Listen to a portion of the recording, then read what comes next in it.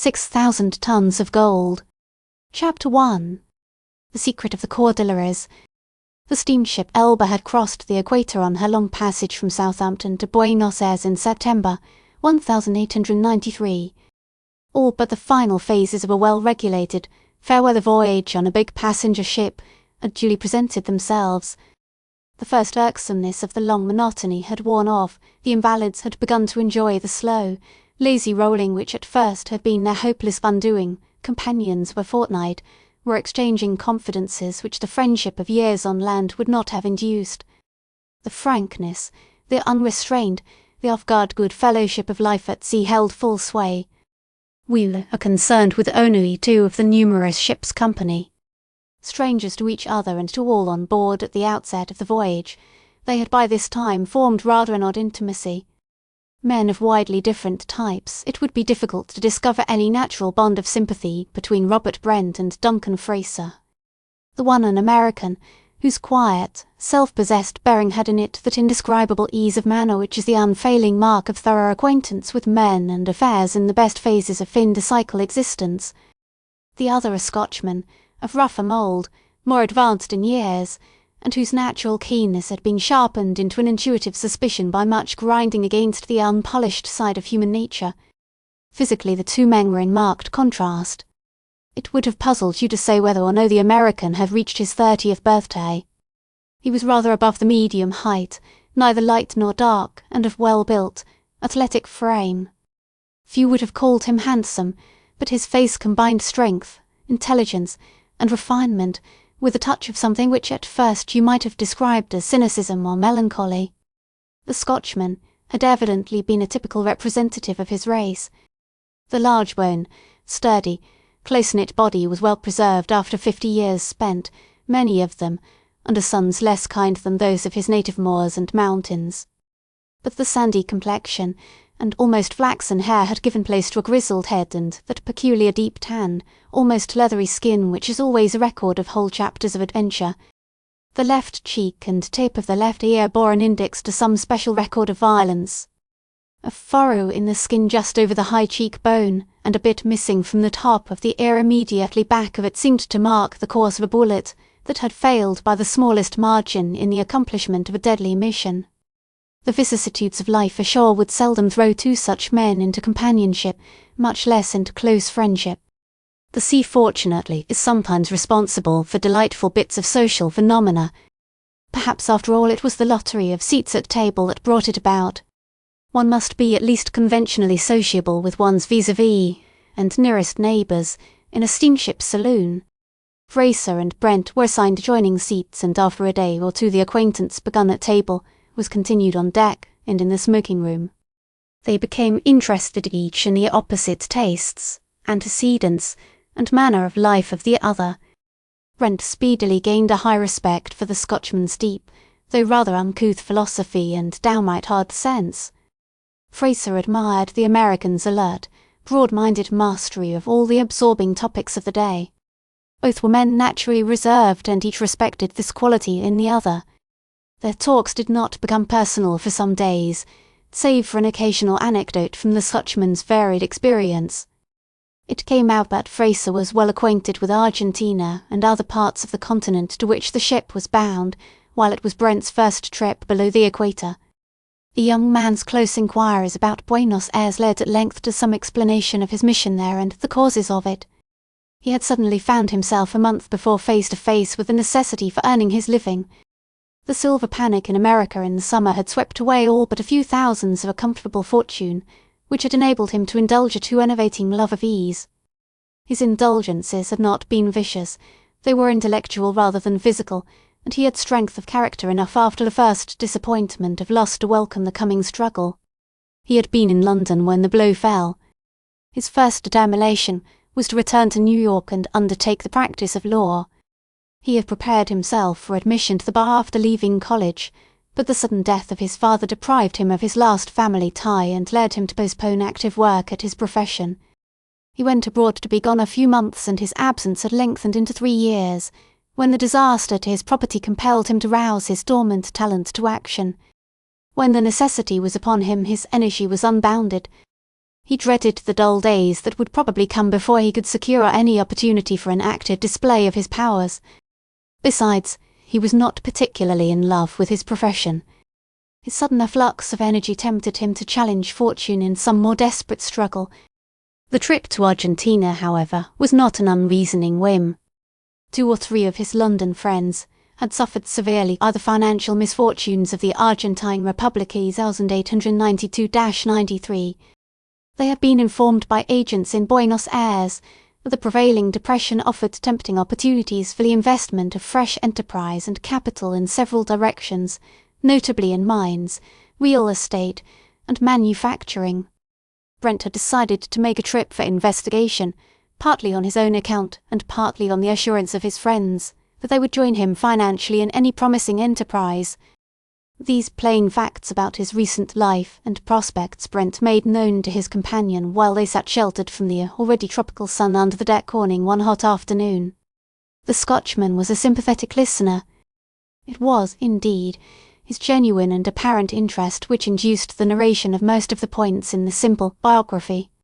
He did not refuse confidence in return, but what little he said about himself was in such general terms that Brent felt that it was modesty as well as natural reticence which withheld the details of a most adventurous career.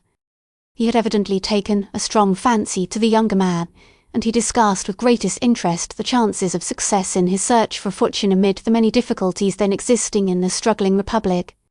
He was silent, however, about his own immediate plans and about the nature of the interests which were occupying him. His offers of assistance to his new friend in the strange city to which he was going were coupled with the announcement that he should remain only a few days in Buenos Ayres because business called him further south immediately.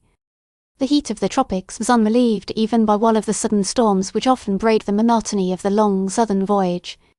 Those who hoped for something out of the ordinary to make the trip memorable had begun to content themselves with anticipations of earlier arrival in port when they were informed that the steamer had already entered the waters of the Rio de la Plata. No land was in sight.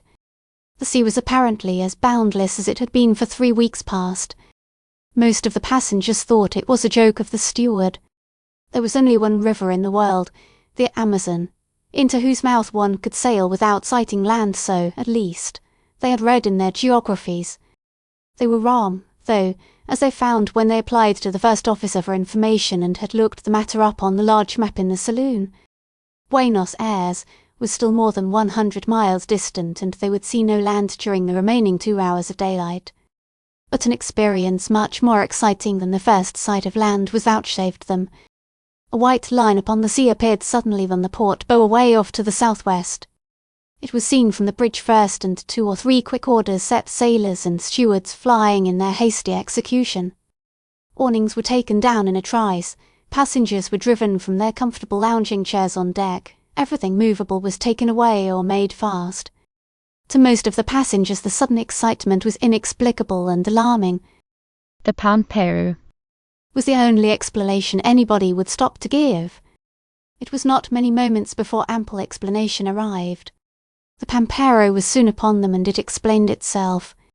The windstorm, or dry hurricane, which comes off the land from the southwest and without warning lashes the Rio de la Plata and the sea beyond with a fury sometimes worse than the heaviest ocean storms, is a phenomenon peculiar to these latitudes. It never lasts long, but its violence is often terrible. The Elbe faced the furious blast at first with dignified steadiness. Then, as the sea became white, tempestuous, cyclonic, the ship forgot her dignity and struggled with trembling, straining frame against her merciless enemies. It was a test of her sternest resources. It was not a new peril. She had faced it before, not always unscathed, and this time again she survived the struggle.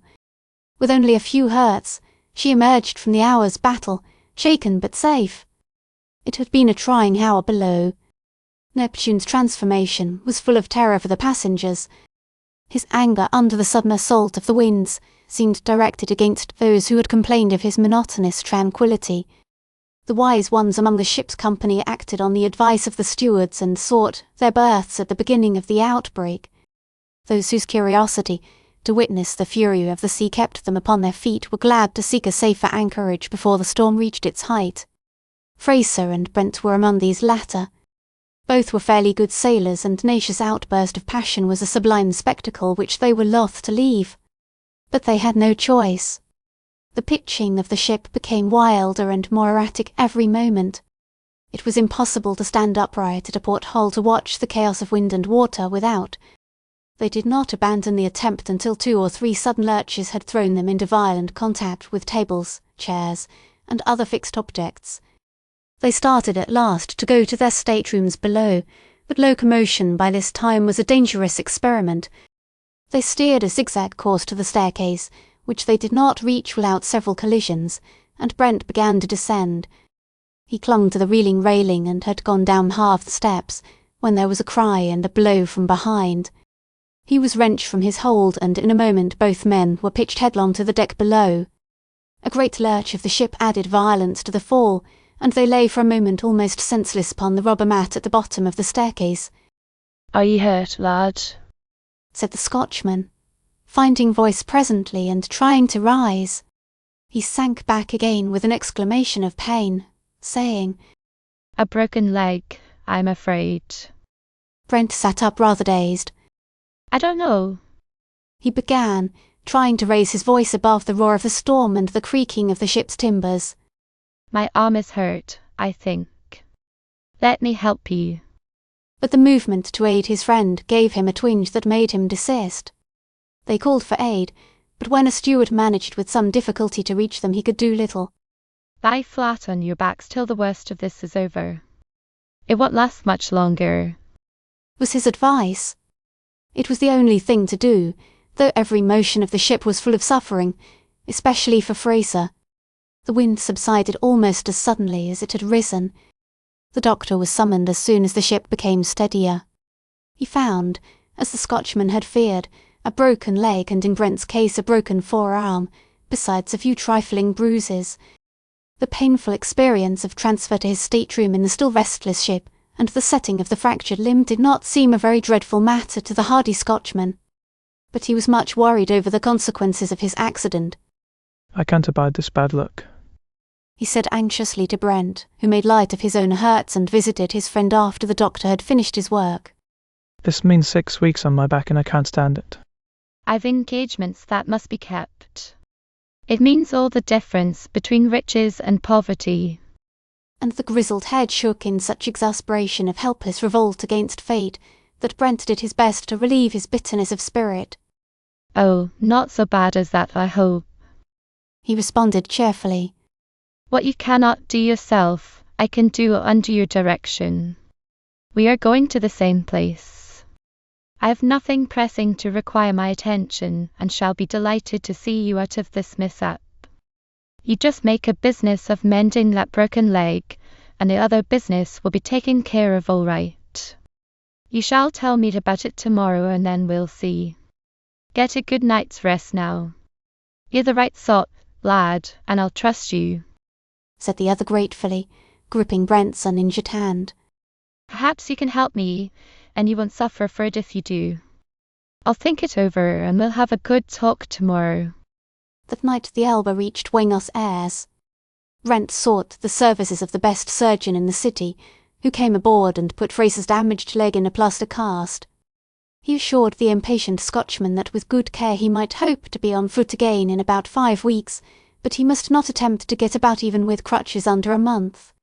Fraser did not attempt to bring up the subject of his business disappointments with his friend until he had been safely transferred to pleasant quarters in a hotel on the afternoon of the 6th of October.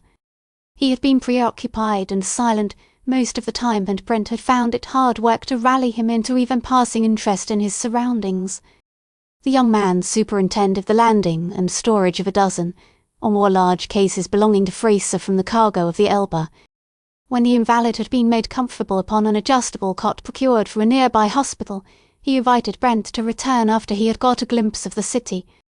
They would dine together and then have a long consultation. Brent readily assented, and they enjoyed a very good but very awkward meal by the Scotchman's bedside.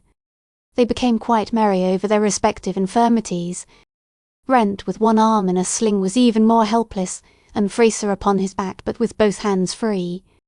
They had a jovial hour over the repast before approaching serious subjects. When the waiter had been finally dismissed, the Scotchman dropped his gay mood. "I like you, lad," he remarked suddenly, after looking rather quizzically from under his heavy brows at his companion for some moments. "and because I like you and because I'm certain you'll stick to a friend through thick and thin, I'm going to ask you to join me in an adventure that may make us both richer than anybody in all this country or in any other maybe. Have you found a new El Dorado?" asked Brent half banteringly, but a good deal impressed nevertheless by the other's manner and words. "Not that exactly, but I know a man who has or who has known about it for years and has never used his knowledge till now.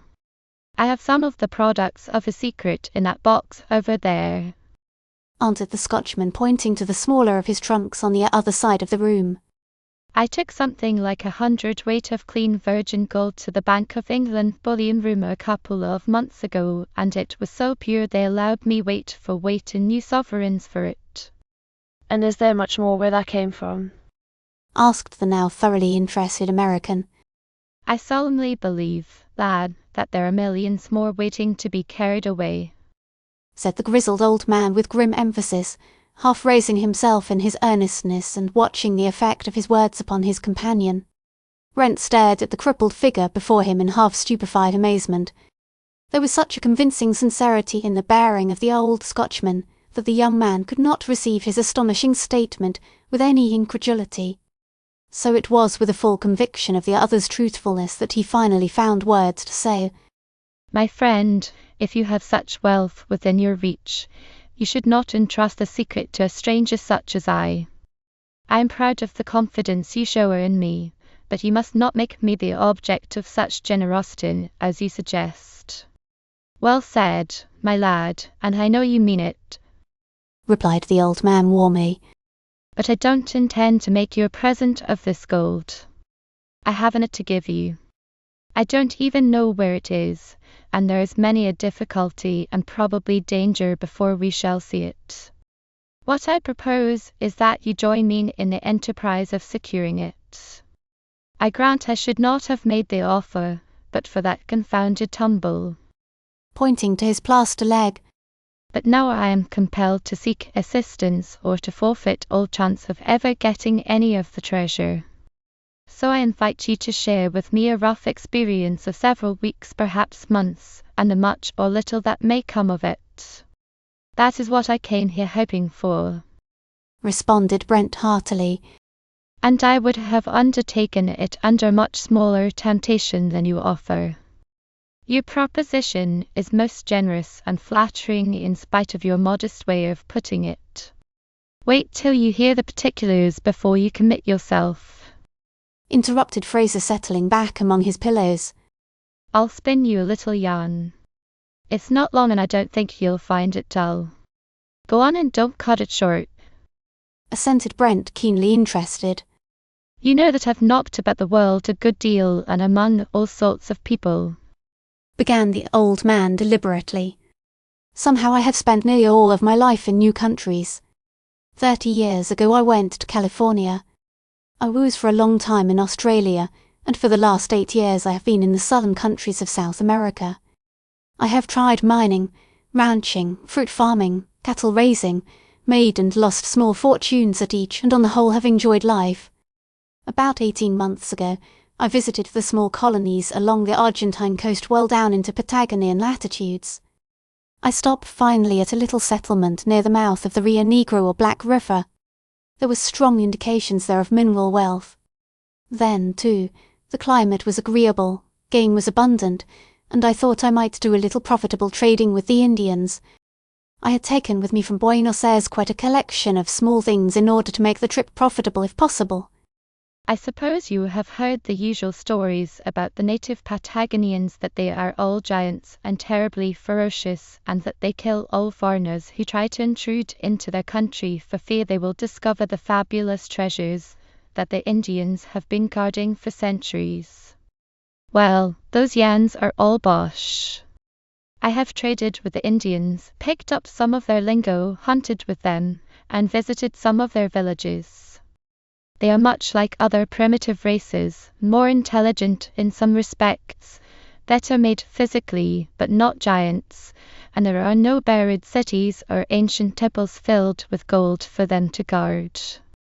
They have some admirable qualities not ruined yet by civilization, but they will not survive long after they become better acquainted with the trader and a whiskey barrel. It's a wonderful country, lad, that the Tequilches live in. That's the name of the general tribe of natives in all the region south of the Rio Negro. There isn't a rougher, more inhospitable coastline on all the footstool than 1,000 miles or so from Rio Negro to Santa Cruz. The Indians themselves say it would take one of them at least 2 years to follow the coast by land from one point to the other. But there's a fine country inland, back of nature's barricade. Never mind about that now, you'll see it for yourself. I spent more than 6 months previous to last May in and around the little settlement at the mouth of the Rio Negro. I cultivated the natives from the first and managed to get on good terms with some of them. I made them small presents, traded with them, and taught them some new points in hunting and fishing. I prospected a good deal and became convinced that there was valuable mineral wealth in the rocky districts near the coast. I could do very little, however, toward testing this point with my primitive appliances, though I did manage to collect a few ounces of free gold in the course of several weeks' search. I found that the Indians were familiar with the metal, but they were absolutely close-mouthed on the subject. All my attempts to gain information about gold deposits served only to make them suspicious and silent. Most of the Indians I met belonged to a division or sub-tribe known as the Kalachits, or non-speakers. For many years they have been morose and almost dumb. The story is that 3 or 4 of their chiefs or caciques, whom they believed to be immortal and invulnerable, were killed in battle 3 or 4 generations ago. Ever since the entire tribe has been gloomy, indifferent, and given up to a sort of savage cynicism. They used to bring gold dust to the occasional traders who touched at points along the coast, but the yellow metal excited such evidences of cupidity in the white men that the Indians apparently became afraid it would tempt an invasion of their domicile. At all events, they stopped all barter, having nothing else of value to offer in exchange for traders' goods. There are some interesting stories among the settlers at Rio Negro about those days. The same thing is said about these Indians that is told about the natives of Ecuador, that they brought quantities of gold dust to the traders, made their bargains, and then threw into the river all they had remaining of the precious metal. 2 or 3 small expeditions at one time or another about 30 years ago attempted to follow the Indians back into the country, but none of the adventurers were ever heard of again. They are tamer people now. A white man who takes care to treat them well is comparatively safe among them. They are not treacherous like their North American brethren, and I have spent weeks with them without meeting any suggestion of hostility. I made a special effort to gain the confidence of their principal cacique, a fine old warrior whom they call Casimiro. He is a wonderful old man, more than 90 years old he says, and I believe him. Centenarians are by no means rare among these people, and I met one old fellow who claims more than 120 birthdays. Casimiro is remarkably intelligent, remarkably broad in his ideas, for a savage. I became quite attached to him, hunted and fished with him, and we had many long talks together. He has picked up a good deal of Spanish, and he taught me enough of his language to enable me to get along very well with the others of the tribe. He took very deeply to heart the decadence of his people. In all Patagonia now there are not above 25,000 of the native tribesmen remaining, while a century ago their numbers were probably almost 10 times as great. Casimiro lamented the growth of the white colonies, denounced indiscriminately the traders and the missionaries who had come among his people, and predicted gloomily the speedy extinction of his race. I sympathized with him and tried to convince him that there was good as well as bad in the civilization which he denounced. Finally, a bit of adventure gave me a stronger hold upon the old chief's regard. We had been wandering one afternoon last April through a very rough, half-wooded valley some miles inland. Making our way along the side of a steep declivity, we came to a spot where there had been a recent landslide. I stopped to examine what I thought were traces of gold in the fresh surface. Casimiro, picking his way some yards in advance of me, started somehow another movement of the loose earthen stones. He was swept off his feet in a moment, and before I realized what had happened, I saw him whirled over and over in a great mass of debris toward the bottom of the defile more than 100 yards below. I gave him up for lost, but about a third of the distance from the bottom, before the descent became almost perpendicular, was a large jutting rock which divided the small avalanche, and the old man managed to catch and cling to it. Of course I went to his assistance. It was a matter of great difficulty to reach him. There was danger of starting fresh slides which would sweep us both away, and it was not easy to get a footing in the insecure earth. 2 or 3 times I slipped a few feet, but by digging toes and fingers into the hillside I checked myself with no worse damage than a few scratches. The old Indian was badly shaken and bruised, but he seemed to have no bones broken. I got him into a more comfortable position on the rock, and in a few minutes his strength came back, so that with a little help from me he was finally able to scramble up the steep slope to an easy angle where we could stand on our feet again and make our way to sound earth. Well, the old man persisted in making a hero of me for my part in the incident, and declared I had saved his life. 2 or 3 days later, he came to the settlement and invited me to go with him to one of the principal native villages, where he declared he wished to make a big talk with me and entrust to me the great secret. I made up my mind, principally on account of his solemn manner, that he really had something more important on hand than a native celebration of his deliverance from the landslide, and so I decided to go with him. It was nearly a week's journey on foot and horseback to the west. When I arrived, I was invited to attend a council of 4 caciques, Waki, Alkek, Cuastro, and Casimiro. They had met, the old chief explained to me, to consider a great difficulty and peril which threatened the tribe. They needed a white man's advice and assistance. He had in his intercourse with me for several weeks been testing my knowledge, my judgment, and my good faith. The adventure of the avalanche had completed my establishment in his confidence. I did not feel particularly complimented by this expression of their esteem until they had described their problem. Then you will readily believe I was dumbfounded. Casimiro's spokesman told the story. There existed, he said, a secret spot in a spur of the Cordilleras within the tribe's domain, a vast store of native gold. How much? I inquired in astonishment. More, much more, than 1,000 mules could carry, the chief declared solemnly. But you mean ore, rock or sand with specks of gold in it, I said to him in Spanish, thinking I had misunderstood. No, he replied, and going to a corner of the hut in which we were sitting, he produced presently a small bag of skin. He opened it and poured upon the floor in front of me a heap of yellow dust and nuggets, the purest virgin gold I had ever seen. All like that, the old man remarked laconically. I was too amazed to speak.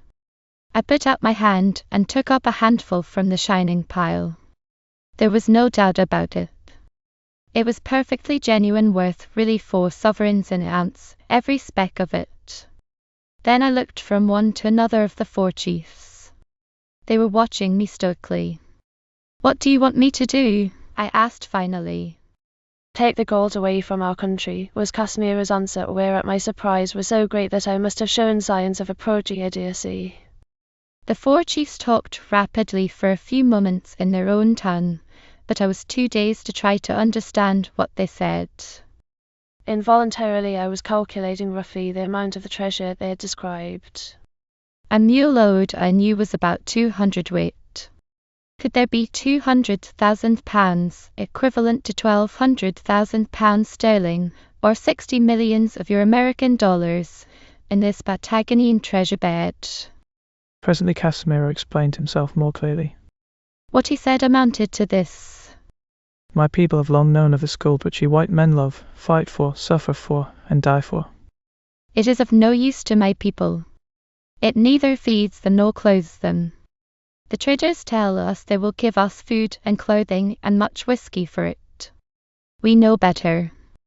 If they discover we have it, they will come with many soldiers and seize our country and drive us out and kill us. The white man knows no mercy in seeking gold. We have tried to cover it up and keep it secret. We fear we have been betrayed. 2 or 3 times in recent moons white men have penetrated near to its hiding place. The first seeker met his death, the second likewise. But more are coming. Our people are in peril. We must save them. We love our country, we love our simple life. We want none of your civilization, none of its cruelties, its vices, its death. With this goal tempting the white multitude, we shall become as chaff before the wind in front of you. So we say, take the gold. We have nothing else to excite your cupidity. Take it and let us live in peace. I was fairly humiliated, lad, before that grand old savage. His words were simple, they were not spoken in anger. Yet he stood there melancholy, powerless before relentless fate, looking fearlessly into a future full of peril for his people. There was something sublime in the dignity of the old Patagonian that I had never seen in any other man, and for a moment I felt almost like going down in the dust before him. He came back presently to his usual mood, and noticing, I suppose, my shamefacedness, he assured me that I was by no means included in the denunciation into which the contemplation of his people's wrongs had led him. A renegade member of the tribe, it appeared, was held responsible for the betrayal of the secret. They asked me if I thought they had determined upon the right course to pursue. I told them they would be foolish to let such a vast treasure go without providing for certain lasting benefits to themselves in return. They might easily make themselves free of the traders, and secure all necessary annual supplies including harmless luxuries, besides providing for the practical exclusion of the white man's liquor, which was already becoming a grave evil among them. They all seemed to think the suggestion a good one. When they had discussed it for a little while among themselves, Casimiro finally made me this proposition. His brother chiefs, he said, wished to make a test of my good faith. They would deliver into my hands at the Rio Negro settlement a small mule load of gold. This I was to take to my own country and spend on behalf of the tribe in the purchase of arms, ammunition, supplies of various kinds, and necessary tools, receptacles, etc. for the gathering and transportation of the treasure. I should bring these things in a ship to Rio Negro and meet Casimiro at a point near the settlement 14 days previous to the longest day of the coming summer, which will be the 6th of December, 2 months hence. Casimiro would then accompany me on the ship to a point on the coast farther south and nearer to the location of the treasure. If I failed to appear on the day appointed, our treaty would be at an end. Of course I agreed. I received about £150 of gold dust 10 days later and immediately sailed for Buenos Ayres. I did not dare dispose of any considerable quantity of native gold here, for I am pretty well known and the location of my wanderings in the south was also known. Besides, I wished to make a large portion of my purchases elsewhere in order to avoid exciting suspicion.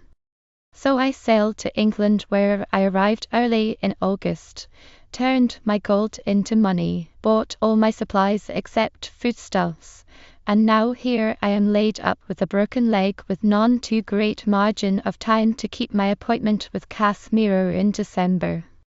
So you see, my lad, I'm compelled to seek assistance.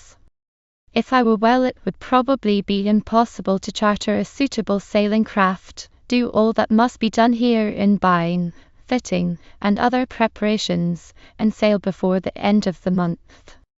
The 5 weeks remaining would be none too much for the uncertainties of such a voyage in a small ship. Now you know practically as much about this strange venture as I do. I have money enough left for the trip to Rio Negro and back, besides all necessary purchases of supplies, etc. We may come back here penniless. We may bring the most valuable cargo the ship ever carried. Will you take the chances? Brent had listened to the Scotchman's extraordinary narrative with ever-increasing interest. The Patagonian chief's description of buried millions in nature's richest treasure house bewildered him with its prodigality of wealth, its prodigious massing of riches. The story was almost incredible yet plausible. He knew not what to think. He was unable at first to think at all with calmness. But he had only one answer to Fraser's fascinating proposition. If the prospect of success had been but 1 in 1,000, it would have been enough. Of course I will take the chances, and gladly, he exclaimed warmly. But do you not suspect, he added presently, that the Indians have concocted this story in order to secure through the purchase of a large quantity of goods at much lower rates than they could obtain them from the traders? A very natural suspicion, my lad, responded Fraser, and it does credit to your bump of caution. But I have absolute faith in them. My reasons are not easy to define, perhaps.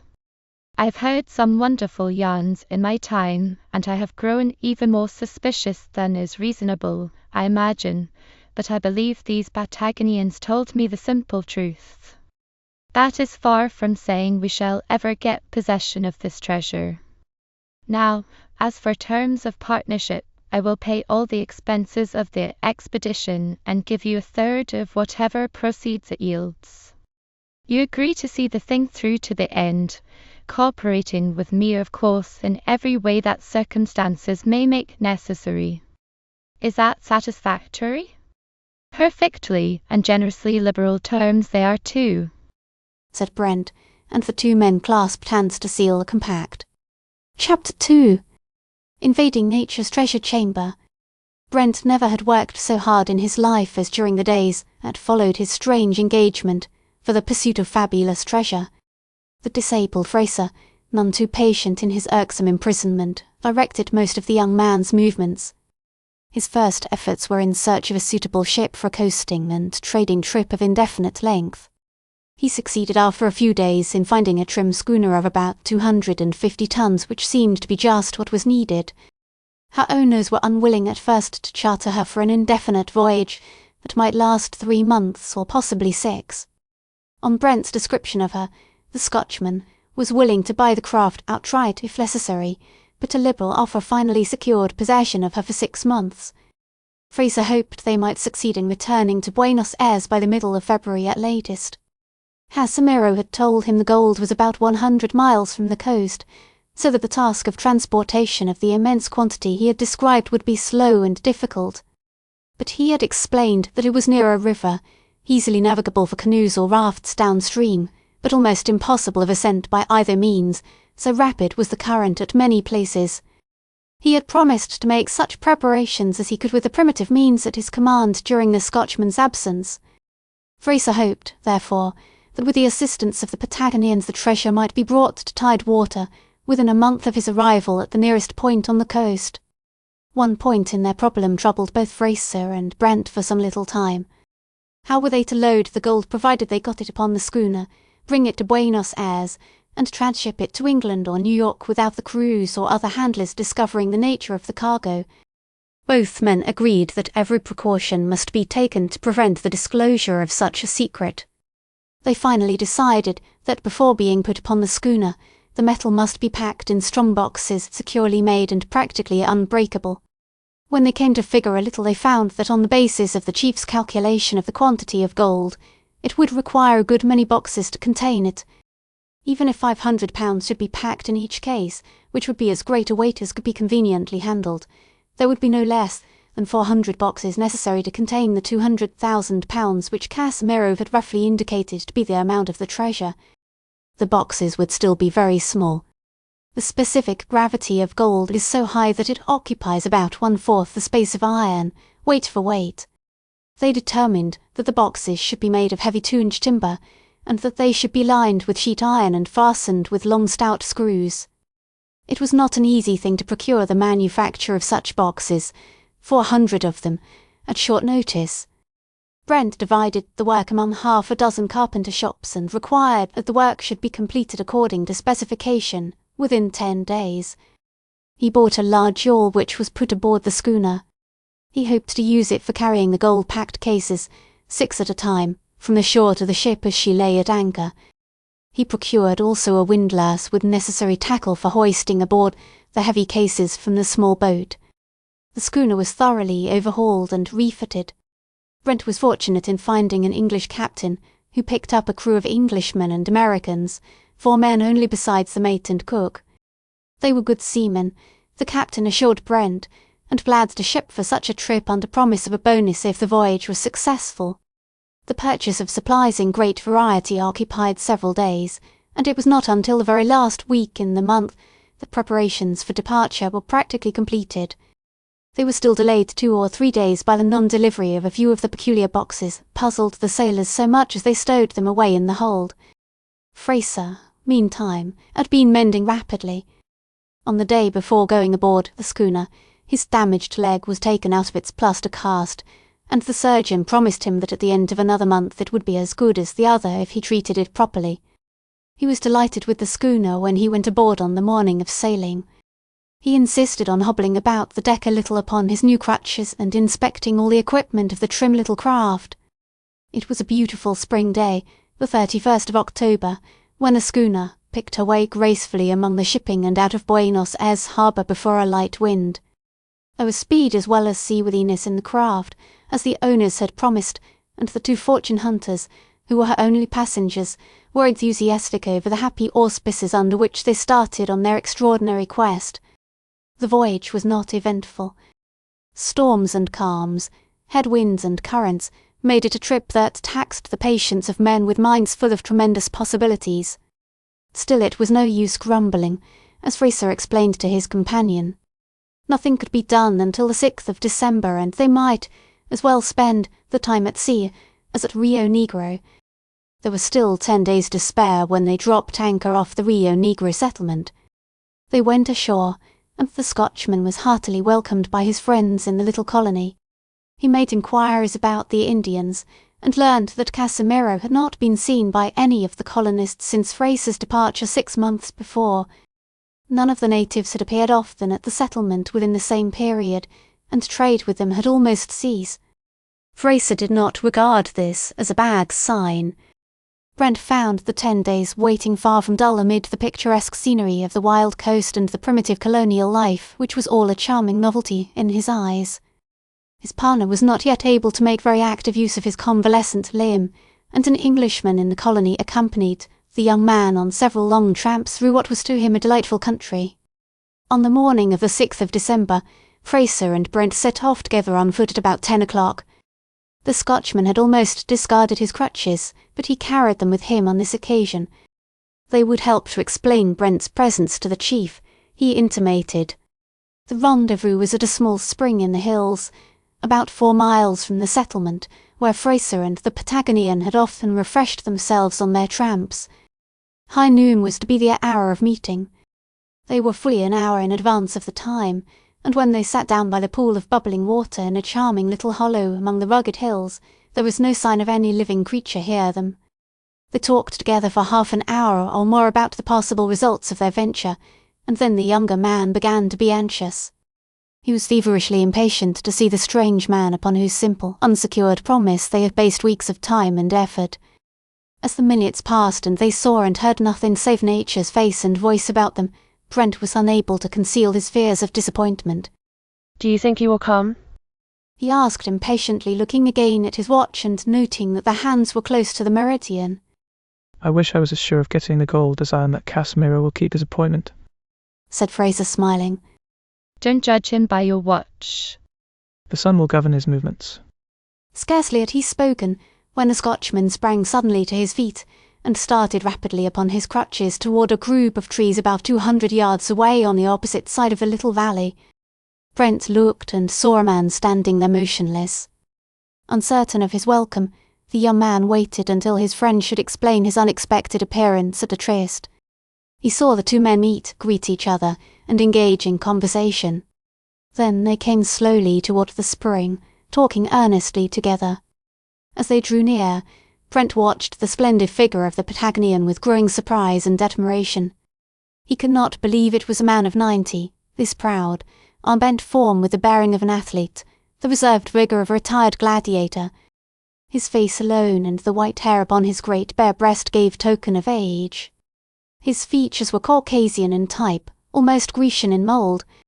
The eyes were dark, still brilliant and searching, but they had in them even greater depths of melancholy than Fraser had described. Brent felt before a word had been spoken an involuntary springing up within him of the same implicit confidence in this man which he had been unable to understand in his friend. He felt himself in the presence of one who commanded something deeper than respect a savage perhaps, but a personified force and power and wisdom such as the young man had never encountered before. He approached the newcomer with a deference which was not assumed and greeted him with some words in the native tongue which Fraser had taught him. Casimiro received him gravely but kindly. He accepted the outstretched hand and said a word or two of welcome which Brent was delighted to find he could understand. "I have told Casimiro," said Fraser, "that it is to your assistance that I owe my ability to keep my promise here today, that I owe you much in many ways, that I have made you my friend and partner, that in all things you will be to him and his people as I am, and that you are more worthy than I to be entrusted with the mission he has offered me."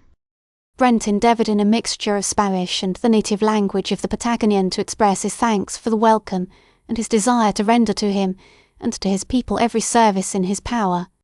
Casimiro watched the young man keenly for some moments. Presently he said gravely, "He wears a good young man, which is nothing." "Your face is true, which is much. I trust your friend, who is my friend, therefore I trust you. It shall be as he says." And the old chief offered his hand, which the young man took with genuine pride at the honour which he felt had been conferred upon him. Casimiro said no more upon the subject, but forthwith asked the Scotchman for an account of his adventures and stewardship, which the latter gave at some length. The chief listened attentively but made no comments until the story was finished. He expressed himself as perfectly satisfied with what had been done. Then he sat very silent and very grave for some time. Both Brent and Fraser grew a little apprehensive of what might be coming, and they were startled at Casimiro's first words when he finally spoke.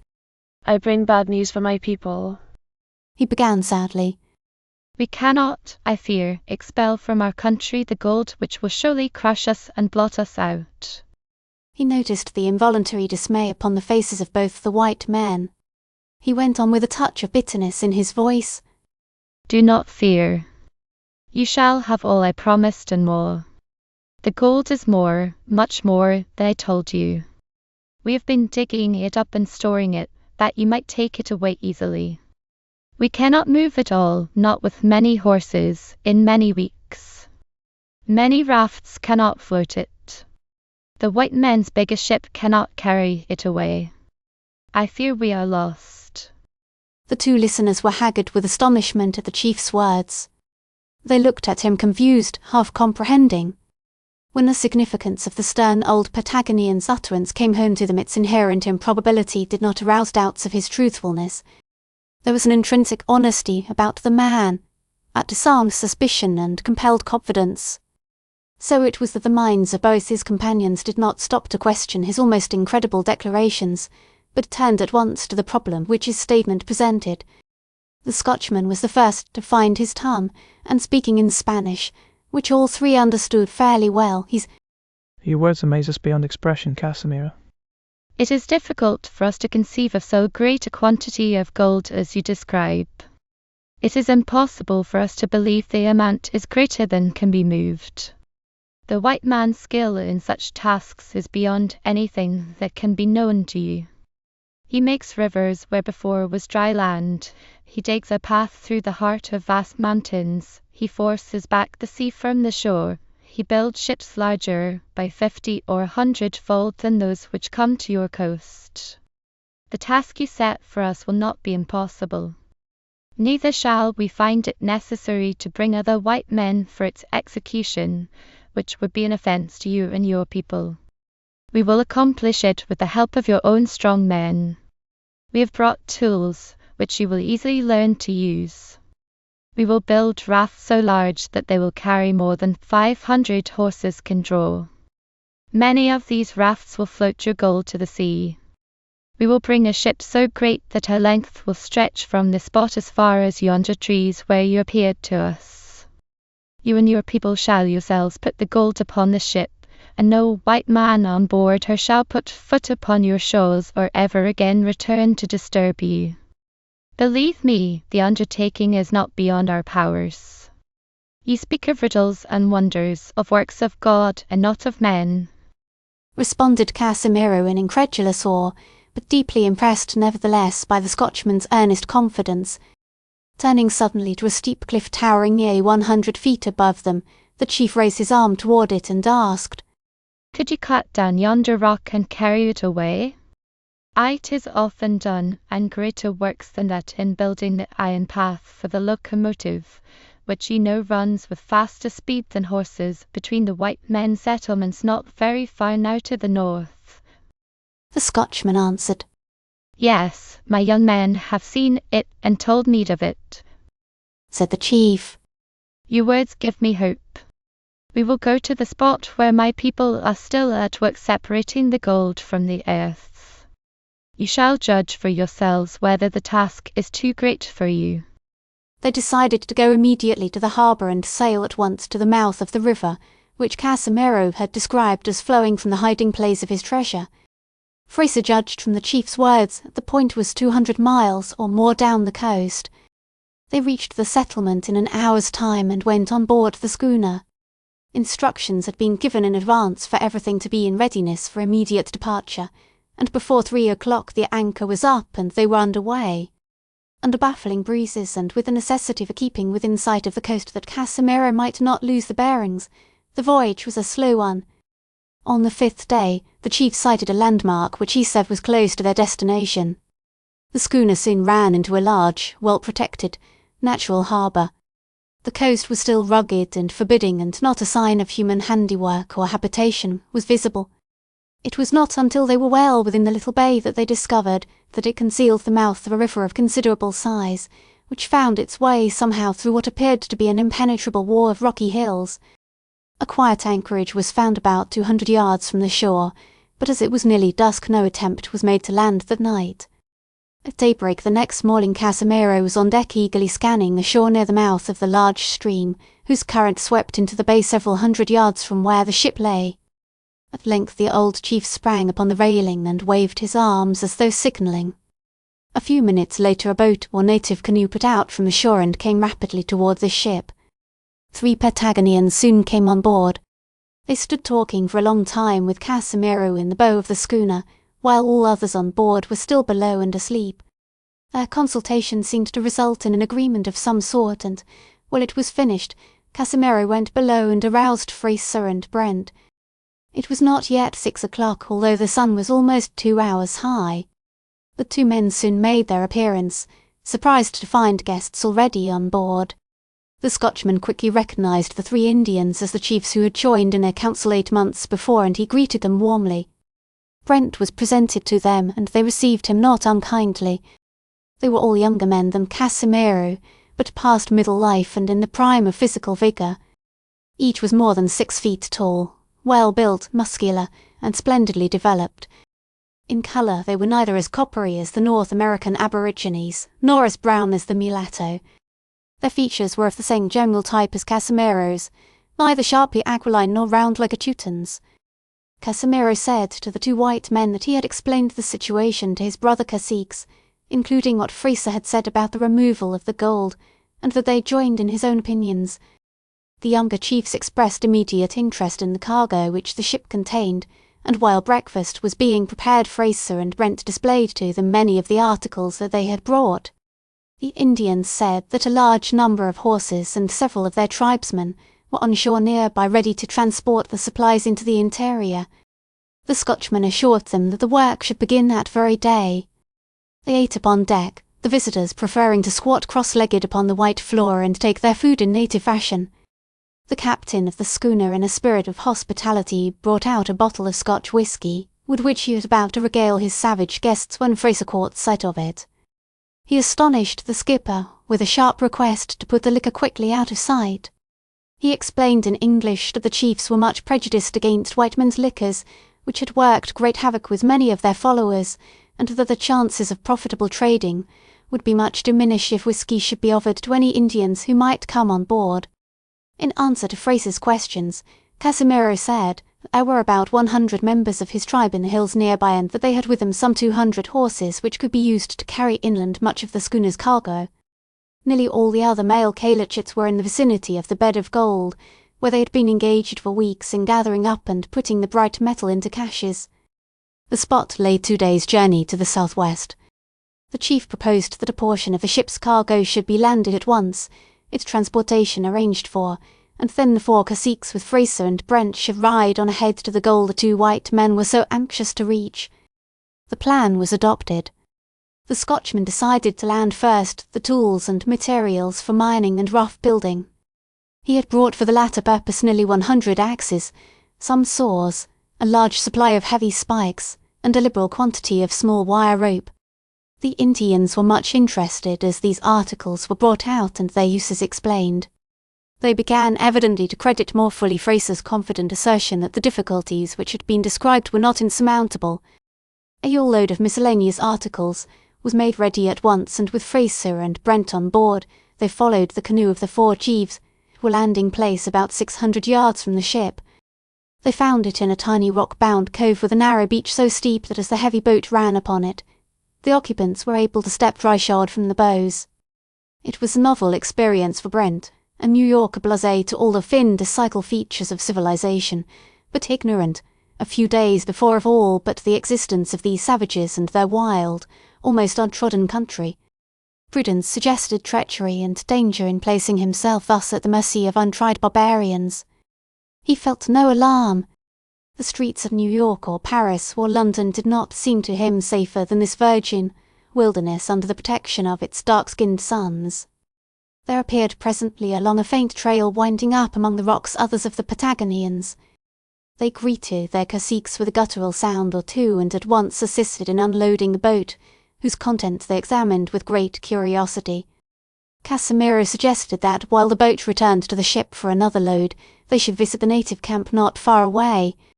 Fraser and Brent followed the old chief for nearly a mile up the steep trail until they came suddenly upon a little plateau still surrounded by hills. The American was astonished to find grazing upon the luxuriant grass a large herd of the finest horses he had ever seen assembled together. His exclamations of admiration pleased the Patagonian. The old man proudly made known to him that his people were the best horsemen and possessed the best horses in all the world. Brent was a lover of horses and a good judge of their qualities. He had not been among the Patagonians 24 hours before he was willing to admit without reservation both points of Casimiro's somewhat sweeping boast. Horsemanship that was a marvel of skill, strength, bravery, recklessness, and endurance was matched only by the speed, training, intelligence, and beauty of the splendid animals that made the wonderful exploits possible. The Americans' attention was divided between the horses and their masters. 3 or 4 swore Indians were in the camp, and they watched the white visitors curiously. Nearly all these natives were men of superior physical qualities. Brent thought they would average somewhat greater in height and general proportions than a similar number of Americans or Englishmen, but they were by no means giants. He went about among them without hesitation, and tried to profit by a month's instruction from Fraser in their native language by expressing his admiration of the horses. Their stoical silence soon gave way to evident surprise and pleasure, both at hearing their own tongue spoken by a white man and by his tribute to their one great pride. The Indians caught several of the finest horses and led them up to the young man for his inspection. He was delighted, and his pleasure was so manifest that it soon won the confidence and friendship of the Patagonians. Several of them mounted and performed feats in riding that he had never seen attempted even in the circus ring.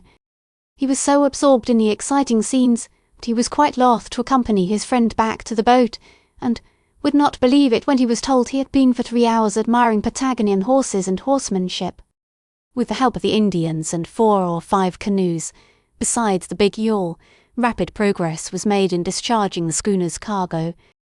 The boxes intended for packing with gold, it was decided to leave on board until after the trip to the interior. On the 3rd day, Brent, Fraser, and the 4 chiefs started on their journey toward the Cordilleras. Mounted on 6 of the best horses, in the herd they set off at a sharp lope soon after daybreak. Brent had a blanket for a saddle, and the others rode bareback. The 2 white men and one of the Indians carried rifles, the others were contented with the bolas with which all the Indians were armed. It is a peculiar weapon, if weapon it be called. It consists of 2 heavy balls of metal or stone connected with a strong thong or cord. The Indians are wonderfully expert in using it against all manner of game or human enemies. They bring down a wild horse at an almost incredible distance. The bola goes flying through the air and twists itself about the fore or hind legs of the running animal, throwing it violently to the ground. It is sometimes used also with deadly effect as a single or double slung-shot, the wielder holding the cord in the middle. The route for many miles over a faint trail was rough and difficult. The country through which they passed was picturesque almost to grandeur.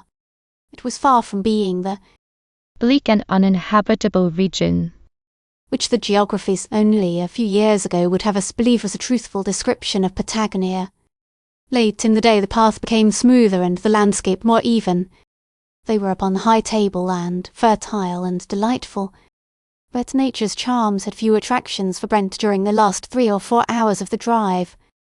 Riding without a saddle for 10 or 11 hours, with only a brief halt at midday, was no joke to a man who had not been on horseback for 6 months and who was physically quite out of training. For the others in the party, even Fraser, there seemed to be little fatigue in the trip, and Brent did his best to conceal his feelings. There was something very like a twinkle in the eye of old Casimiro when they finally halted for the night and the American limped very unsteadily from his horse to the spot chosen for a campfire. The chief made no comment at the time. It was a hungry group that did full justice to the supper Cuastro prepared.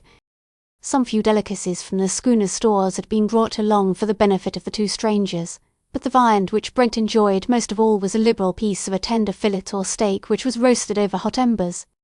The young man remarked enthusiastically that it was the most appetizing morsel he had tasted for many a day. "Do you know what it was?" asked Fraser with a peculiar smile. "No, why?" replied Brent, noticing the odd expression on the face of his friend. "It was one of the best cuts from a well-fatted mare," said the Scotchman. "Nearly all the meat the Patagonians eat is horseflesh, and they think it the best in the world. I'm glad you like it." Brent turned pale, but he rallied bravely before his feelings could overcome him. Great Scott! He exclaimed. Have I been eating horseflesh? "I'm glad you didn't tell me before. Perhaps it was hunger that made it seem so good. It thinks bad, but it didn't taste bad." Fraser laughed heartily. I was afraid you wouldn't eat it if I told you, and I didn't want you to offend the chiefs, he said. Really, there is nothing unwholesome about it. It isn't as though it were an old, worn-out animal that had spent its life in city streets.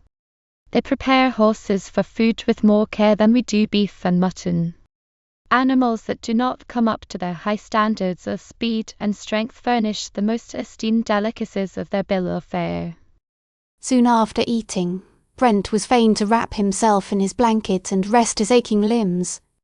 Casimiro called him away from the fire and suggested that they should walk for a time.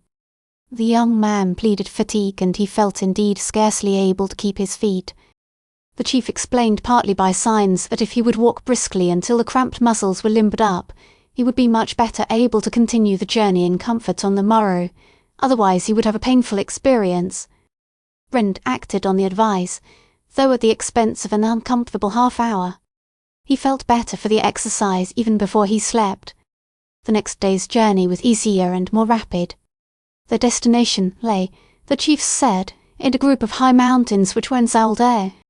They were a spur or offshoot of the Cordilleras of the Andes, the main range lying still 200 or 300 miles to the west. In the afternoon the landscape again became broken. At length Casimiro led the party into a narrow defile which grew wilder and grander with every furlong. The trail, which no stranger could have discovered, crept along the side of a mountain, craggy and bare. For a time they were just above the verdure of a narrow valley, which below was bright and fresh along the banks of a twisting river, while over them hung black and threatening masses, flung into grotesque and insecure shapes by some not remote cataclysm of nature. The path became narrow and shelf-like. The verdure below them disappeared. The valley grew narrower and more wild. The river was condensed almost out of sight between steep black precipices.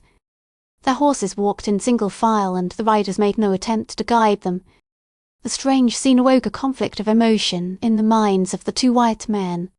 The sense of danger could not overcome the mingled admiration and awe which some of nature's weird manifestations aroused in them. The marks of a terrific convulsion of gigantic forces were all about them. There were no signs of volcanic action, but the disturbance seemed to have been even more violent than that which accompanies the eruption of a volcano. Turning after a time a bend in the trail, the leader of the file suddenly stopped, waited till the white men had approached, and then pointed silently with his long arm to the opposite side of the gorge. Brent gave an exclamation of amazement. His companion was too astonished to speak. They saw the opposite mountain, which had seemed more massive and regular than the one they were circling, apparently cleft in two by a narrow line from peak to deepest base. It was as though the stroke of a mighty knife or the blow of a colossal axe had split the vast mass in twain. The heart of the great mountain had become transparent, and they looked through it to bright sunshine and green fields in the plain beyond. It was a narrow glimpse, a single, thin cone of light that pierced the black cone from summit to foundation. If they moved a few steps forward or back, the phenomenon was not visible. The mountain became as dense and impenetrable as the rock upon which they were standing. The two white men gazed in silent wonder at this evidence before them of a fit of mighty fury to which some natural or supernatural power had given vent. Nature's wildest, maddest chaos was all about them. Even the Indians, to whom the scene was not new, were awed by the grim grandeur, the anarchy of matter that reigned supreme in this domain of titanic wrath. The 6 horsemen grouped themselves in a small niche, where the pathway widened into the side of the mountain. The horses seemed to partake of the mute solemnity of the spot. They stood silent and statue-like as though the intrusion of life was a desecration amid these monuments of a vanished rage. Minutes passed without a word being spoken. At length, when the first spell of a dead but mighty power had relaxed its hold upon them, Casimiro raised his hand, pointed with long, bony finger into the heart of the valley below them.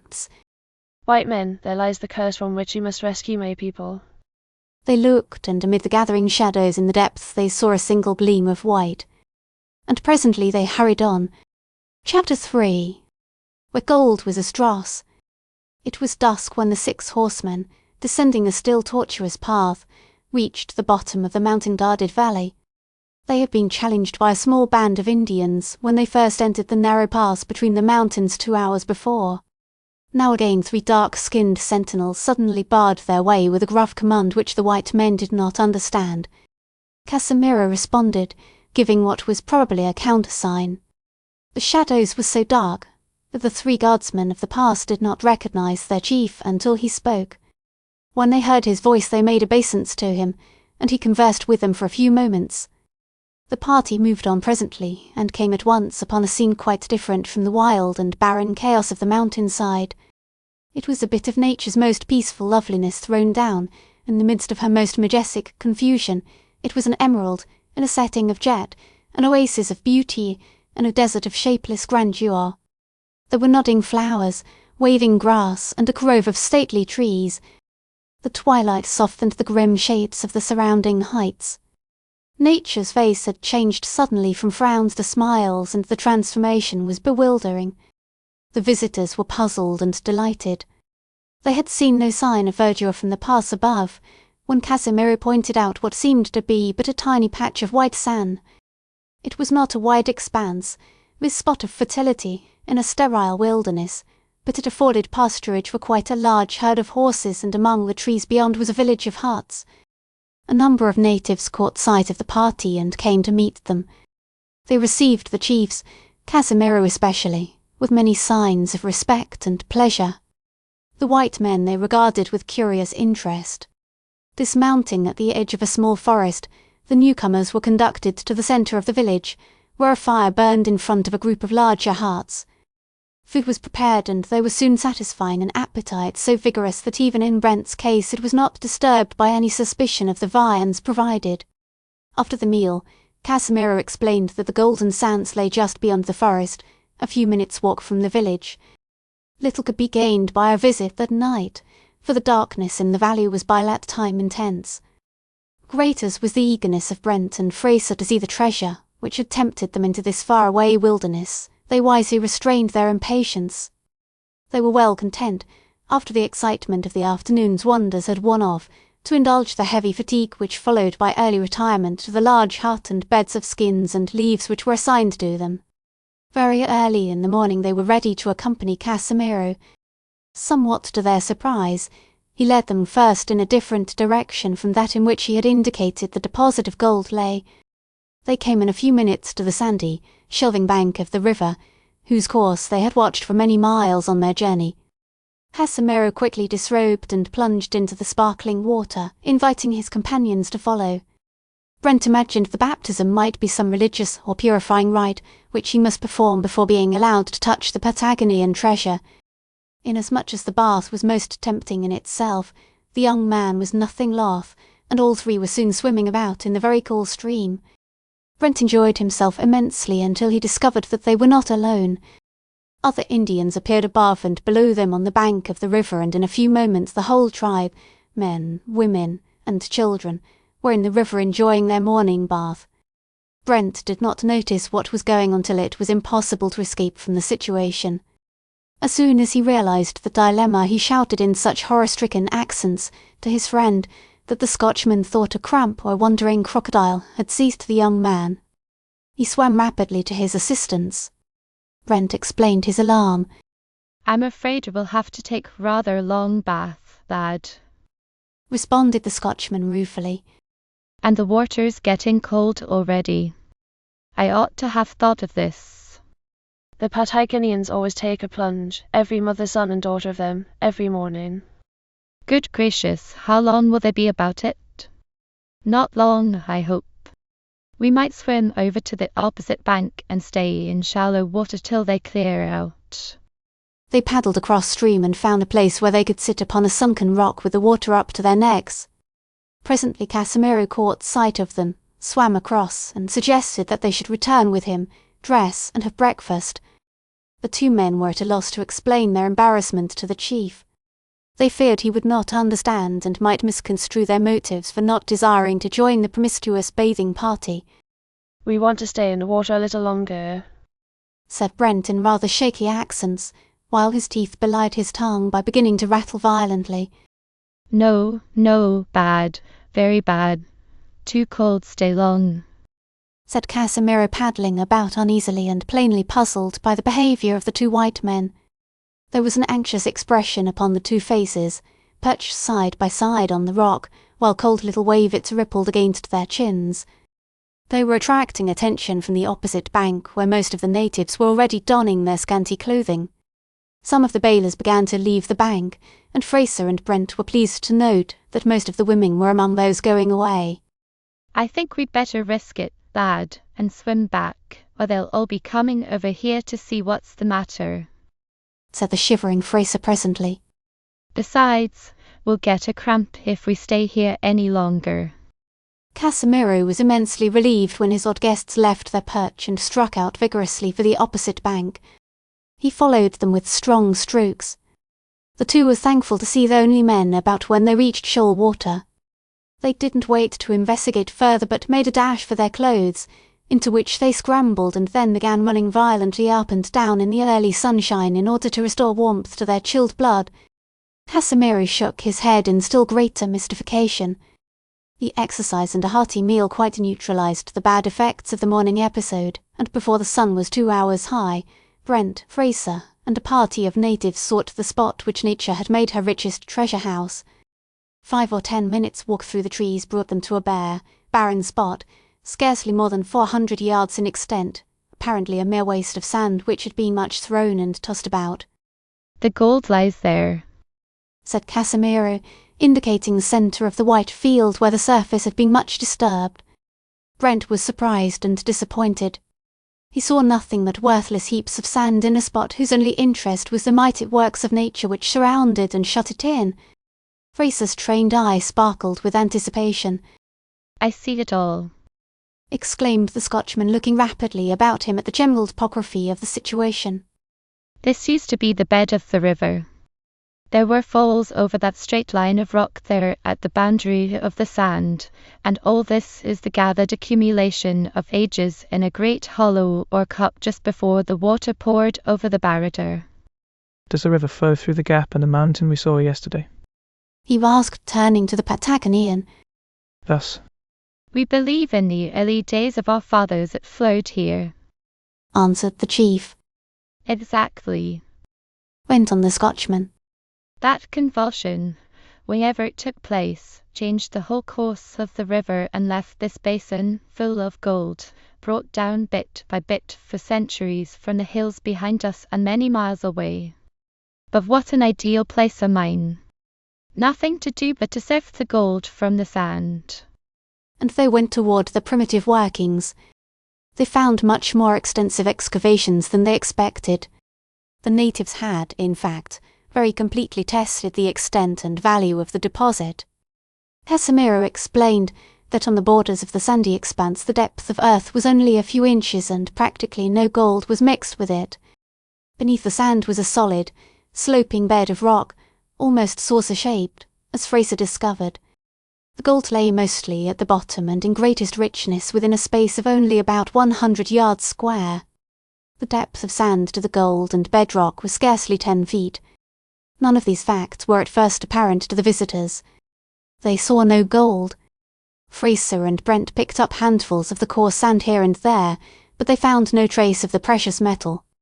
They went down into some of the older trenches, but discovered nothing. At length Casimiro led them to what was evidently a newer working. Some poor, wooden tools had been dropped by the users just where they had stopped work. Fraser sprang into the trench suddenly and got down upon his hands and knees. He scraped about among the earth with his bare fingers. In a few moments he rose to his feet, called his friend to the edge of the ditch, and put into his hand a yellow nugget, so heavy that Brent almost dropped it. It was the size of a small hen's egg. "It's thicker than plums in a Christmas pudding down here," the old miner exclaimed in great excitement. "Come and see." Brent, nothing loth and as much excited as his companion, leaped down and began scratching in the earth at the bottom of the ditch as madly as the Scotchman had done. Fraser clawed at the loose sand a few feet away. The lust of gold seized both men like a fever. They tore out the shining nuggets from their envelope of earth in frenzied haste, cramming them one after another into their pockets. They shouted to each other in exclamations of glee and disjointed words over each yellow lump, bigger than the last. They toiled on almost frantically, still on hands and knees and with only fingers for tools.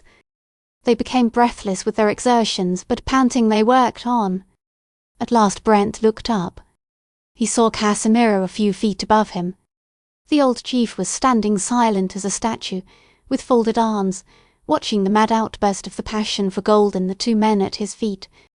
Upon his face was a melancholy but proud superiority, mingled with something of pity and of contempt.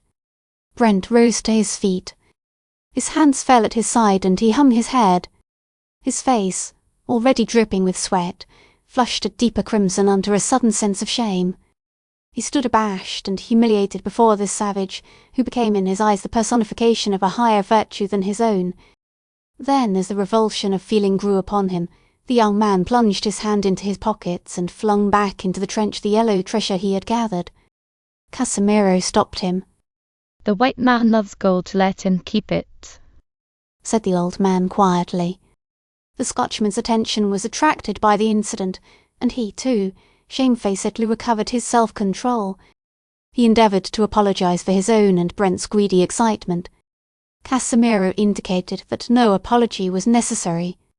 The effect of gold upon them, in whose integrity and virtue he had high confidence, was but another proof of the danger of allowing such a temptation to remain and attract white men to his country. Both men felt thoroughly uncomfortable as they clambered out of the ditch and proceeded in saner fashion to inspect the marvellous deposit of treasure. They gathered from Casimiro's explanation that fully 2/3 of the sand-filled basin had been carefully gone over within the last few months and all the gold removed down to bedrock. They found upon examination that the natives had not merely dug trenches through the sand. They had begun the work systematically at one side of the deposit by separating the gold from the sand along a long line. They advanced regularly and slowly in this line, throwing behind them the sand as fast as it had been treated. In this way they had shifted and cleaned 2/3 of all the earth in the whole basin. About 500 men had been engaged in this task, Casimiro said, and he believed they would be able to complete it in 3 or 4 months more. They walked all over the deposit, and Fraser examined carefully some samples of the sand that had been worked. "They have done it very thoroughly," he remarked in considerable surprise. "I don't discover a trace of free gold in what is left."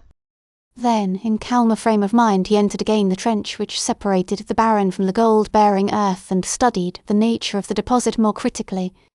The gold lay almost entirely in the very lowest stratum, resting upon or within 5 or 6 inches of the bedrock which had been the bottom of the river. Casimiro said that in several quite large areas they had found nearly 2 inches of pure gold, unmixed with sand, lying upon the smooth rock at the bottom of the basin. In 5 minutes a digger had often scooped up all that a bearer could carry away. So easy and rapid had been the work of taking the gold from its bed and separating it from the gravel, that no less than 30 men on the average had been employed daily merely in carrying the metal from the trenches to the caches or pits which had been dug for its reception nearby.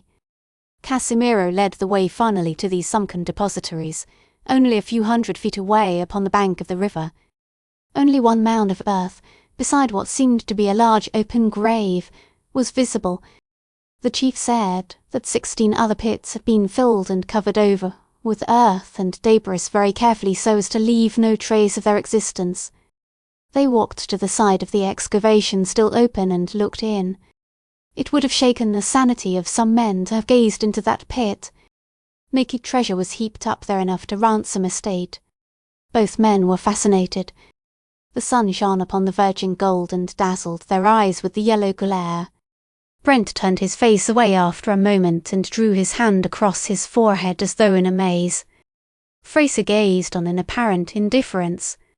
Presently he seemed to be measuring the pit and the pile of earth beside it with his eye, and remarked musingly, "About 12 feet by 6. I wonder how deep it is." The gold filled the pit to within 2 feet of the surface of the ground. The Scotchman had no means of judging the quantity or value of the metal. Its great weight occupies such small space that he was quite confident that several 100 tons of the precious stuff lay before him, and worth £120,000 a ton. It wasn't worth while estimating such a treasure in pounds sterling or avoirdupois. Fraser shook his head and looked round at his companions. They too were silent and distrait.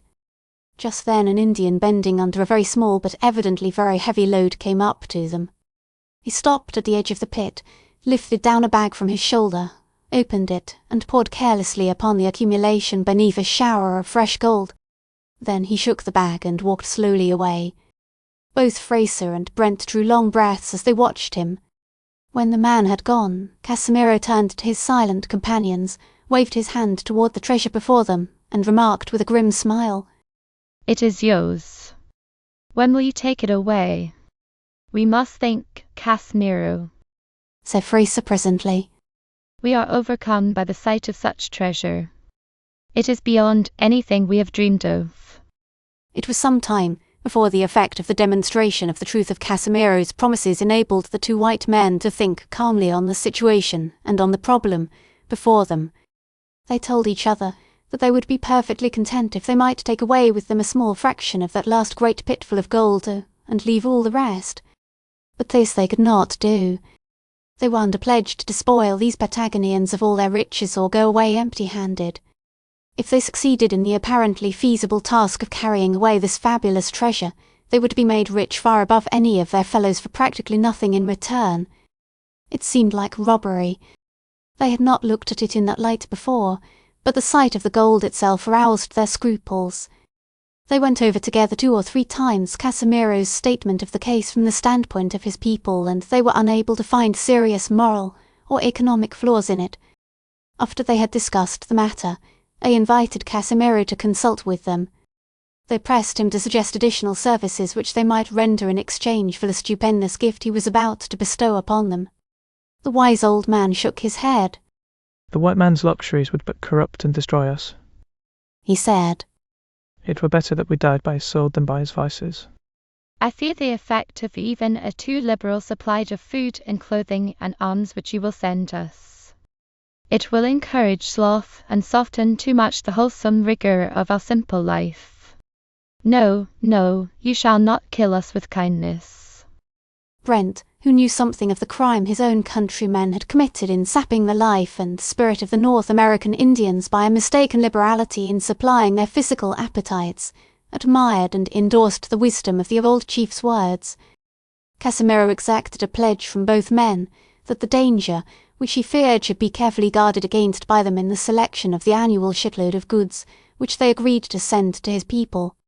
For several days Fraser and Brent devoted themselves assiduously to the problem how to convey safely and with reasonable speed to the coast the great mass of treasure which had been spread before them. It was no trifling task, and the American was inclined to be almost hopeless of its accomplishment. He felt himself unable to contribute anything to the solution of it, and he chafed under the ignorance which made him helpless against a practical difficulty, while his partner was full of resources. First, they set about ascertaining as closely as possible the quantity or weight of the metal which was to be moved. In this matter, Brent, who was expert at figures, was able to be of assistance. They made calculations in 2 or 3 ways. They estimated by various rude tests that the load carried by each bearer from the trench in the sand to the hoarding pits was about 100 pounds in weight. Casimiro was able to inform them that each pit contained about 5,000 such loads. This meant about 250 tons of virgin gold in each pit, or a total of about 4,000 tons. Fraser managed to contrive a serviceable pair of balances, with the aid of his pocket knife, string, bits of wood, and other material at command. They tested them by balancing weights in the improvised scale pans, and then shifting them from one arm to the other. The exact weight of their rifle cartridges was printed upon the cartridge boxes. Using several of these in place of standard weights, they balanced them with gold dust. The Scotchman after some difficulty managed to construct a cubical receptacle which his pocket rule assured him measured exactly 12 inches in each of its dimensions. Its capacity therefore was just 1 cubic foot. Into this he poured gold from his scale pan after balancing it with cartridges and keeping account of the number of weighings. It was a slow process, and it took a long time to fill his cubic foot box. He was surprised to find that the weight of a cubic foot of closely packed, loose gold, according to his rough test, was about 1,000 pounds of avoirdupois. Then they measured the last pit, which had been dug and which Casimiro assured them was the same as the others in size. They found that the space designed to be occupied by the gold was about 436 cubic feet. That quantity of gold would weigh then about 240 tons, practically a confirmation of their first estimate. After all this work had been done, Brent suddenly called to mind the schoolbook information that the weight of a cubic foot of water is 62½ pounds and that the specific gravity of gold is 19 simple facts, which, if he had recollected them sooner, would have saved them more than a day's labour. The truth was before them, at all events, that the prodigious treasure already awaiting removal amounted to about 4,000 tons, while if Casimiro's estimate of what remained proved correct the final total would be no less than 6,000 tons. The figures were almost meaningless to their comprehension at first. Brent figured out on a bit of paper what it meant in money. Gold he knew was worth about $300 a pound when pure. 6,000 tons, or 12 million pounds of avoirdupois, at that rate amounted to $3,600,000,000. He showed the figures to Fraser. More than £700 million sterling. The Scotchman exclaimed. He was silent for some moments, then Well, lad, I wish it was only 6 tons instead of 6,000. It would be far more tempting. One means comfort and no worry for each of us. The other, I'm afraid to think what it may mean for us.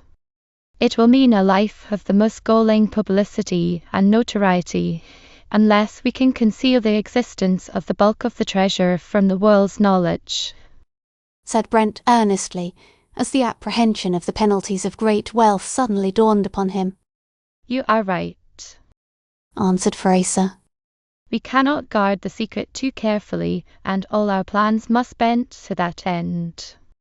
From that hour, Brent never lost sight of this danger. It furnished the dominant motive in all his dealings with the gold of the Cordilleras. After the 4th day following their arrival in the Golden Valley, the two strangers and the native chiefs took careful account of the facilities at their command for transporting the immense weight of treasure which nature had surrendered to them. Fraser was much pleased to discover that the material for raft building was very abundant. The change in the bed of the river had left a great level area below and in front of the rocky barrier over which the water had formerly poured.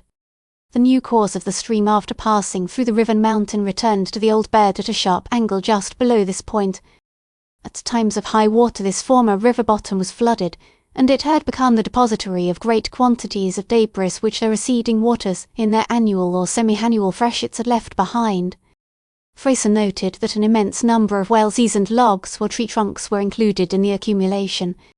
The supplies from the schooner, including all the tools and other appliances, arrived by the time the Scotchman was ready to make use of them. He tried the experiment of raft building at once. The Indians proved ready pupils, and the novelty of the work attracted them. The horses easily dragged the heavy timber, by means of log chains, to the water, and in a single day Fraser constructed a large raft capable of floating safely 75 tons in any but a most violent stream. He was astonished to find the wood so buoyant. It was of light grain, but not porous, and it easily sustained more than twice its own weight in the water. The Scotchman estimated that the building of a series of rafts that would carry 100 tons each might easily be accomplished. The problem of transportation appeared, therefore, to find its solution provided by nature, who in her lavish generosity had supplied even the means for making the rifling of her treasure house a pastime. Fraser explained his plans to Casimiro, loaded his trial raft with stones to show its carrying capacity, and made it clear that the means were at hand for conveying safely away even the immense load of wealth that had appalled him. The chief expressed his admiration and satisfaction in strong terms. He was fully convinced that his plans regarding the gold which menaced his people would be successfully executed.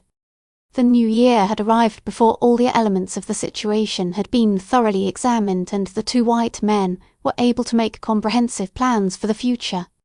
Fraser estimated that the work of taking out the remainder of the gold, building rafts, floating the treasure to the coast, and their unloading and reburying it before putting it on shipboard would occupy fully 6 and perhaps 8 months.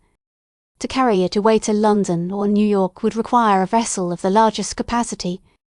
In view of their wish to conceal the existence of the treasure from the world, elaborate precautions must be taken. Not an ounce of the gold must be allowed to leave the country except under secure cover, where it could masquerade as ore.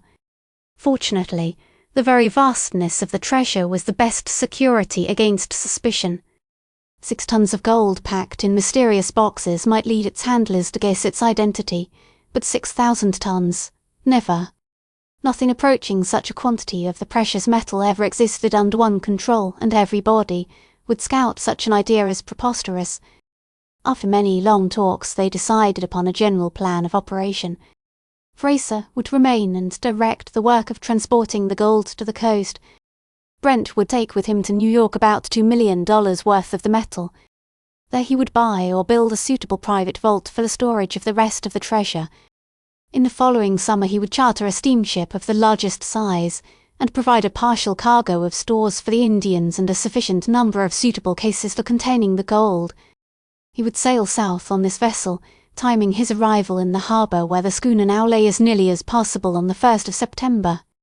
The work of transshipping the gold and carrying it to New York would then be carried out as speedily as possible. This plan was explained to Casimiro and he approved it without hesitation. They proceeded at once to act upon it. It was decided to send Brent's preliminary fund and as much more as possible down the river upon the experimental raft that had been constructed. Brent determined to make the trip himself in the same way. 20 Indians were assigned the task of loading the raft with gold. Fraser limited the quantity to about 60 tons. 3 days of hard work were required before the score of natives had deposited this heavy weight of metal upon the structure. It occupied very little space, but a good deal of difficulty was experienced in stopping up the chinks between the logs and providing a resting place sufficiently secure so that the gold would not sift through. At length the primitive craft was ready for its first and last voyage, as the bearer of a cargo far more precious than any pretentious treasure ship ever carried. Brent finally made ready to depart, with a great deal of regret. He had found genuine pleasure, as well as many wonders, in this strange valley. The simple life of the inhabitants, their contempt for civilized wealth, the character of some of their leaders, all had a strong charm for him. His own thirst for gold had slackened. Its prodigal accumulation no longer aroused any emotion in him. The ambition for great riches had never been as strong in him as it is in many men, but he was himself surprised at his growing indifference to wealth. He assured himself that he would become again as other men, as soon as he should again be among his fellows. On the eve of the sailing of the raft, Fraser and Brent had a last talk. The friendship between the two men had grown into a deep and strong affection on both sides. The parting was a sincere sorrow to each. The hard-shelled old Scotchman was even a little superstitious about it. The 8-month separation did not seem to threaten serious danger to either of them, but he was vaguely apprehensive. "Take good care of yourself, lad," he said earnestly. "and remember, if anything happens to me, you have to see this thing through alone." I have Casimiro's promise to deliver the gold to you if I should knock under. Brent reassured the stanch old man with a promise to greet him safe and sound on the deck of their treasure ship 8 months later. They bade each other an affectionate farewell just as the raft shoved off into the current at daybreak next morning, and the last thing Brent saw as the raft swept around a turn in the stream was the sturdy figure of Fraser waving him good-bye. Casimiro and 3 other Indians manned the treasure raft. The chief assured Brent that the navigation would not be difficult, for although the current in places was very swift, there were no rocks to encounter. The young man expected nothing more than a pleasure trip, and he gave himself up to admiration of the scenery of the marvellous valley as it disclosed itself from new points of view. There was much that was wonderful, but the outlook was not as imposing as from the mountain trail by which they had entered the strange wilderness. A part of the way high precipices shut out all but a narrow strip of sky above, and deep shadows and solemn echoes made their swift passage along the black stream uncanny and fearsome. The Indians seemed a little anxious as the raft approached the entrance of the valley. The stream was rather high and the current swifter than they had expected. Armed with paddles, they prepared to guide the fast-moving raft from either bank toward which it might approach too near. Brent saw the danger and sprang to assist. The momentum which their heavy cargo gave them carried the unwieldy craft perilously near the right bank, where the stream turned slightly in the opposite direction. Their speed was so great that a touch against the steep rocks meant destruction. The 4 Indians plied their paddles with all their strength to swing the head of the raft toward midstream. It was useless to attempt to use poles against the unyielding rocks which they were passing so rapidly. Brent did not know this danger. He picked up a pole, sprang to the side, and tried to fend off the raft by pushing the pole against the bank. The pole was quickly dashed out of his hands, and, before he could recover himself, over he plunged into the rushing stream. The Indians heard his cry as he fell. Casimiro sprang toward him. The young man had gone down in the still closing gap between the raft and the precipitous bank. The chief shouted to the others to stick to their paddles and pull still harder. Keenly he searched the dark water.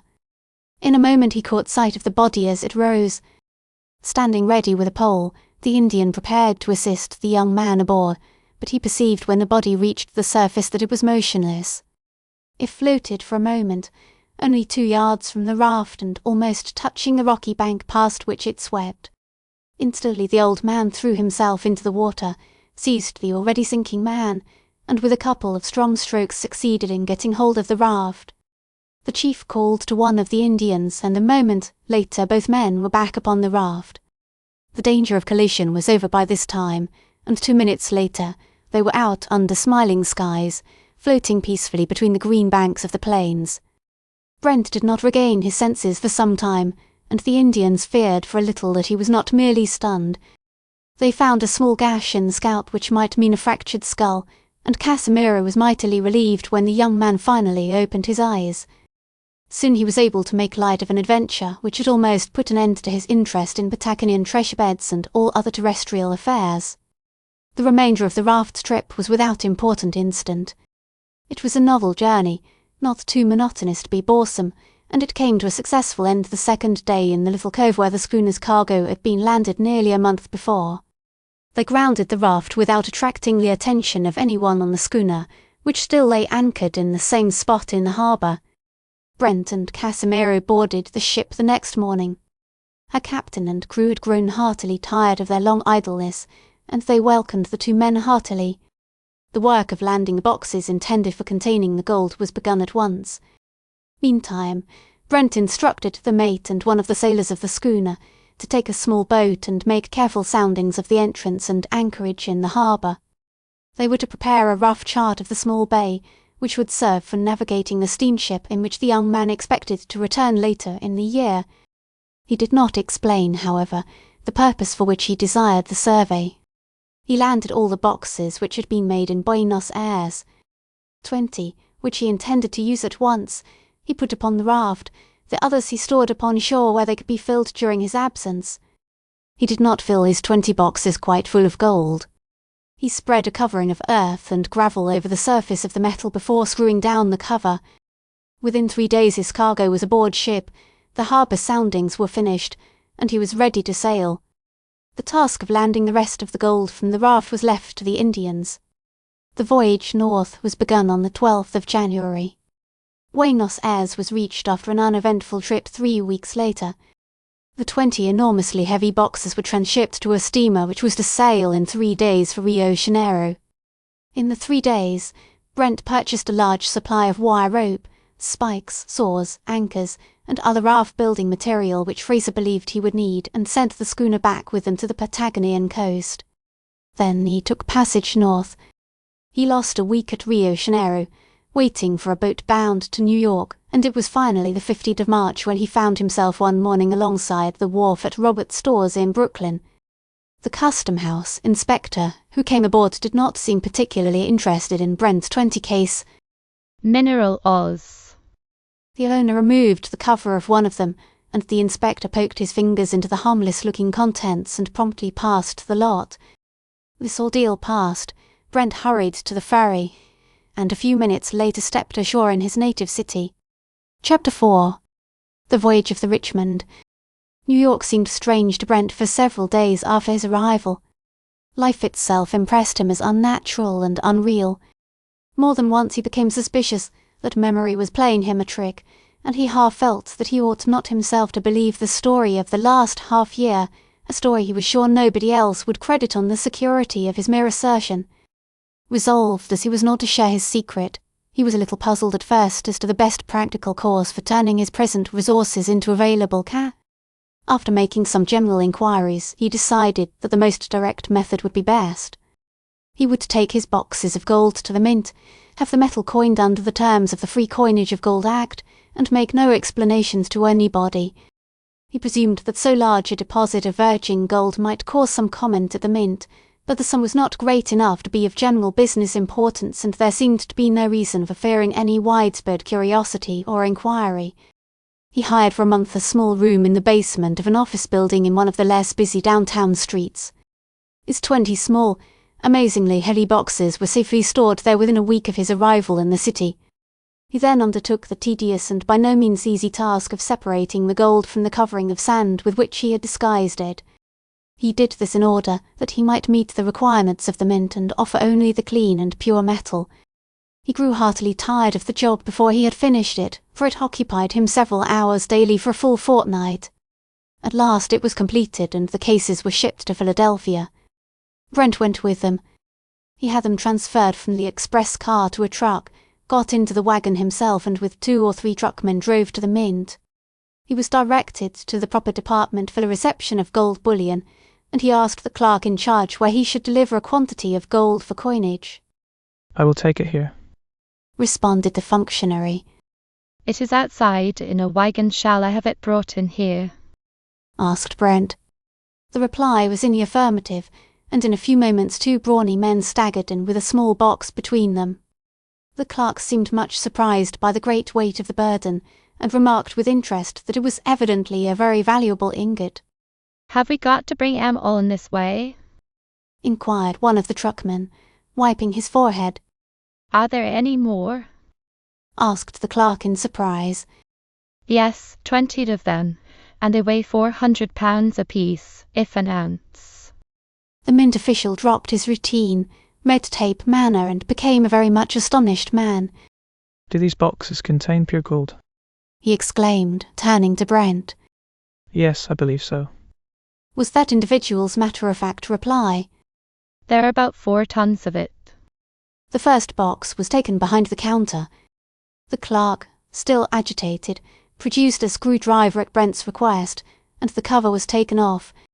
"Nuggets and dusts, not bullion," said the government employee, taking up a little in his hand and examining it critically.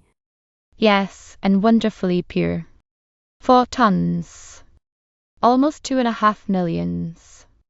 When he had mastered his astonishment, the clerk told the truckmen that they might take the team to the entrance of the bullion reception department and deliver the load direct, without bringing it into the office. Then he excused himself for a moment, and returning presently he invited Brent to visit the director of the mint, who was in the building. The owner of millions in virgin gold was greeted with much respect by the head of Uncle Sam's money-coining establishments. He asked several questions about the remarkable deposit, all of which Brent answered except one as to the source of the newborn wealth. This he respectfully explained he was unable to disclose. He requested the director to use his good offices to prevent, as far as possible, any unnecessary publicity in connection with the reception of so unusual a quantity of gold from private hands. The director promised to take such precautions as could be taken, and after waiting some time for his weighing receipt, Brent withdrew. A few days later, the young man had on deposit to his credit, in the Chemical National Bank of New York, the substantial sum of $2,445,152 in cash. Then he set about the detailed work called for by his agreement with Fraser. He found it necessary to have such a vault as was needed for the safe storage of the treasure specially constructed. He bought a suitable site on a quiet street south of 14th Street and west of Broadway, and a large force of men was speedily at work in the construction. A little figuring made it plain that storage capacity equivalent to at least 36,000 cubic feet would be required for the reception of 6,000 tons of gold packed in such boxes as he intended using. The vault or vaults, as he designed and finally ordered them, measured in their internal dimensions 80 feet long, 40 feet wide, and 12 feet high. It was an expensive undertaking. The contract price for the construction of granite, steel, and cement, to be completed within 5 months, was $250,000. Early in April, Brent contracted for the manufacture of 24,000 boxes similar in most respects to those he had made in Buenos Ayres. They were to be 20 inches long, 13 inches wide, and 10 inches deep, external measurement, and they were designed to contain 500 pounds each of gold. Lined with iron and held together by screws, it was hardly possible that any ordinary rough handling would injure such a receptacle sufficiently to disclose its contents. These matters disposed of, Brent found himself with 2 or 3 months' almost idle time on his hands. He would have preferred to spend it among the strange people and scenes he expected soon to revisit, but New York was not unattractive even during the suspense under which he laboured. When was the metropolis of the New World ever unattractive to a young man with money and with tastes not yet jaded by indulgence? As the time approached for making preparations for his long journey south, he made inquiries in vain for a steamship suitable for the trip. He required a boat of at least 9,000 tons, and aside from the well-known Atlantic greyhounds and a few men of war, few ships of that size existed. It began to appear that only by chartering some famous liner at an enormous expenditure would he be able to keep his appointment in the Patagonian harbour. He was averse to taking so bold a step, chiefly because of the danger of publicity which it involved. It would be impossible to withdraw a well-known crack flyer from her regular Atlantic service at the height of the passenger season and to send her off on a mysterious voyage without attracting much public attention and curiosity. There seemed to be no other course open, and Brent was about to make to the American line an offer of $750,000 for 3 months' use of their steamer New York, when he learned of the arrival from Bremen of a giant cargo steamship, the Richmond, on her first voyage. She was a crack boat of her kind, 9,580 tons, twin screws, enormous cargo capacity, and built very much on the lines of the ill-fated Noronic.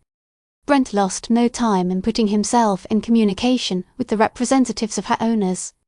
His negotiations were easily successful, and an offer of $400,000 secured possession of the great boat from August till mid-November. In addition to the 24,000 queer little boxes which puzzled the crew very much, Brent put on board a considerable miscellaneous cargo for the benefit of his Patagonian friends. He kept in mind, however, Casimiro's wise warning and included little or nothing of the luxuries of civilization. On the morning of August 4, the Richmond cleared for Rio Janeiro, with Brent as the only passenger. The run to Rio was easily made in 18 days. The steamer was recoaled and again sailed under papers providing for a cruising trip, touching at coast points. Brent had endeavoured as far as possible to prevent any idea of mystery getting possession of the officers or crew of the ship. He had said that he was going to trade with some of the natives farther south and that he had arranged to take back to New York a cargo of ore or gold-bearing placer gravel. After leaving Rio, he pointed out the destination on the general chart to the captain and produced his private chart of the natural harbour, in which they would find shelter. Approaching the coast on the morning of August 30, Brent soon recognised the rugged topography about the entrance to his unnamed harbour. The ship proceeded with the greatest caution. She felt her way with constant soundings. Brent had warned the captain that the chart which he supplied had been made with some haste, and not the greatest thoroughness. After creeping along almost inch by inch for fully 3 hours, the Richmond reached what seemed to be a safe anchorage at a little greater distance from the shore, as Brent remembered it, than the schooner had stopped on his previous visit. While the ship was slowly seeking her moorings, Brent examined the shore searchingly with a powerful glass. He could discover no sign of life, not a trace of the presence of a human being. A nervous apprehension began to rise within him when the anchor had been dropped and only the wild and desolate coast appeared to welcome him. He dreaded to discover the fate of his Patagonian friends, his partner in the treasure quest, and the vast prize itself which he had come to bear away. As soon as the steamer was at rest, he asked for a small boat and a couple of sailors to row him ashore. Soon he entered the little cove where he had first landed and where he had left the raft and its precious load 8 months before. His forebodings increased as he grounded upon the narrow beach and stepped ashore without discovering anything to suggest the previous presence of man. There were not even logs or driftwood from abandoned rafts. The empty boxes which he had landed from the schooner had disappeared. There was simply a silent, desolate, narrow beach, with almost a precipice rising back of it. Concealing his agitation, Brent directed the boatman to wait for him and sought the natural trail leading to the higher land above. This he found and hastily followed up the steep ascent. A few minutes' hard climbing brought him to the beautiful bit of pasture land where he had first met the native Indians, and made acquaintance with the remarkable qualities of Patagonian horses and horsemanship. The little plain was deserted. Its verdure in the cool spring air was not as luxuriant as it had been under the warm summer sun of the previous December. The young man looked about in dismay. The solitude appalled him. Not even a bird note made the silence less oppressive. He began to fancy himself the victim of a delusion. The uncanny impression that the record in his mind of the past year had no material existence returned to torment him. His common sense came to his rescue after a little, and he tried to consider reasonably the cause of this desolation, where he had expected to find life and activity. That something had gone wrong was almost certain, but he could only conjecture what it might be. He sat down upon a rock to think the matter over, but his meditations brought him little satisfaction. It occurred to him presently that the time fixed for his coming with the steamer was the 1st of September, which was still 2 days off. It had, however, been no absolute appointment for a set day and hour, and he felt sure that Fraser and many of the natives, according to the plans at the time of his departure, would be in the vicinity for days if not weeks before the time. There seemed nothing for him to do but to wait. He would at least take no step, he decided, until the 1st of September had passed. Perhaps then he would undertake to visit overland the wonderful valley in order to seek the solution of the mystery. He dreaded such a journey. He had no horses or means of getting them, and he doubted very much if he could make his way on foot, unguided, to the spot where the gold had lain. It would be a difficult and perilous undertaking under any circumstances. He banished from his manner as far as possible all symptoms of perturbation and made his way back to the steamer. He told the captain that they were likely to make a long stay in the harbour, and that no one from on board must be allowed at any time to land near the mouth of the river which he had just visited. The natives, he explained, would resent the intrusion of white men at that point, and any violation of their wishes would interfere with trading and might lead to trouble. Then Brent composed himself with as much patience as he could command to wait for some indication from the shore. The next day passed without a sign, and nobody left the ship. Anxious use of strong field glasses directed toward all parts of the landlocked bay discovered nothing. Late that night, Brent decided that if the next day should pass without any solution of the mystery, he would attempt the ascent of the river upon which he had made one almost fatal trip. He had on board the Richmond a powerful naphtha launch, which he had expected to use for towing rafts or small lighters from the shore alongside the steamer. He believed this craft might succeed in forcing a passage through even the swiftest part of the river up to the original treasure bed in the mountain-locked valley. At all events, it was worth trying, and the young man succeeded in sleeping upon his resolution. The next morning brought no communication from the shore, and Brent ordered the launch made ready for a cruise. He was watching the men at work upon it, just before noon, when the second officer called to him suddenly that a boat was approaching the steamship from the shore. Brent hurried to the side. He saw a canoe containing 3 men rapidly nearing the ship. The 2 at the paddles were native Patagonians. The third Brent recognized instantly as Casimiro. He motioned to the chief to bring the canoe to the foot of the ladder at the side of the steamship, and in a few moments the old man was on deck, receiving Brent's greetings with a grave native dignity peculiar to himself. The great ship upon which he stood evidently impressed the Patagonian deeply. He looked about him, forward, aft, aloft at the immense smoke tunnel, at the height above the water where he stood, and then shook his head in dumb marvel. Brent waited a moment for his surprise to pass off, and then press with some anxiety his inquiries for Fraser. The old man's face changed instantly.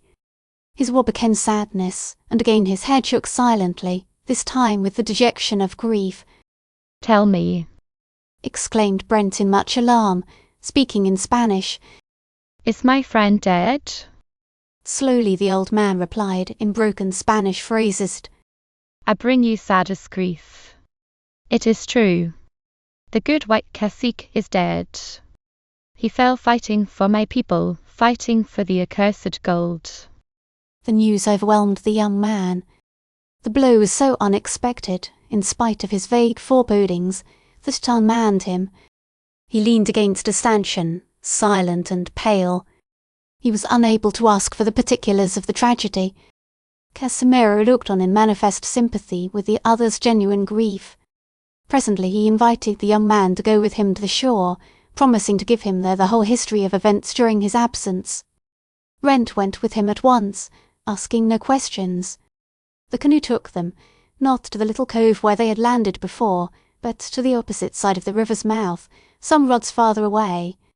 The country here seemed as deserted as the opposite bank, and there was the same rugged, forbidding coastline. Casimiro led the way, and a few minutes' rough walk brought them to another concealed camp, situated somewhat similarly to that which Brent had first visited. But the young man felt neither surprise nor interest in what he saw. He went at once with the chief to the temporary hut which the latter occupied. Brent sat down upon a pile of skins and for the first time asked Casimiro to tell him his story. The old Patagonian's narrative was not long, as he told it. The limitations of a strange tongue prevented any elaboration of detail. The story as he gave it to Brent was less complete than even the brief version of it which follows. After Brent's departure in January, the work of emptying the old riverbed of its remaining store of gold and transporting it to the coast had been pushed vigorously and systematically. Fraser's practical suggestions and superintendence had simplified the task wonderfully. He had sought to float as much of the gold as possible to the river mouth before the advent of winter should make the operation difficult and dangerous. After he had thoroughly instructed the natives in raft building, he made a trip with a large treasure load, as Brent had done. He examined with Casimiro the facilities for concealing the gold on the shore, and decided as a precaution against possible discovery that half the treasure should be buried on the bank of the stream opposite the little cove. He had then returned to the Treasure Valley and had devoted himself with great energy to the severe task in hand. Rapid progress was made and only one serious mishap occurred. This happened at almost the exact spot where Brent's gold-seeking career had almost ended with his life. Some undiscoverable cause, perhaps a local deluge of the sources of the stream, had considerably swollen the current. The swift water carried one of the rafts too near the rocky bank. The end of a log touched the flinty wall. In an instant the ponderous mass was a scattered procession of driftwood. The millions of treasure which it had borne sank into dark depths, whence only another convulsion such as rent the divided mountain could resurrect it. One of the raftsmen was crushed to death, the others clung to the floating timber until they were borne to smooth water and could swim ashore. In April, Fraser made another trip to the coast. Work at both ends of the line was making excellent progress. More than half the gold which had been recovered and stored when he and Brent arrived in Treasure Valley had been safely carried to the shore. Most of it had been buried in the new spot which had been selected, opposite their first landing place. At which was yet to come down the river, it was intended to conceal in the sands of the little cove. The native camp was transferred for this purpose to the small plateau where the two white men had first seen it. Soon after the camp was stirring one morning, Fraser and the Indians alike were startled by the sound of firearms coming from the direction of the beach below the plateau. The Scotchman seized a rifle, shouted to the natives to arm themselves and follow him, and then ran hastily down the narrow path toward the shore. The Indians, including Casimiro, who was soon on the heels of their leader, saw him stop just before reaching the bottom of the trail and motioned them to approach cautiously. They did so, and they saw a sight which filled them with alarm and rage. 5 of their fellows, who had gone early to the shore, lay dead upon the sand. A raft had been moored upon the beach the day before, and the work of unloading its treasure had been begun. Most of its burden of gold still lay naked upon the timbers. Around this were now gathered a dozen white men and another Indian, who, Casimiro explained in a savage whisper to Fraser, was the renegade member of the tribe whose treachery they had feared. The white men seemed to be in wildest excitement over the heap of treasure before them. Disregarding all prudence, they had flung down their rifles, and now they knelt beside the gold and madly plunged their hands into the shining pile. Some of them began frantically to fill their pockets with the yellow nuggets. Presently, judging by their movements, 1 or 2 of them suggested bringing the 2 boats, in which they had come and which lay upon the beach nearby, to the side of the raft and loading them with gold. By this time the Indians concealed along the secret path were no longer to be held back from avenging their murdered comrades. Casimiro, by a few signs to his followers and a word or 2 to Fraser, ordered an attack while the white adventurers were still crazy with the fever of gold. They began creeping quietly nearer the beach, when the Indian on the raft caught sight of a movement among the rocks and shouted a warning to his white companions. At the same moment that the invading party picked up their guns, Fraser, Casimiro, and 50 Patagonians sprang toward them only 50 yards away. There was a double volley of rifle shots. 5 of those on the raft fell and 3 of the attacking party. There was no more shooting. The 8 men remaining on the raft tried to reach their boats. Access by land was cut off. They threw themselves into the water and tried to swim toward them. Instead of swimming, they sank from sight. 2 of them never rose again. The other 3 tore off their gold-loaded coats and rose to the surface. It was only a choice of deaths for them. Instantly they were seized by revengeful hands and the blue water was reddened with their blood. The traitor died by Casimiro's own hand. He had been wounded by the first discharge of firearms. He leaped to his feet when the avenging party reached the raft and faced them, knife in hand. The chief was in the van. He motioned to the others to stand back and, himself a picture of vengeance, rejuvenated and implacable, sprang upon the doomed man. The defiance of the wretch at bay seemed at the last moment to change to terror. He cringed.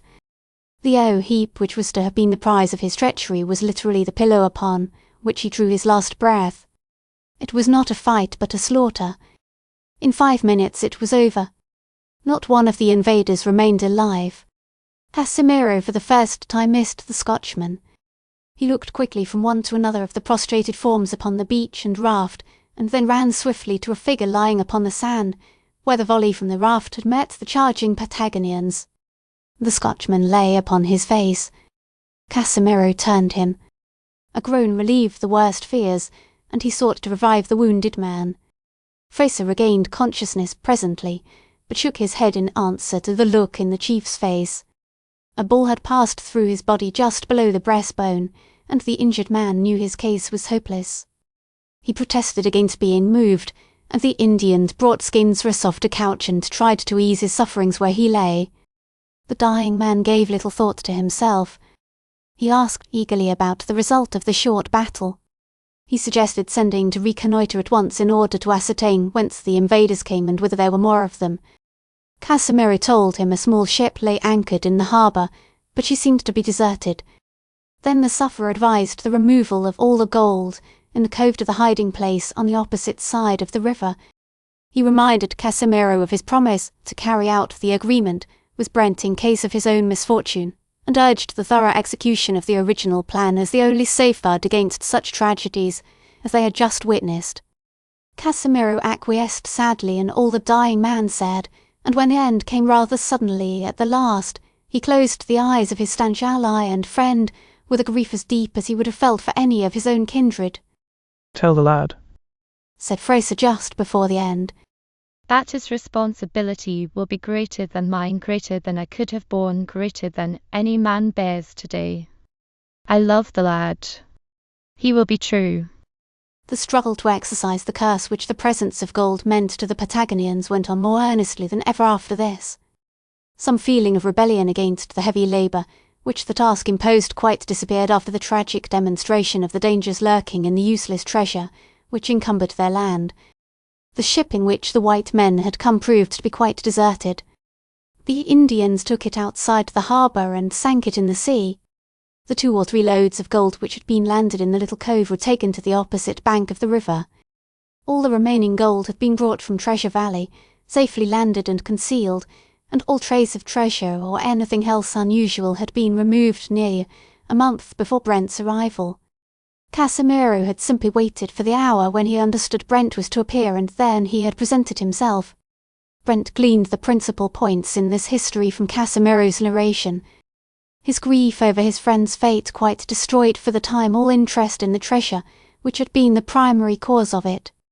There arose, in fact, a revulsion in his mind against this gold which for him would always be blood-stained, a sinister and evil treasure. He talked long with the old man about his dead friend, and Casimiro strove to satisfy his thirst for knowledge of the man they both had loved with an affection not less strong than a brother's.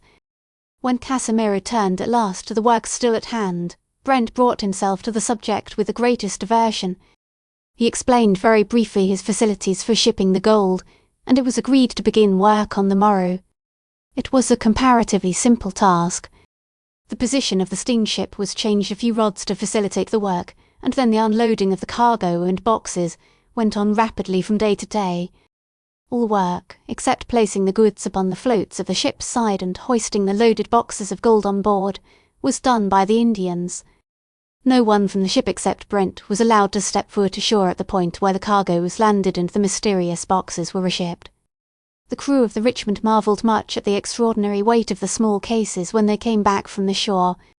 A rumour gained currency among them that the boxes contained quicksilver ore, and ignorant as the men were of such subjects, this report quite satisfied their curiosity. On the 3d of October, the Richmond's cargo was all on board, and instead of appearing to be in ballast only she sank deep in the water under the small but heavy load. Brent had a last and affectionate interview with Casimiro, who seemed to consider that the service was on Brent's part and not on his own in carrying away the gold. The young man arranged for the annual delivery of a cargo of supplies in December midsummer, and then just at noon, with steam up, the Richmond startled the echoes and sent terror to the hearts of the Patagonians with a tremendous blast of her whistle. A few moments later she was under way, creeping slowly out into the ocean and then turning her prow to the north. The steamer's cargo was so heavy that she was unable to carry a full supply of coal. She put in again at Rio Janeiro to partially refill her bunkers. Otherwise the voyage to New York was without stop or unusual incident. Sandiuk was sighted on the 2d of November, and the steamer lay at quarantine that night while Brent went up to the city to arrange for docking. The only point which gave the young man any anxiety was the customs inspection. His cargo was not dutiable, so that he would be guilty of no fraud upon the government in failing to declare its real nature. He was also confident that if the arrival of such a vast quantity of gold should transpire through a custom house declaration, it would inflict a great and unnecessary calamity upon the business world. His conscience felt justified, therefore, in resorting to the same expedient which he had adopted on landing his small consignment of gold a few months before. Fortune seemed to favour him, for the same inspector came aboard who had examined his boxes before. He remembered the occasion, and his examination this time was almost as superficial as the first. This ordeal passed and the ship docked near the foot of West 10th Street. Brent felt that the worst of his difficulties were over. He found the vault completed to his satisfaction, and the work of storing his strange cargo therein was begun at once. Chapter 5. A molehill that became a mountain. It was 5 o'clock in the afternoon of Tuesday, the 20th of November, when the last box of the Richmond's mysterious cargo was raised to its place on top of one of the tiers of closely packed cases in the steel and granite chamber. Robert Brent watched the rather awkward exertions of the Brawley truckmen as they tugged and pushed the rough box over small rollers on a long skid which rested against the top of the row. "We can't get used to 'em, sir," remarked one of the men when they rested for a moment at the end of their task. "It isn't the heavy weight, it's the small size. If they were solid lead they wouldn't be harder to handle." "There's a good deal of metal in them," replied Brent sententiously. The men went away. Brent followed them to the outer door, locked it on the inside, and went back to the great vault. He threw himself in sudden weariness into an old wooden chair the workmen had left, and sat listless, scarcely thinking. His energy was gone. Body and mind became suddenly inert. Nerves that for more than a year had been under the strain of an anxiety and excitement more intense than he himself had realized finally relaxed. A sense of unreality in it all overwhelmed him. It had been a stupendous dream. There was no valley of gold down there at the world's southernmost outpost. Fraser and his dreadful end were a horrible nightmare. The dark-skinned, lithe Patagonians were myths. So was this silent tomb of treasure in which he was sitting. He would awake presently and find that the last morsel of biscuit and cheese eaten in the smoking room of the Victoria last night was responsible for it all. So strong did the impression grow within him that he roused himself in quite a panic of fear. He got upon his feet, walked over to the last high breastwork of gold-laden cases and struck it smartly. The blow bruised his knuckles, and he was himself again. "The air must be bad here," he said to himself, "to give me such a turn." "I'll have a sharp walk up to Dell's and dine." And he put his hand into his pocket for the key to the inner door of the vault. "Ho!" he exclaimed suddenly. "I've no money." And then as the situation dawned upon him he sat down again and laughed. The predicament amused him immensely. 6,000 tons of gold and penniless. It's just as well that I want to walk uptown, for I couldn't pay car fare. Stupid of me to get caught in this fashion. I wonder if the cashier at Dell's would take a small handful of gold dust for a dinner. Be apt to make a sensation, I imagine, if I should put a few pinches of yellow dust on the plate when the waiter brought the bill. I must hunt up Watson and borrow a few dollars." He put out the electric light, locked the inner door, closed one by one the other steel barriers, drew the bolts, turned the dials of the combination locks, and left the building. For several days Brent gave himself up to aimless idleness. He admitted that he needed rest. He was tired from the crown of his head to the soles of his feet. The unrelenting pressure of his task, a pressure that he had scarcely felt, so stimulating had been the attending excitement, was gone, and he yielded to the demand for rest which the reaction made upon brain and body. He revelled in the freedom from care and responsibility. The instincts and tastes which he had cultivated in his European wanderings reasserted themselves. He was half inclined to seal up his treasure house and spend the winter amid the luxurious delights of Nice or southern Italy. He need be in no haste to execute any of the ideas which had occurred to him for the employment of some of his wealth. As a matter of fact, he had made no plans, and no comprehensive scheme for the utilization of any considerable portion of his treasure had suggested itself to his mind. He had allowed various fancies to run riot in his imagination occasionally since the gold had come into his possession, but he had given little serious thought to the subject. The task in hand had been quite enough to absorb any man's energies. Now, however, he sat himself down to consider the opportunities, the privileges, the responsibilities, the duties, which the situation thrust upon him. He faced the problem buoyantly, hopefully, and without anxiety.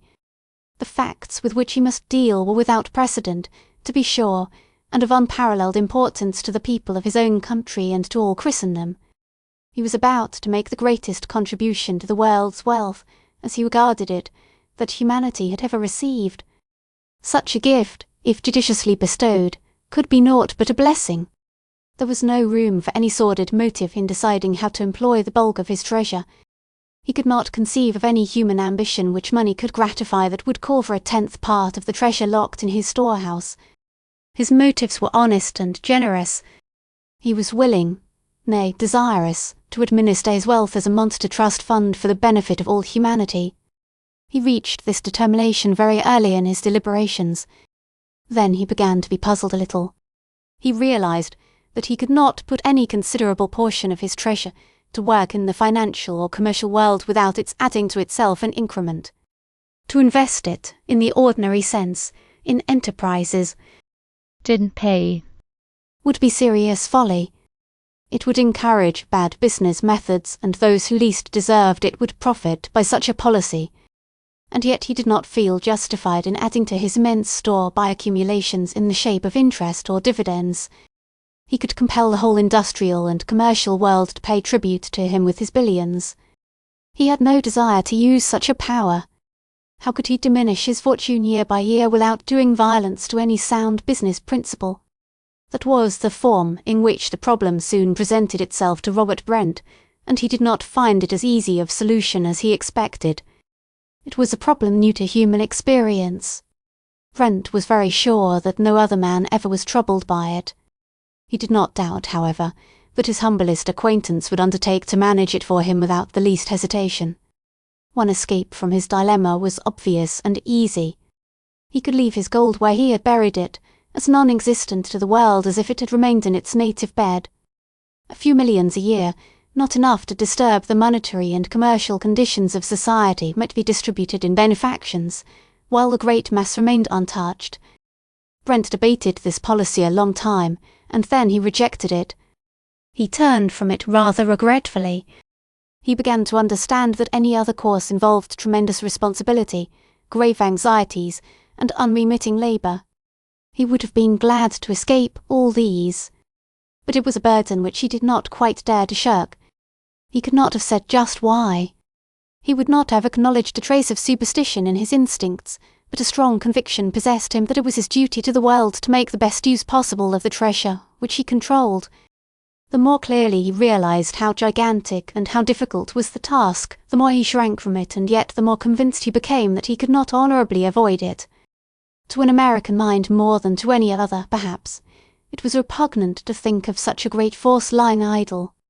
His 6,000 tons of gold should become an active factor in shaping the destinies of men, and especially of his own countrymen. Brent became very determined on that point as soon as he had given it thorough consideration. But that was as far as he could get for some time. He could give away many millions. He could advance the cause of education with a greater impetus than it had ever received, He could promote science on a larger scale than the world had known. He could endow charities with a liberality that would minimize suffering throughout the nation. Ah, but could he? Was it as simple as it seemed at first thought? Was it possible to accomplish these good things without doing greater harm? He tried to trace out in a single example the effect of such a policy. Suppose he should endow a college with a fund of $20 million. According to all precedent and to every principle of sound finance, that money must be safely invested, so that it would yield a return of $800,000 or $1 million a year to pay the expenses of the institution. There was one fact in connection with the management of his own financial affairs after he came of age that he remembered very clearly: good investments are scarce. Stocks, bonds, anything paying a fair return without too great an element of risk are hard to find. It would not be difficult probably to place safely and without appreciable harm to others the sum of 20 millions. But that was a mere bagatelle compared with nearly 4,000 millions. The investment of such a treasure meant the overturning of all the world's standards of value. It would be doing indirectly what he had determined not to do. It would mean that he should put the industrial and commercial world under tribute to such objects, good in themselves perhaps, as he might choose to designate. Had he the right to assume such a power, and what would he be giving the world in exchange for such an arbitrary assumption of authority? He began to doubt if a man who discovered a gold mine, however good his intentions, was a public benefactor. Perhaps the man who drove a railroad spike or ploughed a field was of greater value to society, after all. Brent's meditations from being hopeful became gloomy. His golden burden threatened to become an incubus not only to himself but to humanity. He must not keep it, he must not invest it, he must not give it away. One other consideration added to his difficulties. Above all things he was resolved to preserve the secret of his riches. Every plan must bend to that end. He would avoid at any cost the notoriety which public knowledge of the possession of such wealth would bring him. It would mean infinite annoyance and even danger. He was absolutely selfish on this point, and he felt that he had a right to be.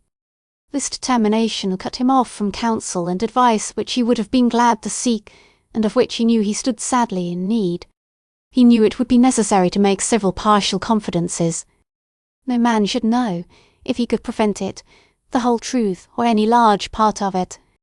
He was willing to pose as a man of great wealth in the ordinary sense, but nobody must suspect him of being a billionaire or even compare his riches with those of the Astors, the Vanderbilts, or the Goods. It was hampered by these restrictions and harassed by the impotent result of his unaided struggles with his great problem that Brent began to study the affairs of the day early in December. Fortunately he admitted without reserve his ignorance and his incompetence for the task which he had assumed. His present duty, he wisely decided, was to seek information. He could do this in books, in newspapers, and in his character as a wealthy gentleman of leisure among men of business. He was not hopeful, however, of finding any definite suggestions for the disposal of the most enormous treasure that had ever been suddenly added to the world's banking account. His first practical step was to provide for turning some small portion of his store into money. That would be necessary in any event, for gold dust and nuggets are not legal tender, and the metal must be in the form of coin or duly stamped and certified bullion before it will pass current in the world's markets. He saw that he must adopt careful and strict precautions. He must guard not only the secret of his own connection with this gold, but the fact of the metal's existence must be kept from the world.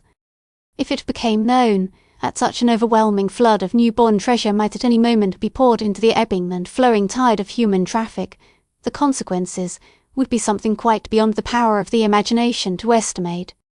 Brent did not undertake to say what would happen. He remembered that the financial disaster which swallowed up his own fortune 18 months before had been caused primarily by the production of too much silver. It had become impossible to preserve the proportion of value which the white metal had held to the yellow in previous history. America had persisted longer in the attempt than any other country.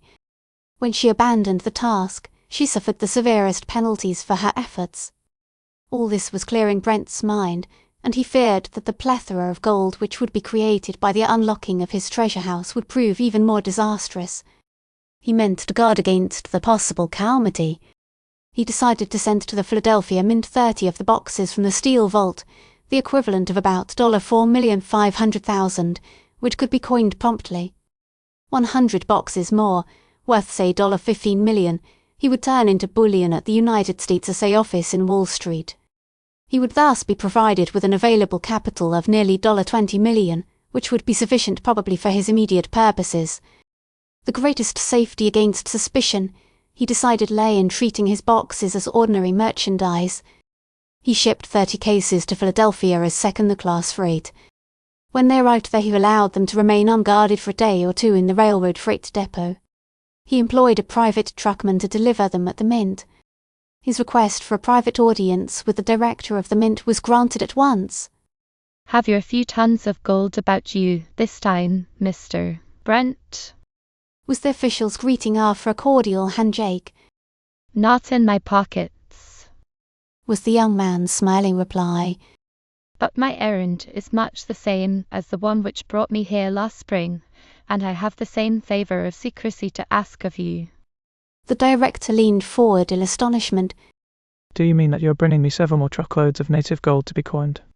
He asked. Well, yes, that's what it comes to. It isn't a fabulous amount, rather more than last time, about £15,000, I should judge. The look of amazement settled upon the director's face. £15,000, he repeated. And worth more than $300 a pound, for that was the purest metal that ever came to the Mint. Close to $5 million. Is a new lot like the last? Pretty much the same, I think you will find it. Free gold has seldom been found in such quantities before, Mr. Brent. I suppose the location of your mine is still a secret. It may as well remain so, for it is practically exhausted. I may possibly bring you more of its products. I don't know. You'll be able once more, I hope, to prevent any annoying rumors about the matter getting into the newspapers. Oh, I think so. It would not be proper for me to conceal the facts about so important a transaction from the department, but I will mention your wish, and I have no doubt the Secretary of the Treasury will respect it. The usual formalities of weighing and receipts were completed and arrangements were made for shipping the coin to New York a few days later. Brent returned home. The difficulties in the way of turning a larger quantity of native metal into commercial bullion without connecting his name with such wealth puzzled him for some time. He considered the feasibility of establishing a private assay office in which his gold might be cast into bars or ingots, which would soon be recognized as of standard purity in the bullion market. The risks in such a plan would be too great, he concluded. It involved trusting a large portion of his secret to too many strangers. The metal must therefore pass through the government assay office and receive the government stamp. He resolved not to appear in any way in these transactions. He was compelled to choose an agent. Naturally, he turned to his chum of college days. He had always found John Wharton trustworthy. He believed he could trust him now. Wharton was the junior member of the firm of Strong and Co-brokers in New Street. It was not a large house or very prominent in big operations in the market, but it was sound, conservative, and respected. During the few weeks Brent had spent in New York in the spring and summer, Wharton was one of the few old friends whom he had sought out, and their intimacy had been in some degree renewed. The jovial, generous qualities of the college lad had not disappeared in the keen, energetic man of business, but he was not in the fast set in the exchange. He was thoroughly a man of affairs, genial and popular. Brent credited him with a sound judgment, conservatism, and reserve capacity which a new acquaintance might not at once have perceived. He was not deceived. His confidence in Wharton's loyalty and ability was well placed.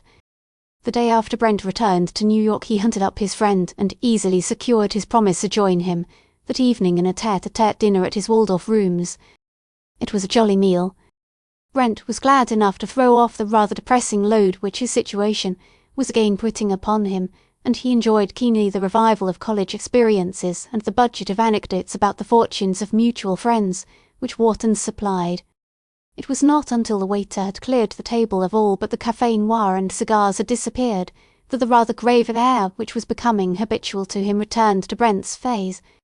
His guest noticed it and presently broke in on him with frank friendliness. "Look here, old man, something's on your mind. Let's have it." You know you can command me advice, sympathy, anything, and the indebtedness will still be on my side. "Which is it, girl or money?" There was a warm cordiality beneath the playfulness of the young man's tone which attested his sincerity. "You are right, John. I am puzzled about some money, but not in the way you imagine. Tell me, by the way, what you think of the financial situation. Business, eh?" "I'm disappointed. I hoped it was romance. Well, things are rather in a mess. We haven't recovered from last year's smash by any means. It isn't a good time to speculate either way. Prospects are too uncertain. About investments, it's a question of detail. If I had certain things, I'd sell them. There are a few sound securities that I believe it would be safe to buy at present prices and lay by." "How have you been hit, Bob?" "I haven't been hit. My difficulty is quite of the other sort. I'm going to tell you something of the story, Jack, and then ask your assistance. I am concerned chiefly in keeping the facts secret, and I know I can trust you. I have here in New York the product of a very rich gold mine. This gold is solely my own property, and it is for me to decide what to do with it. How much? Well, I don't know exactly. There will be about $5 million to my credit at the Chemical National Bank in a few days, and $5 million. And such a fortune makes you sad? I'd like to have a touch of that sort of melancholy. My congratulations, old man." And Wharton seized his friend's hand enthusiastically. "But you haven't heard the worst," responded Brent, with a not very mirthful smile. "I have at least 4 or 5 times as much more native metal which I want to turn into bullion." Wharton searched his friend's face, amazed and then incredulous. "See here, Bob." Are you joking? He exclaimed. Does this look like it? "It is the director of the Mint's receipt for 15,000 odd pounds of native gold for coining." And Brent tossed the slip of paper across the table. Wharton read it and was silent for a few moments. "I am clean knocked out, Robert," he observed presently. 25 or 30 millions in gold. That is more cash than the richest man in America possesses today. Where is this mine? Is it still producing? Is this all, or is it to keep on indefinitely? What are you going to do with this money? It will make you one of the most powerful operators in the market. I am under obligation not to disclose the secret of the mine, and I admit I have not told you the whole truth about its value, but its future product will not be worth considering. It is with present difficulties that I want you to help me. I am fully determined on 2 points. I am willing to be known as ordinarily rich, as a millionaire perhaps, but I mean to escape, if it is possible, the notoriety that goes with vast wealth. In gratifying this desire, I hope to rely chiefly on your aid. My other resolve you may think eccentric and foolish, but I am firm in it also. I've decided not to increase my fortune by investment, speculation, or in any other way. You will look upon me as a philanthropic crank, perhaps, but we will discuss that point another time. My question now is whether you can devote yourself, old fellow, pretty largely to my interests, quite within the lines of your regular business, and of course under liberal conditions. You have no need to ask that question, Bob. You know very well, or ought to, that you're making me one of the most flattering offers that one man could make to another. I accept, and gratefully. You may trust my fidelity, if not my judgment, and there's my hand on it."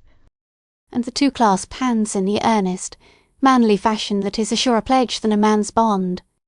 They fell into a discussion of plans for sending the quantity of the gold through the assay office, It was arranged finally that Brent should send 125 boxes of the metal to the office of Strong and Co.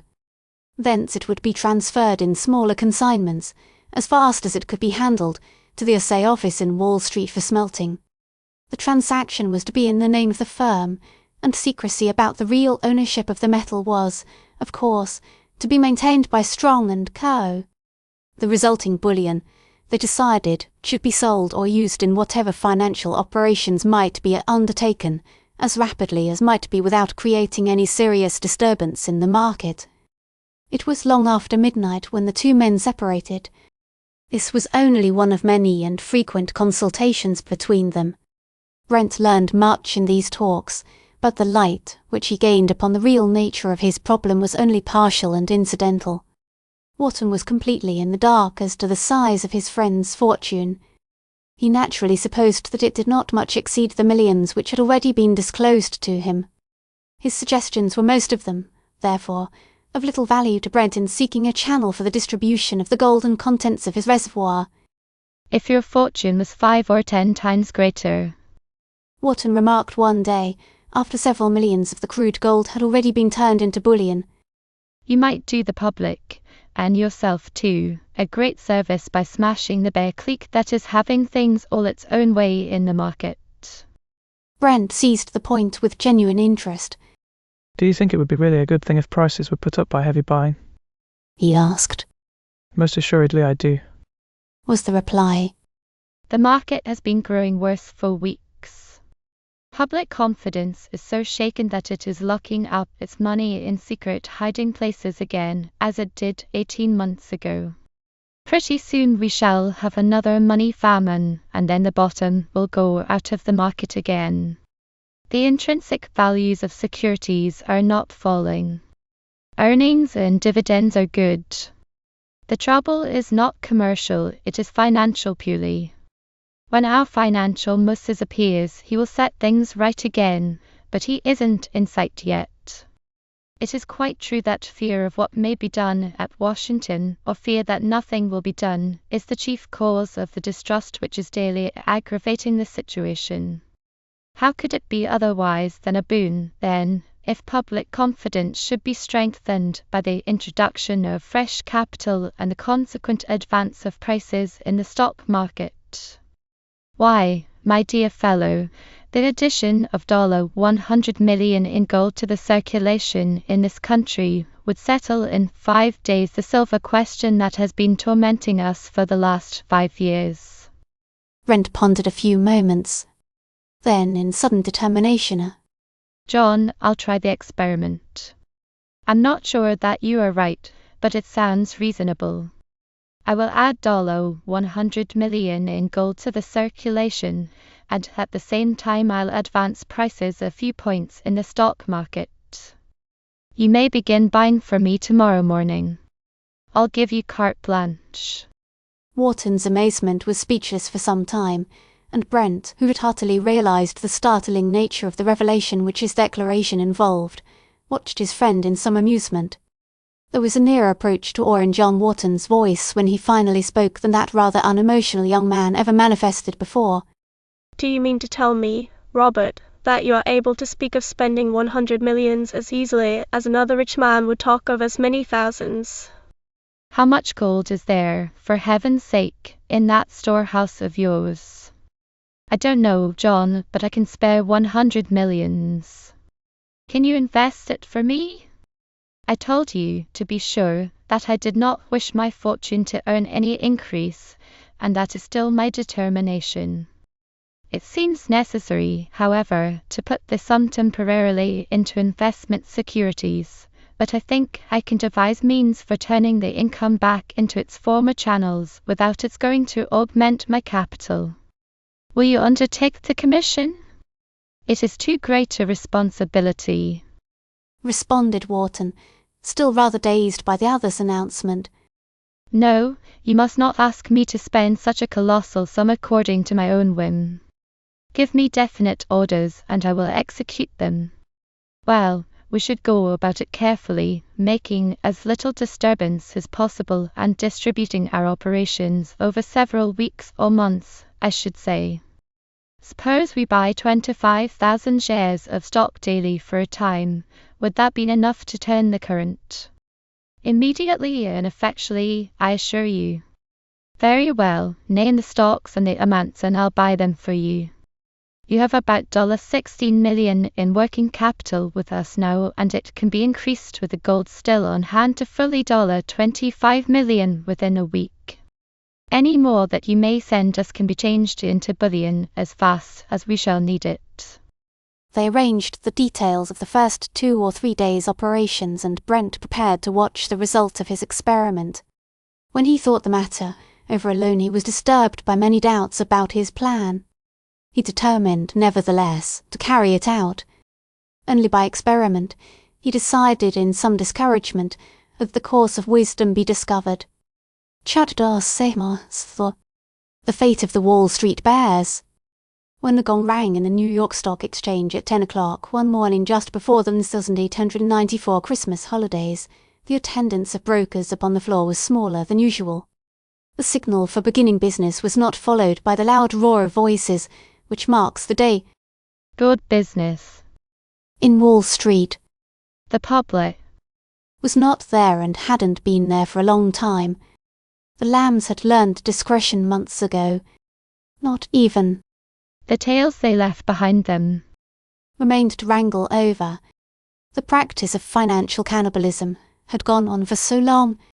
Traders' market. That brokers looked forward to the New Year's balance sheets with the gloomiest forebodings. The outlook was so bad that a strong clique apparently had begun operations a few weeks before for the purpose of hastening and profiting by the crash which many believed to be inevitable. The bears seemed in a fair way to accomplish their purpose. Prices, already low, had yielded easily. The rallies had been few and insignificant. The market was already blue and even panicky at times. Nobody seemed to think, however, that the crisis was at hand. For 2 or 3 days the best of the active stocks, New York Central, Lakeshore, Northwest, Western Union and C, B, and Q had been steadily hammered. They had yielded an average of 2 points each and were still weak. The largest groups of brokers this morning were around the polls where these stocks were dealt in. Western Union was the most active at the outset. It had closed the night before at 77 3/4.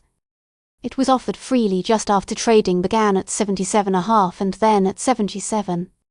There was little support, and when one of the sellers offered 1,000 shares at 77.25, there was some surprise that a little man who had hurried over from another part of the room should accept the lot and promptly bid the same price for more. He got 2,500 shares before offers ceased, and then he bid 1/8 and 1/4 higher still, for 1,000 share lots. He had to offer 78 before he gained 5,000 shares, and then no more were forthcoming. There were signs of animation around the Western Union poll by this time, and the nervous young broker bolted over to the Lakeshore and New York Central crowd. He bid up the price of each of these stocks a full point, accumulating nearly 8,000 shares by the operation. Before 11 o'clock the sudden strength of these leading securities had given a better tone to the whole market.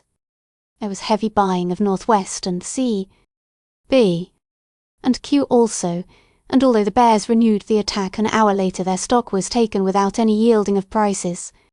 By the time trading closed for the day, the losses of the past week had been fully recovered, and the bear operators found they had put out nearly 30,000 shares of stock on a rising market.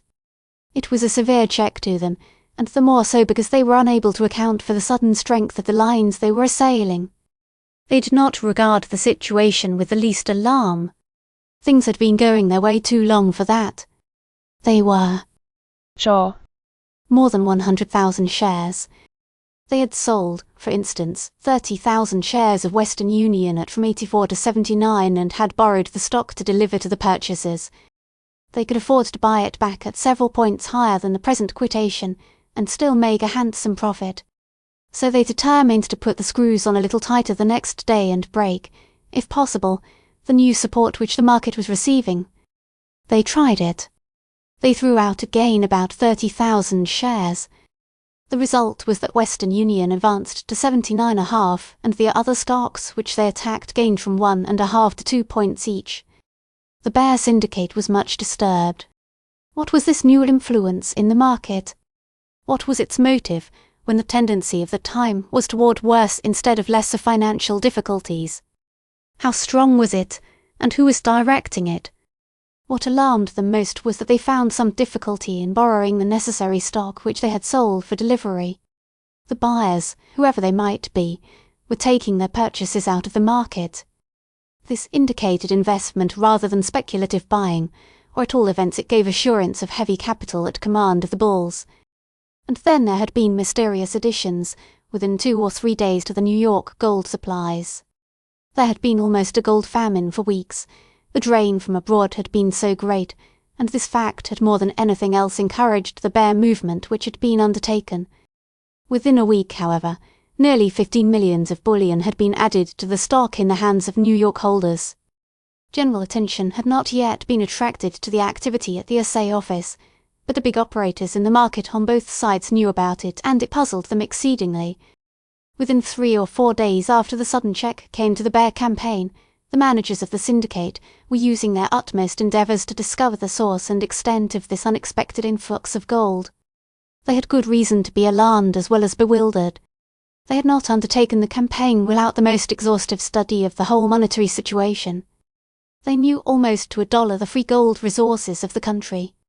They had estimated shrewdly the timidity or distrust which characterized the general financial public opinion.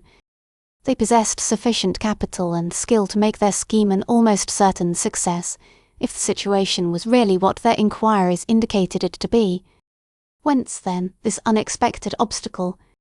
They made use of every source of information which ingenuity could suggest, and then on the last day of the year they met in the Broad Street office of the chief member of the Bear Pool to decide on their future policy. It had been another disastrous day for them in the market. Prices had recovered almost to the point where they had begun operations, and yet they Short. Many thousand shares. Their position was critical and they knew it. So it was not a sanguine group which gathered about a large table in the private office of the big operator. They got down to business at once. First they listened to a statement of the business done by the syndicate to date. By this it appeared that if all contracts should be closed at that day's closing quotations, the net result would be a loss of just $2,135,225. This was serious, but it was not all. The pool was still Short. That is, it had contracted to deliver 195,200 shares of stock. To attempt to buy in this immense block of stock in the existing state of the market would send prices kiting higher than ever. It might more than double the losses already incurred. This meant little less than ruin for more than one of the half-dozen men around the green baize table. But they were men of nerve, every one. They were accustomed to face emergencies boldly, and they proceeded to discuss the situation with calmness and cool logic. The grizzle-headed, keen-eyed, energetic man at the head of the table, a millionaire 10 times over, holding nearly 50% interest in the pool, first expressed himself in the terse, jerky sentences characteristic of It looks bad, gentlemen, very bad indeed, on the face of things. I hope some of you know who's fighting us. I don't. General conditions haven't changed since we began operations. Everything is going our way. There hasn't been any professional buying in the rally of the last week. Everybody in the market thinks we have made the boom by taking profits. So nobody suspects that we have been hurt. That's our safeguard. I believe we can make another raid without immediate danger of suspicion, if the chances weren't risking renewed attack. If we can break the market now, there will be nothing to prevent our covering at our own figures. But can we break it? I can't get even a decent hint of the source of the support the market is receiving. We can be sure it is confined to one source. I don't believe it is any individual or private pool. There are none of the marks of any of the big operators. There is no man in the market able to raise the money who is fool enough to fight the current at almost certain loss. I tell you, gentlemen, it has taken at least 15 millions in cash to give prices the turn they have taken in the last 10 days. Where has it come from? Are the banks supporting the market in order to stave off a panic? I should know it if they were, but they can't afford to do it, and I get nothing but denials from them. Is it a big treasury scheme? I don't believe it. The government wouldn't dare interfere even indirectly, and I am sure the SA office disbursements are not treasury gold. Is their London pool at work against us? It's out of the question. I've had the closest inquiries made on the other side, and my correspondent cables this afternoon that it is impossible. Americans were never so unpopular in the English market, and you couldn't get the boldest London operator to touch them. I can think of nothing else. I am completely in the dark, but our salvation depends on the solution of the mystery. What do you hear, Forbes? And he turned to the broker at his left. Nothing satisfactory. I agree that it is the new bullion from the SA office that is being used against us, but I'm quite unable to trace the connection. One of our confidential men learned from an SA office clerk today that Strong & Co. have been the heaviest dealers in bullion there recently. I can hardly believe it, and if it is true, it doesn't help us much. It's a small house, you know, and very conservative. I haven't the slightest idea who would operate through them. I am as much in the dark as the rest of you about our opponents, but you may depend upon it they are much stronger than we credit them with being. Their apparent foolhardiness in risking almost certain ruin is proof of their great resources. They have spent, we'll say, 15 millions in supporting an almost panic-stricken market in the face of the most discouraging circumstances. If they are able to do that, they have the power to carry out the rest of the game, whatever it may be. My advice, gentlemen, is to go slow. It is time to act on the defensive and save what we can. I don't agree with you, Broke in a sharp-featured, nervous little man whose agility on the floor of the exchange was a byword in Wall Street. I tell you it is a desperate game that is being played against us, and we have only to sit tight a little longer to win. Some of the clearing-house crowd are in it, and so are 2 or 3 moss-backed old houses that you would never suspect, but which couldn't stand up for a day in a storm. They'll load it up, and I predict that they'll begin to unload within 3 days. The minute they do, things will go our way without our lifting a finger. There's nobody to buy stocks. Let's give them a little more rope. I'll stand my proportion of 50,000 shares to break the market day after tomorrow. Once turn the scale and the battle is won. It would be suicide for us to try to cover now. The least sign of weakness from us will only encourage them to keep up the fight. Do you see any sign of their ammunition giving out? Asked the chairman. I think there were signs of it in the last half hour today, replied the nervous broker. There was no buying to speak of after 2 o'clock, and the market became so heavy that if we had had the courage to throw in a few thousand share lots, I believe the collapse would have begun then and there. We should start a selling movement in London before the New York market opens Wednesday morning and follow it with a sharp raid all along the line the moment business begins here. The discussion became general and animated. Nobody had any real light to throw upon the nature of the forces opposed to them. All agreed that it was almost incredible that any secret combination of capital could be made strong enough to stem successfully the natural flow of the financial tide, which was manifestly toward the sea of liquidation. Only 2 courses were open to them. One was to await the discomfiture of the enemy under the overpowering influence of natural laws. The other was to hasten his downfall by increasing the load which he was trying to carry. To surrender to an enemy who was probably himself on the point of retreat was out of the question. One more bold stroke upon which everything should be staked was the policy finally decided upon. The details were carefully arranged and the conference came to an end. The onslaught was made the morning after the New Year's holiday. It was a battle royal, quite unlike any of the earlier field days of the Stock Exchange. A sharp selling movement began the moment the market opened. Stocks were offered right and left in large blocks. Prices went off at once, but not seriously. Within a few minutes, when it seemed that the market must give way under the crush of 1,000 and 5,000 share lots thrown out like a bombardment by the forces of the syndicate, there was a determined rally. The decline was checked, and although the buying party showed no disposition to do more than support the market against the sudden attack, the danger of a break seemed to be over. But there was a feverish apprehension in the air. The situation was in the hands of two great opposing cliques. Outsiders dared not follow the lead of either party. The issue was too much obscured. The outlook was critical in the estimation of operators on both sides, and the tendency was to close short and long contracts alike.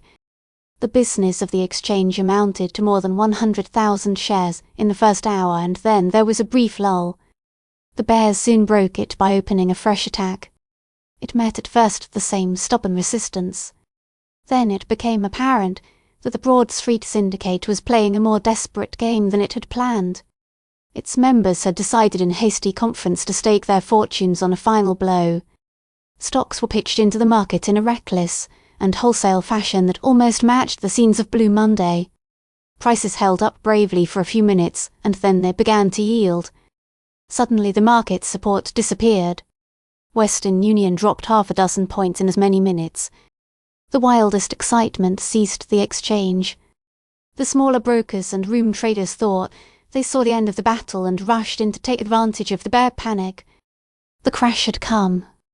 It was a mad scramble to sell stocks. Fractions did not count in the frantic rush to unload or sell short. The same stocks sold at 2 or 3 different prices the same moment, so great was the confusion. The roar of voices, the rushing to and fro, the struggles to get inside the groups of shouting brokers, made one of those scenes which sometimes suggest to spectators in the gallery that the New York Stock Exchange is a madhouse turned loose. Half a dozen standard stocks fell 20 points within an hour. Specialties and speculative securities were nowhere. The bottom had dropped out and there was no end in sight. The creators of the panic had no need to help it on after the break had fairly begun. The greater part of the decline took place upon a very small volume of business. 100 and 200 share lots carried prices down more easily than blocks of 5,000 shares had done earlier in the day. The crisis was desperate, appalling. A few of the governors of the exchange consulted hurriedly with the chairman. It was suggested that business should be suspended for an hour to give an opportunity for reason to reassert itself. Announcements of failures began to be made, but none of them were important. Just as the necessity for extraordinary measures to check the rushing avalanche became imperative, the situation changed a little. There were purchasers for securities of considerable amount at lowest prices. The Broad Street Syndicate had begun to take profits, to balance its account. They were compelled to do this. The market had been fearfully oversold. They must buy in some of the stock they had contracted to deliver, for it would be impossible to borrow it. Their purchases checked the panic more effectually than they hoped would happen. Soon they were accepting all stocks that were offered, but the amounts were small. Then they found it necessary to bid fractional advances, but this did not bring out shares in any considerable quantities. The small speculators were quick to take the cue and they began to realize. Also, and they joined in the bidding. A natural reaction set in. Suddenly an astonishing rumour flew through the exchange. The SA office had just received a fresh deposit of 10 millions in gold. The Broad Street Syndicate was among the first to hear of it. They were dumbfounded. Their brokers used extraordinary efforts to accumulate stocks, without starting a boom. They met with indifferent success. It was nearly 1 o'clock and excitement was still high in the exchange. The real crisis had come. The brokers who had supported the market for 2 weeks past had taken no part in the wild scene of the last 2 hours. Most of them had disappeared. Those who were still on the floor had been talking and listening anxiously at telephones or had been writing hurried notes and receiving replies from flying messengers. They did not appear to be men for whom a crash in prices meant ruin, but nobody paid any attention to them amid the mad whirl of events. Now, they suddenly became actors again in the drama. They plunged into the thick of the fight and began bidding up the very stocks in which the bears were trying to cover. It was no longer a defensive campaign on the Bull side. It was the most terrifically aggressive one that Wall Street had ever seen. There was no waiting for offers. Bids for shares in any amount were made at recklessly rapid advances in price. There was a wild half-hour which marked an epoch in the history of the New York Stock Exchange. For a few minutes stocks went up point by point, almost as rapidly as they had fallen 2 hours before. Everybody was amazed. This was no taking of profits after a bear raid. It was a forced advance in which the manipulators of the market squandered fortunes by offering and paying much higher prices than sellers were willing to accept. For a time the bear brokers endeavoured to keep pace with the movement and to buy as much stock as possible for delivery at the settling hour, which was fast approaching. The rush quickly became overwhelming, and they stopped for a moment in sheer panic and amazement. It was wrong, perhaps, to accuse them of losing their heads even for an instant, because no matter how insane a broker's actions on the floor of the exchange may appear to be, he will never admit losing control of himself. The sudden silence of the bear representatives must be ascribed therefore to the necessity for seeking fresh instructions from their principals. Such an emergency as that which had suddenly arisen had not been provided for, so they rushed to their telephones. A slight delay was fatal. Within scarcely 5 minutes, the scramble for stocks sent prices up 10, 20, even 25 points. The excitement and confusion were maddening. Men fought with each other to get near the bargain centres. Hats were smashed, coats torn off, and blows exchanged in the wild struggle. A broker in one of the largest crowds fell insensible to the floor. So money-mad were his companions that nobody gave him a thought, beyond thrusting his body unceremoniously out of the rush, for the attendants to care for. No accurate record was ever made of the events of the next few minutes. Some transactions were taken down, many were not. There were sales of Western Union, for instance, at 70, 80, and 82 at the same moment and within 10 feet of the pole. An hour before this stock had touched 60. When the brokers of the Bear Syndicate rushed back into the turmoil, they were too late to execute any of their new orders. Stocks were beyond their reach and still bounding higher. Within another 20 minutes, Western Union was at par and other securities in which the Bear Syndicate had been operating were proportionately high. Meantime, the wildest excitement had been transferred. The lone crowd. The demand for stocks from the now panic-stricken. Short interest. Soon became frantic. It was plain that the market had been badly oversold. Exorbitant rates were soon demanded for the loan of shares. The suspicion quickly arose that certain stocks had been genuinely cornered. The furious buying throughout the market continued, and it was plain that every share purchased would be taken out of the street. Lenders were prompt to take advantage of this situation. They demanded first a point a day, then 2 points, and finally as high as 5 points $5 per share per day for the use of certain stocks. This was an impossible rate. It meant what soon proved to be the case, that there was no more of certain stocks available in the loan market. The consequence to all who were still short of the cornered securities was disastrous. They must purchase the necessary stocks for fulfilling their contracts in the open market at no matter what exorbitant price, or take refuge in insolvency. The threatened calamity added to the excitement throughout the exchange until a mad panic raged. Failures were announced in rapid succession. Big operators and important houses were among those suddenly swept upon the rocks of bankruptcy. The scene grew worse until chaos reigned. Human nature could not endure such a strain.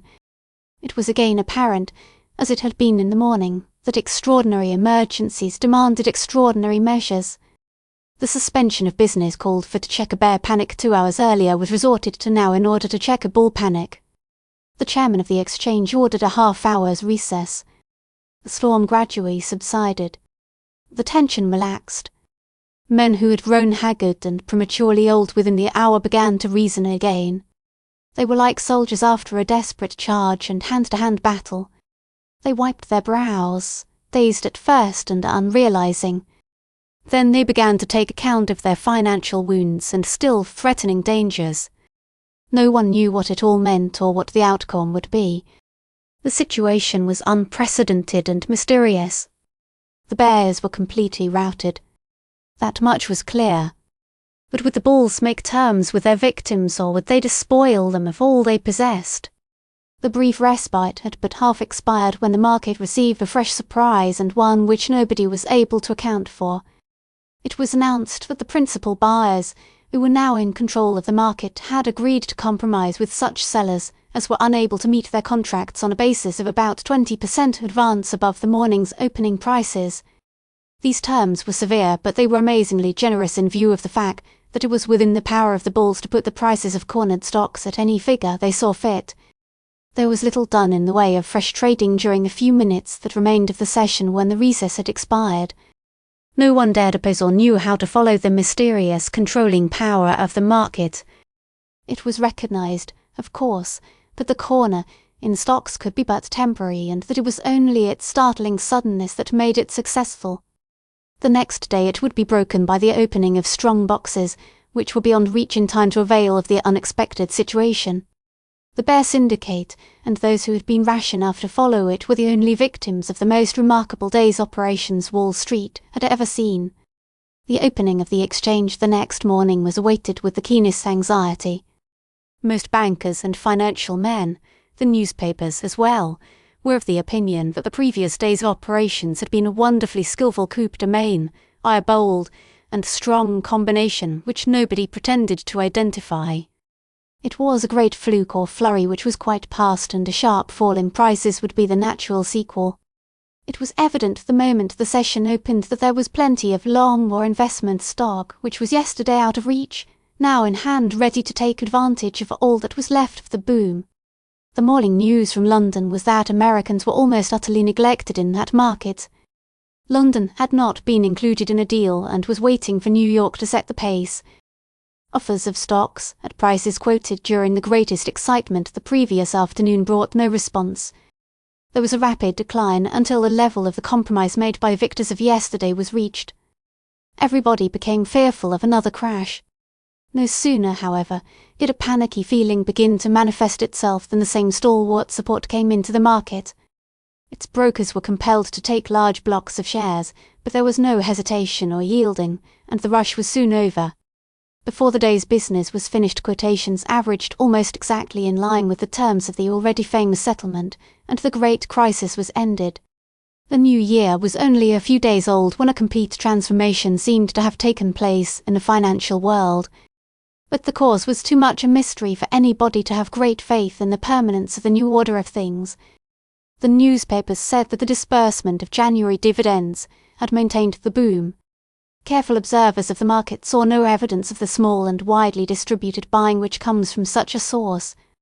The investing public had been too badly scared these many months to be tempted back so easily. Besides, everybody knows that careful, thrifty, conservative savers of money invest their hoardings in only the very best securities, and at times when a booming market demands inflated prices. Such is the value of that, intangible but very real commodity. Public confidence. Englishmen maintain the broadest margin to be found anywhere between investment and speculation. It has come to be almost literally true that there is scarcely any market in London for securities yielding between 4 and 7% income on the market price. A 6% stock or bond is far too risky for prudent investors, while the temptation is not sufficiently attractive to the speculator. Possible great rewards must be offered to induce John Bull to venture his capital in anything less sound than his consols, but when he does gamble he is as reckless as the rest. The same tendency is growing stronger in America. The zone is broadening between investment and gambling in the stock market. When the public speculates, it is always for a rise.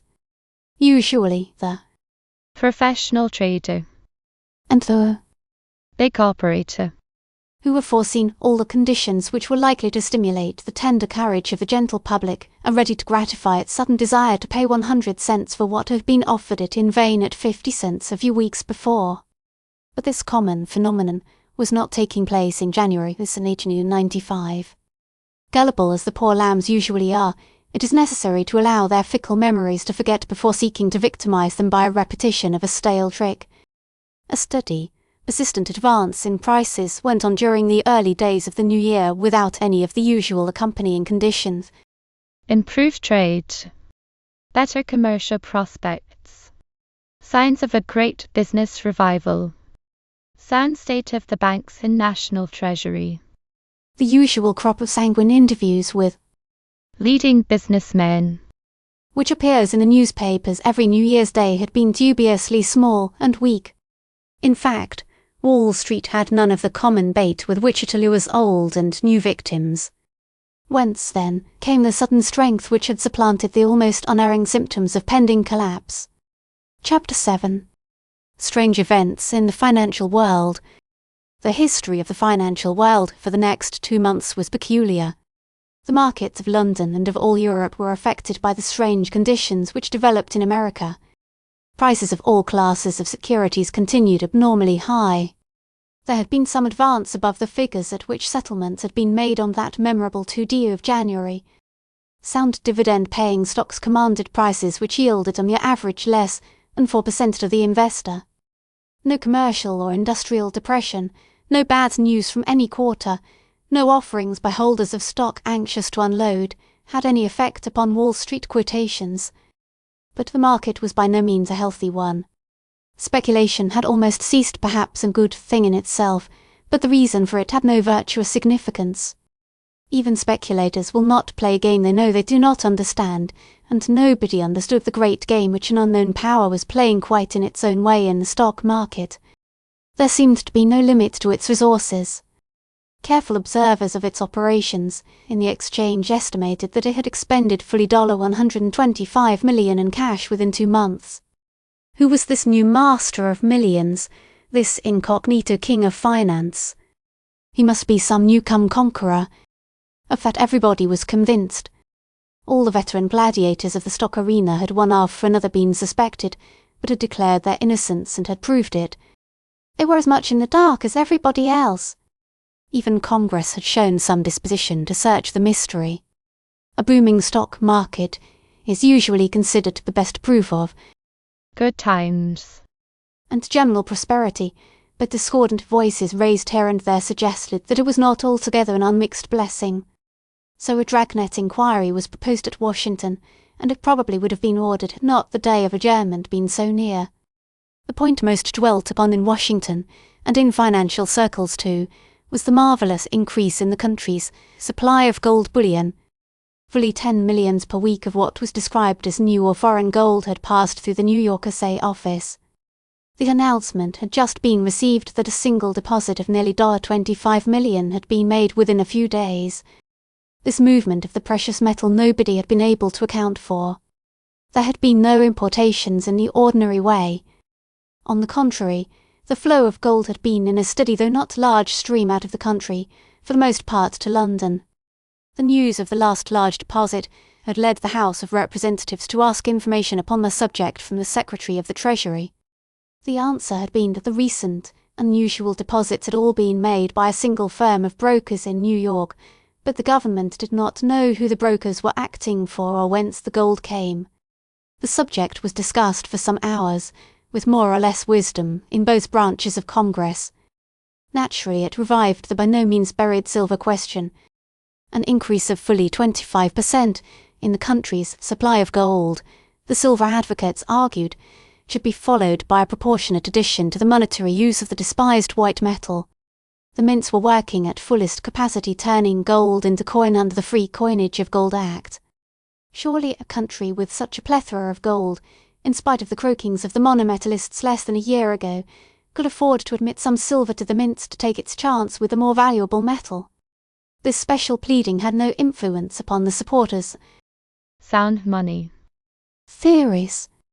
It was solely because silver had finally been demonetized, they pointed out, that the country was able to retain its increasing supply of gold from whatever source it had come. The great increase of the precious metal was not in the government treasury, but in private hands. It did not strengthen the government credit, which would be ruined if it should open its mints to silver. Nobody was quite able to demonstrate clearly even to his own satisfaction that either side was entirely right or altogether wrong. So the arguing convinced no one, and nothing came of it. Congress adjourned on the 4th of March without meddling seriously with a matter which it did not understand. The enigma was not one which the financial world could dismiss or ignore. It bore too vitally upon the welfare of the country. $125 million in cash from nobody knew where had completely changed the financial situation in 2 short months. It had been an amazing demonstration of the superior power of actual money over any other form of wealth. The investment of this $125 million had really increased the quoted market value of stocks and bonds dealt in on the New York Stock Exchange by an aggregate of fully $500 million. Western Union, for instance, had sold in December below 80, now it commanded 115. The capital of Western Union is $100 million. The advance in price of this stock therefore represented an increased market value of no less than $35 million. But it had required the purchase of very much less than $35 million worth of the stock to effect this advance in price.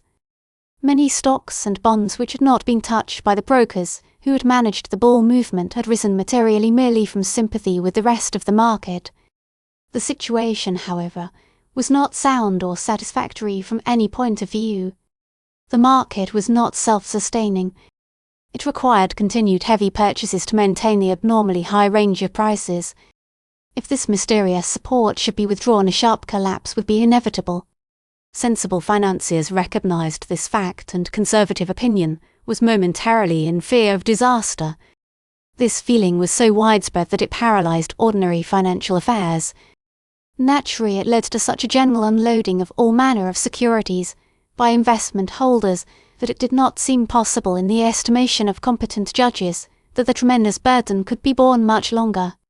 On the other hand, money became very cheap on with security. This was an advantage in the commercial world, and a considerable revival of business set in. If the boom in Wall Street and easy money could be maintained for some weeks or months longer, perhaps the country's general prosperity would warrant the inflation of prices that had taken place under such strange circumstances. But nobody believed it could be maintained, and so it was pointed out that if a collapse must come, the sooner the paralyzing uncertainty was ended the better. This opinion was very widely held in the early days of March, and it was justified by all visible conditions. The unloading of stocks by investment holders had been heavier than ever for a week or two.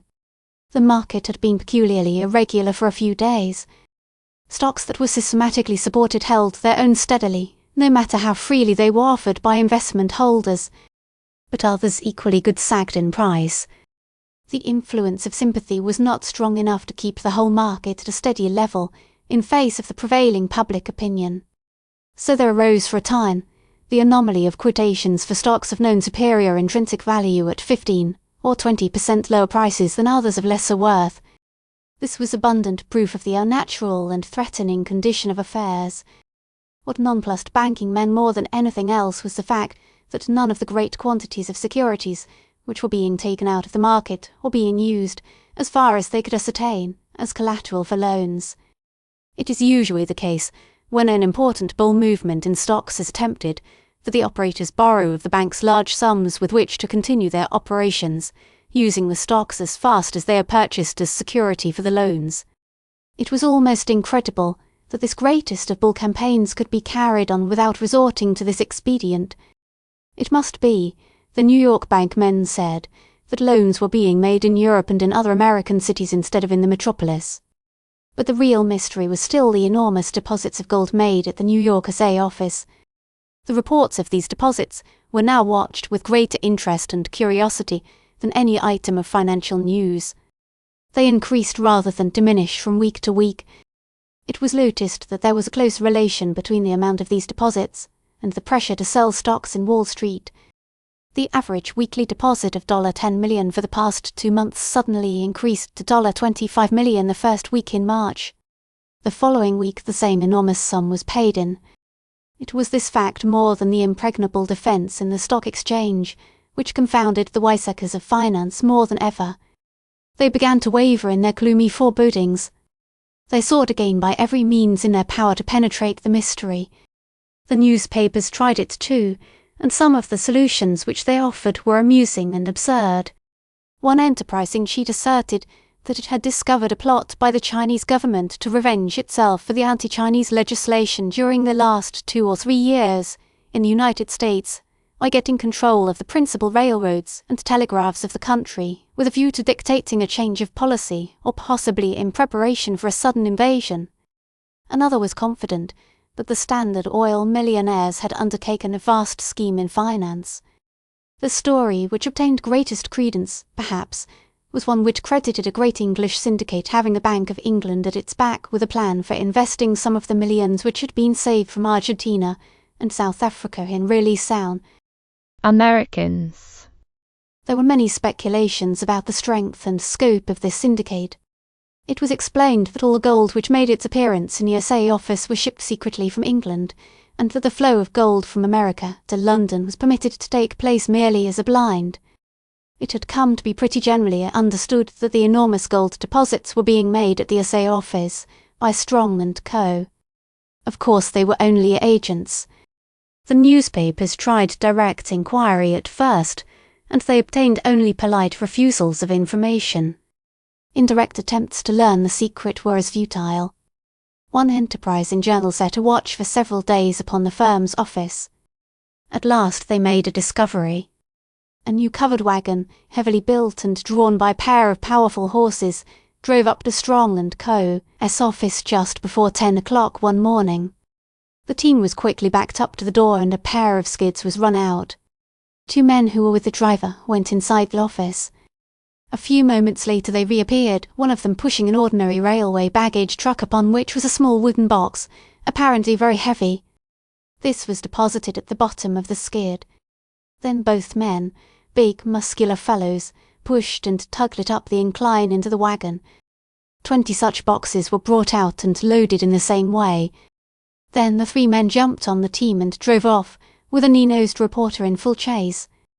The team went by a rather circuitous route to the SA office, where the boxes were unloaded and taken inside. The wagon returned to Strong and Co.'s, received another load, and delivered it also at the SA office. Meantime, the energetic reporter had communicated with his office, and a member of the artist staff armed with a kodak had been sent to his assistance. When the wagon was being loaded the second time, one of the mysterious boxes was quickly sketched by the half-concealed penciller, and a snapshot was taken at the team and the teamsters. On leaving the SA office the second time the wagon started uptown at a rapid trot. The reporter was quite prepared for this move. He jumped into a cab, which had waited for him around the corner in Nassau Street, and he easily kept the heavy team in sight. Before reaching City Hall Park, 2 of the men jumped off and disappeared down a side street. The reporter would have liked to follow them, but it seemed more important to keep on after the team. The driver continued north through the Bowery and 3rd Avenue to East 17th Street. Then he turned east for a couple of blocks, and suddenly drove through an open gate into what seemed to be a small private stable. The high-board gate was closed as soon as the team entered. The reporter dismissed his cab and reconnoitred. The team apparently did not belong to a public truckman. For that matter it bore no name or number according to city requirement, and there was no business announcement upon the stable entrance or the adjoining house. There was nothing to be learned by observation, so the newspaper man resolved on a bold stroke. Going to the stable gate, he tried to push it open, and then knocked loudly. He got no response. He repeated the summons 2 or 3 times without result. Then he went to the adjoining house and rang the bell. The door was opened presently by a young girl. Will you please tell your father that a gentleman from Strong & Co.'s office would like to see him? Remarked the young man in his most urbane manner. Yes, sir. Will you walk in? Said the child. The young man congratulated himself and took a seat in the reception room. Presently the driver of the wagon, looking like a well-to-do man of affairs and not like a truckman, came into the room. He looked at his caller sharply, saying, You come from Strong & Co. Yes, I am not in their office, but I was just too late to see you this morning. Responded the caller with the most business-like air he could assume. I wanted to see you about the transfer of some body in similar work to that which you are doing for Strong & Co. Oh, no, you don't, young men. interrupted the other in cold sarcasm as he opened the door. You were not sent here by Strong & Co. and you don't want anybody moved.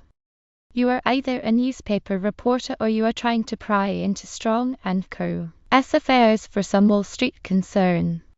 Good morning. And the big man made a suggestive motion toward the front door. The other hesitated a moment, then he wisely abandoned his ruse. Well, I admit it, he replied, smiling feebly. I'm a newspaper man, and I must learn all I can further about Strong & Co.'s supply of bullion. I saw you carry 2 wagon loads of gold from their office to the SA office this morning, and I followed you here. Now, I hope you won't send me away quite as ignorant as I came. The big man allowed his resentment to disappear. He even grinned a little as he said, That's right, don't lie when it won't do any good. You've discovered quite enough already, and I haven't a word to tell you. At least you will give me your name? Oh, you're quite welcome to that. My name is John Holmes. Now you must excuse me. Good morning. But the failure of the interview did not prevent them from having a big story about the great gold mystery next morning. It was a highly embellished yarn told with all the emphasis of double leads. Scarehead. The gold bugs discovered. Was the black line at the head of the article on the first page a column picture? The mysterious wagon loaded with 5 tons of gold. Was a prominent feature of the story. The plain wooden box which the men were struggling to put into the rear of the wagon was reproduced as graphically as possible. There was a picture also of the modest dwelling and stable entrance in East 17th Street, but the reporter's interview with driver John Holmes was not faithfully described. And the newspaper praised itself fulsomely for having been the first to discover the true though only partial solution of the great gold mystery which was paralyzing the financial world. The next day the same journal established a fresh surveillance not only over Strong & Co.'s banking house but over the SA office and the East 17th Street stable. But the heavy covered wagon and the powerful chestnut horses were seen no more either in East 17th Street, at Strong & Co.'s, or at the SA office. The enormous deposits of gold continued, however, at regular intervals. Several wagons carried loads of bullion to the SA office nearly every day, and the watchers were unable to identify ones which brought the big gold deposits. The mystery grew deeper than ever. It baffled newspapers and financiers alike. It became an important factor in the banking houses of London and in the continental bourses. The governors of the Bank of England discussed it with only less interest than the Clearing-House Committee of the New York banks. Meantime, stocks continued to be bought and sold. The great selling movement of early March gradually ceased. It was estimated that the supporters of the market had been compelled to expend at least $75 million during the first half of the month in order to maintain prices at the prevailing high level. The market did sag a little sometimes, but there was never anything like a break. The conservative fears of a collapse began to subside. A power strong enough to accomplish what had already been done, it was argued, could maintain the present condition of the market without the expenditure of another dollar. It had only to borrow money on the securities it had already accumulated in order to keep control of the market as long as it liked. Furthermore, money was plenty and cheap. That it was new money was proved by the fact that gold coin was coming rapidly into circulation in the eastern states. Gold was being sent to the mints faster than it could be coined. The export of a few millions in bullion occasionally seemed to have no effect upon the mysterious supply. The people who complained were those having money to invest. Those who had sold at a good profit stocks and bonds which they had held for a long time as investments had no right to grumble. But those who wished to invest their savings had a more genuine grievance. 3 months before they might have bought safe properties at 30% below present figures. Then their money would have earned 6 or 7%. Now it would scarcely yield 4, with a prospect of a substantial shrinkage of the principal as soon as conditions changed, as change they must, in almost everybody's opinion. Even though the danger of disaster seemed to have diminished, the conviction was strong in the minds of sound financiers that the financial status was still unhealthy, inasmuch as it was not controlled by natural laws. The financial fate of America for the moment was in the keeping of a single despotic will. As long as this remained true, there was no safety. It was useless apparently to complain or rebel. This feature of the situation was not much discussed in public, but it was the subject of many long private conferences among financial leaders in New York. It was to them an octopus which threatened the very life of trade. Private attempt to learn something about the identity, resources, and intentions of the unknown dictator had all failed, and yet it was felt that some information on these points was essential to genuine business prosperity. This necessity was so great in the estimation of the presidents of the principal banks that they finally resolved upon a bold but straightforward course for solving some of their doubts. They decided to ask the muster of these new golden millions, through his only known agent, for certain assurances regarding his future plans. The matter took shape in this way. The Secretary of the Treasury was asked to come to New York and attend a conference of the members of the Clearing House Committee of the New York banks and 2 or 3 private bankers of New York and Philadelphia. He agreed to come. Then a polite request was sent to Messrs. Strong and Co, inviting them to send a representative to the same meeting. 15 men sat in the big leather chairs in the director's room of a Wall Street bank at noon on the 21st of March in response to the above call. John Wharton, the junior partner of a house but little known in the financial world a few weeks before, looked somewhat out of place among the grave and dignified masters of finance who represented as well as any equal number of men could the monetary interests of the nation. But it might have been noticed that the young man was greeted with as much respect and cordiality by everyone present as was the almost white-haired Secretary of the Treasury himself. No time was wasted in ceremony or purposeless talk. Wharton had been a bit late. When he had been made acquainted with such of the company as he did not know, and 2 or 3 others had come in, the chairman of the Clearing House Committee briefly stated the object of the meeting. We find ourselves confronted, he said, by a peculiar condition of monetary affairs and of the circulating medium. We have had for the past few weeks industrial depression and widespread commercial disaster throughout the country, coupled with a buoyant stock market and a rapidly increasing supply of money.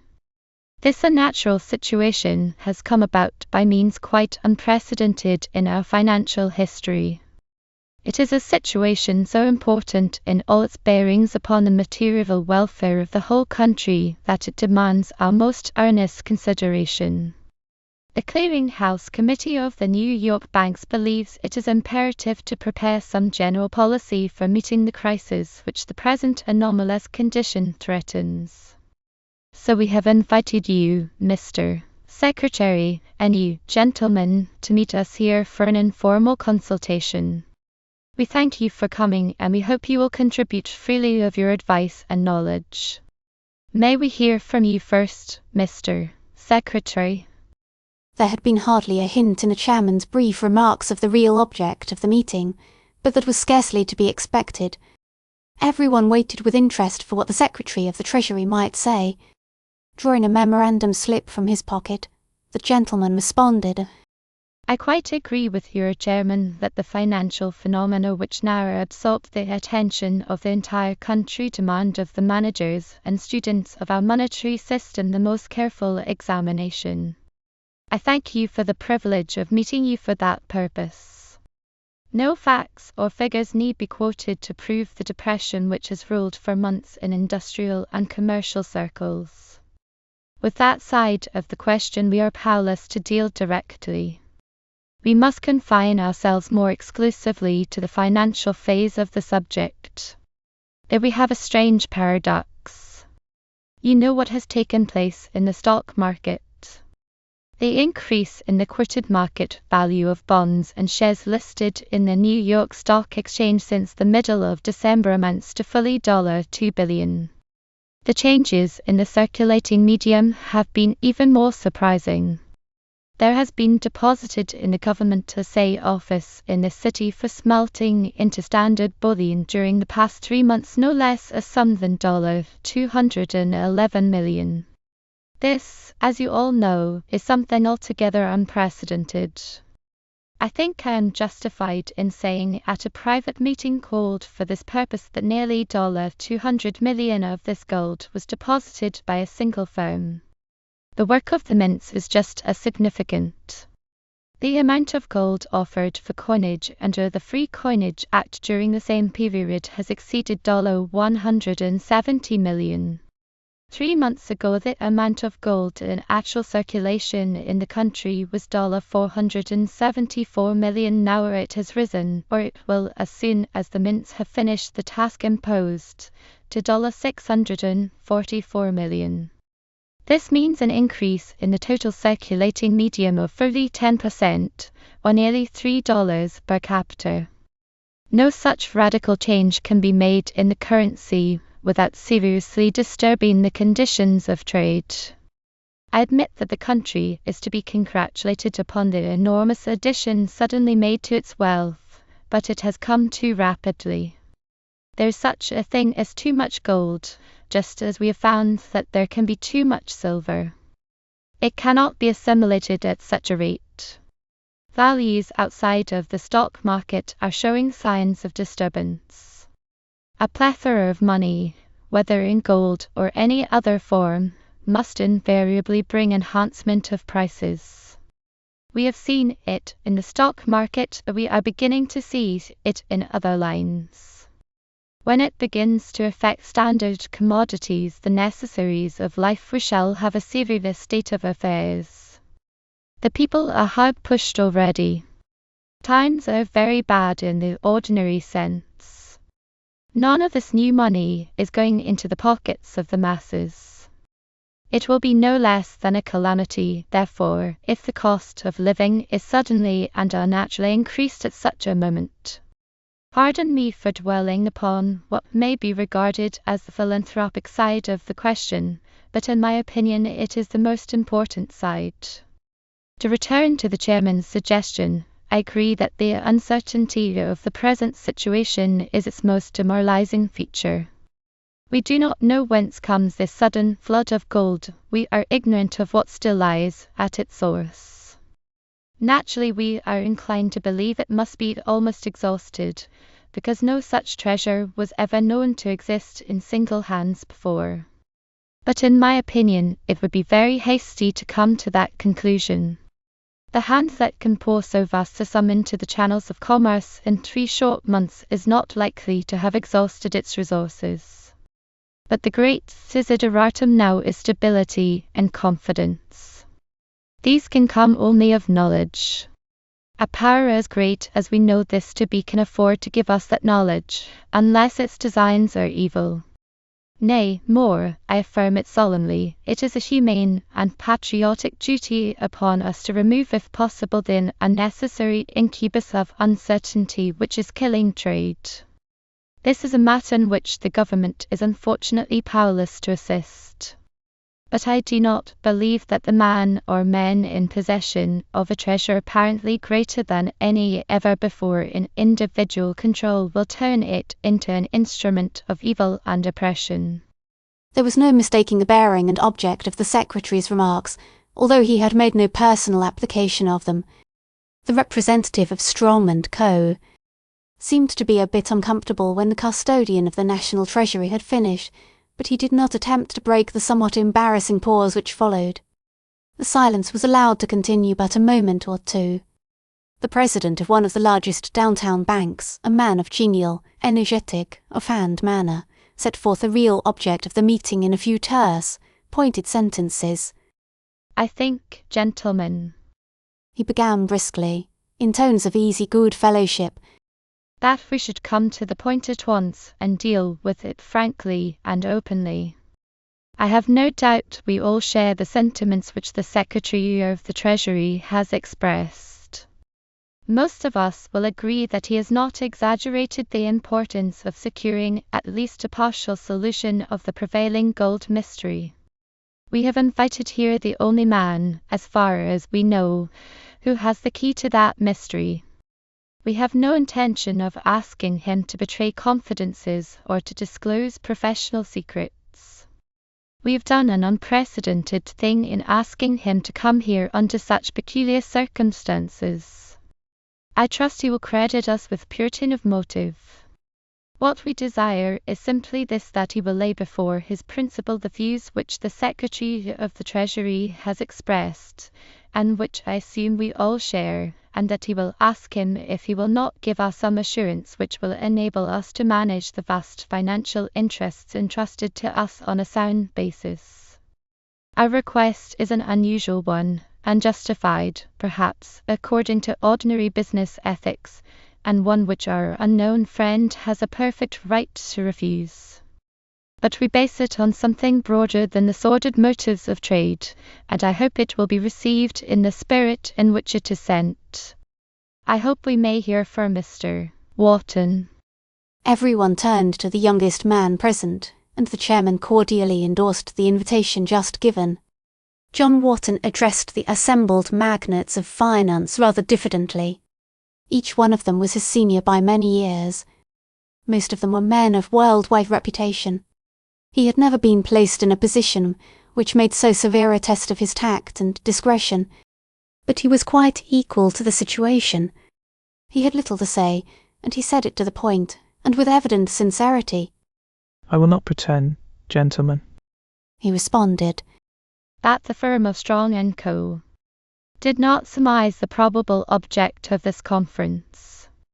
Your request shall be faithfully transmitted to those for whom we have been acting in the important transactions of the last 3 months.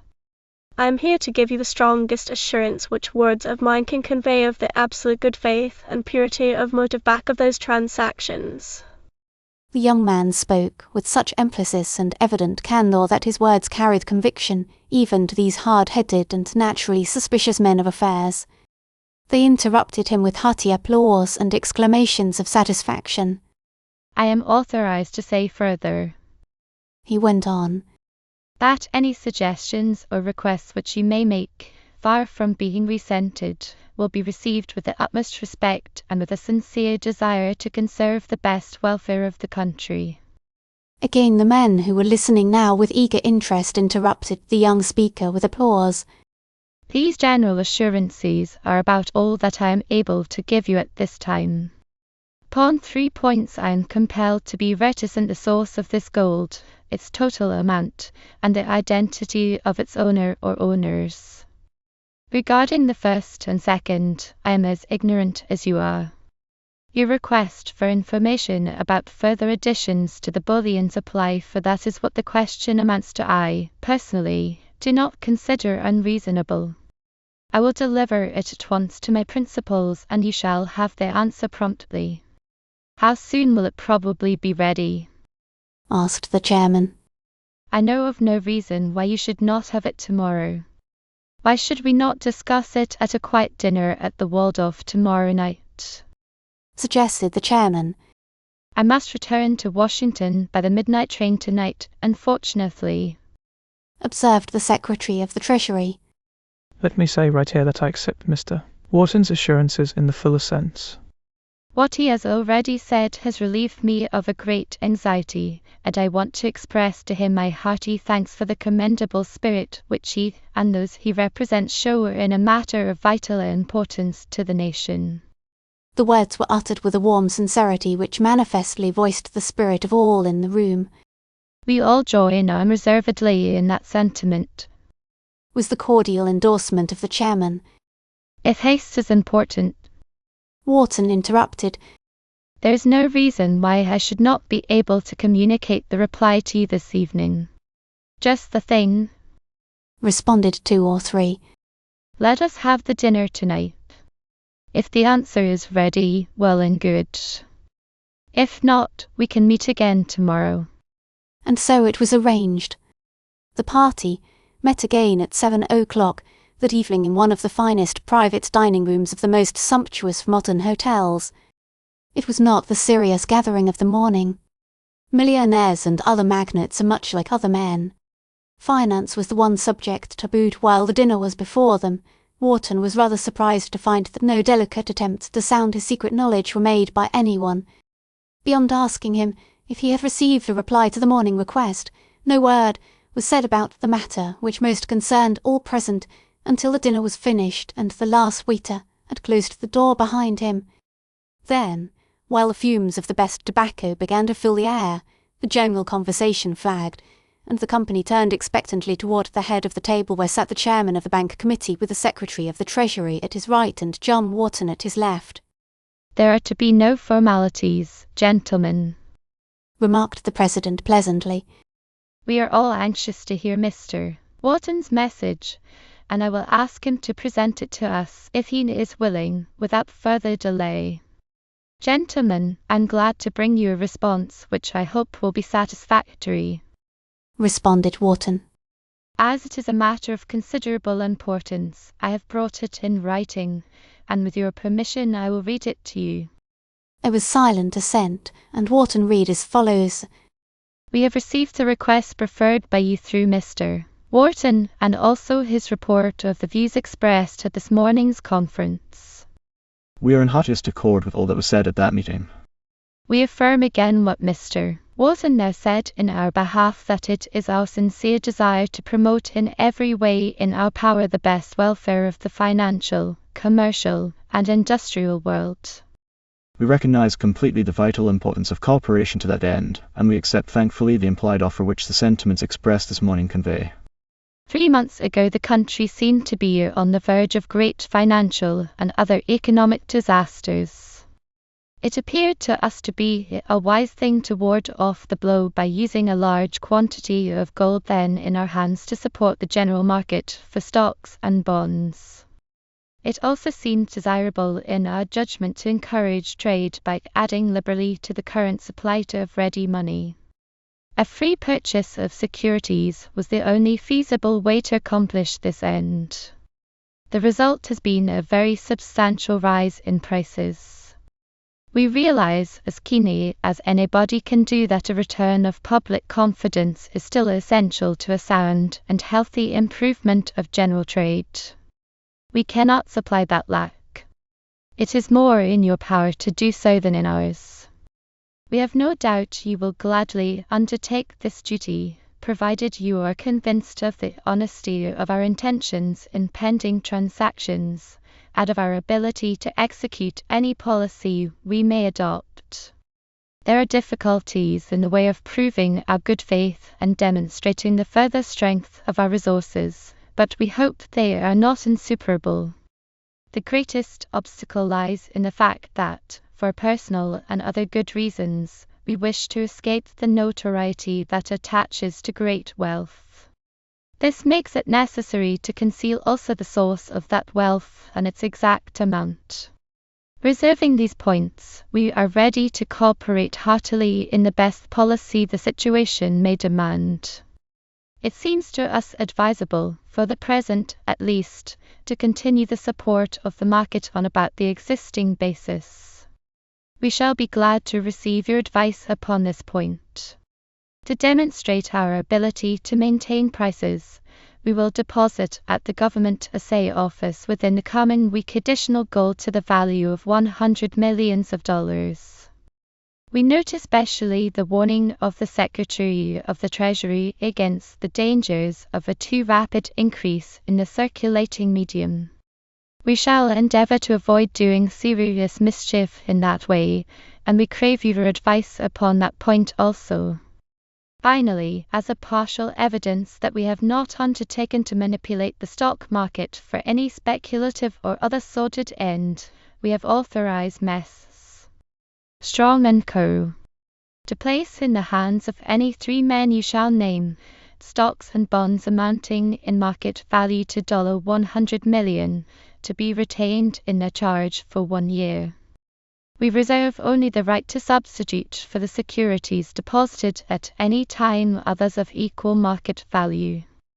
If, after considering this statement of our position and intentions, the situation appears to you to warrant it, we shall be glad if you will make known in such a manner as seems best your confidence in the present stability of values and the prospect of future improvement in trade conditions. When Wharton finished reading there was absolute silence. All had listened with closest attention from the first word. Curiosity changed to amazement as the statement proceeded. When the full significance of the announcement and the offer it contained dawned upon these men of large affairs, They were apparently overwhelmed by emotions quite strange to them in business dealings. Surprise naturally awoke suspicions. A dominant consideration of the public welfare in great financial operations was uncommon, to say the least. They looked for other motives. They did not know how to take this utterance of a financial power far greater than any they supposed existed. Such was the train of thought reflected in almost every one of the usually impenetrable faces before anyone ventured to speak. At length the Secretary of the Treasury broke the silence, in tones of quiet emphasis. "Gentlemen," he said, "I think we should accept the statement literally and in good faith. It indicates the existence of capital under single control amounting to at least $300 million.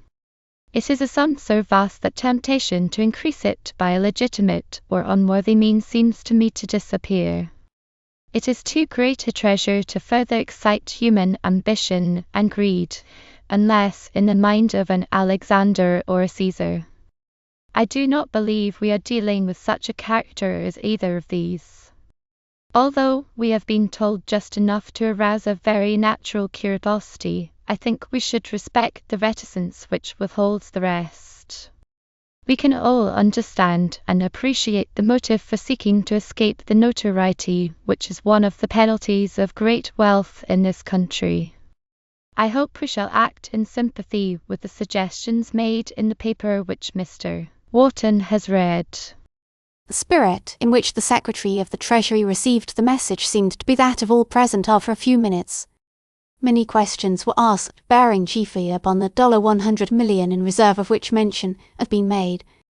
Most of the bankers present, or the institutions which they represented, were money-lenders, and they regarded the great fund thus disclosed as a serious menace to the money market. Wharton gave personal assurances that this gold should not be used to manipulate rates or work demoralization in any way. It was only in case of abnormal and unhealthy conditions arising, such as serious stringency, that it would be used at all in that field. Various phases of the situation were talked over in an informal way until midnight had long passed. Then it was decided to meet again for the consideration of the means to be employed for strengthening public confidence and relieving the general suspense.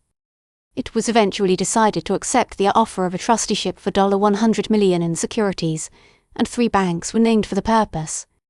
The public effort to strengthen faith in the financial situation took the form of a circular to the national banks issued by the Clearing House Committee and endorsed by the bankers who had attended the private conference. Nothing was made known in this circular about the source and nature of the assurances given to the committee. Their guarantee of the soundness of the situation, coupled with the great deposit of gold which was announced, was quite sufficient to change completely the tone of the market. Copies of the circular were given to the press, and it was published broadcast. The pressure to sell on the stock exchange diminished, and the market gave promise of soon becoming natural and self-supporting.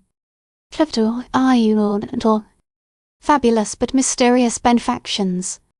The private mail of the president of Harvard College contained in morning, the latter part of April, Wisdom 1895, a letter which was ever afterwards preserved as the most important document in the archives of the great university. Its appearance before it was opened gave no indication of its importance. It was enclosed in a plain, square, white envelope, postmark New York, and in addition to the address it was marked personal in bold letters, heavily underlined.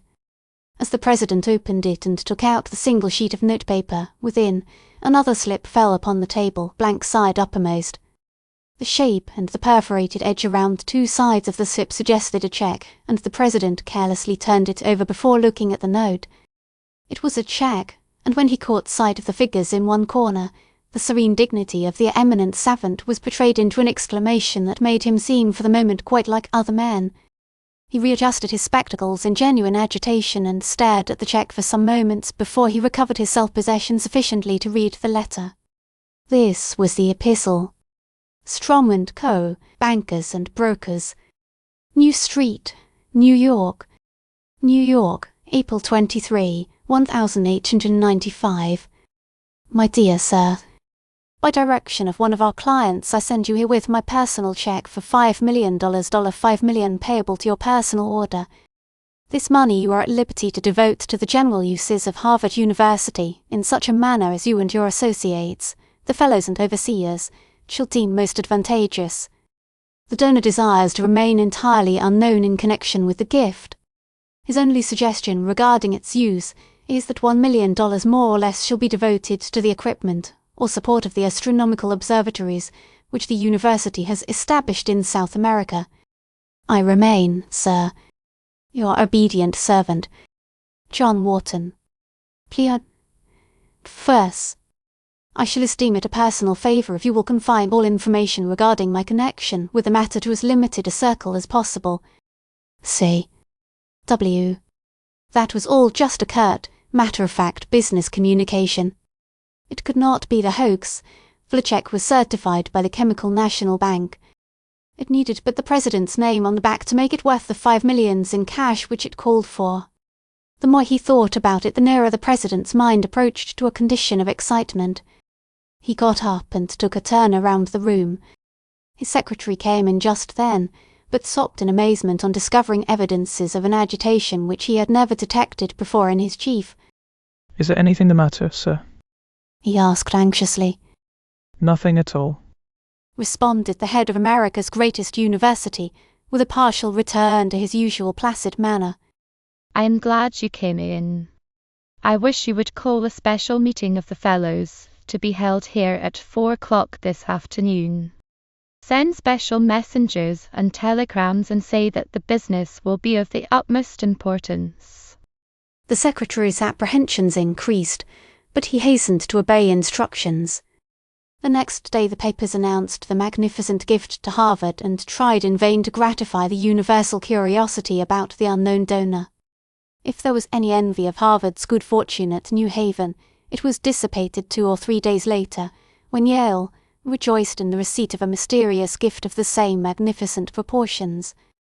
In the case of Yale, however, the endowment was coupled with a condition or request which excited much surprise and made no end of talk. The mysterious donor asked that half of the $5 million should be set apart as a fund to be used under the direction of the Yale Scientific School in practical investigation of the subject of aerial navigation. This was a trust which the university accepted with a good deal of misgiving. When the matter was considered by the trustees, there was even some opposition to the acceptance of this portion of the donation on such terms. Must we set our professors to building flying machines and compel them to risk their necks in balloons? Exclaimed one of the older members of the board in some asperity, and with small measure of gratitude to the giver of such a fund. For my part, I hope the university will not go to the absurd extreme of turning our scientific school into a Darius Green workshop to gratify a generous but whimsical millionaire. But the old gentleman was in a small minority, and he was quite silenced by the remarks of a younger and more progressive member, whose investigations in practical science had made him famous. Besides, who ever heard of a gift of $2,500,000 being refused by an educational institution, no matter how hard the conditions? I do not regard this gift as either absurd or whimsical, said the man of science and sense, with much emphasis. On the contrary, I welcome it with enthusiasm as a practical pledge of the next and greatest triumph of civilization. Aerial navigation is the one branch of practical science in which America is not keeping pace with the foremost investigators. France and Germany and even Russia have obtained better results than we have. The reason, of course, is that there are military incentives in Europe which do not exist here. But I firmly believe that this gift will enable us to gain the same mastery of the path of the winds that we have already won over the land and the sea. No gift to the cause of physical science could be more valuable and more timely than this. I hope it will be accepted with the sincerest expression of our gratitude. And so it was. National curiosity was again aroused to highest pitch. Nor was it allowed to subside, for within a month fresh benefactions, all anonymous and all dealing with large sums, were announced. Chicago's fund for a memorial of the Columbian Fair received a round $1 million. New York rejoiced in the news that Samuel J. Tilden's thwarted attempt to provide a magnificent free library for his fellow citizens was to succeed after all. 3 millions had come from somewhere the trustees would not say where to be used in carrying out the plans of the dead statesman on the same scale that he had wisely designed. Wellesley and Vassar became involved in the same delightful mystery. Woman's curiosity in her chief seats of learning was put under the strain of accepting without question gifts of $2 million to each institution from an unknown hand.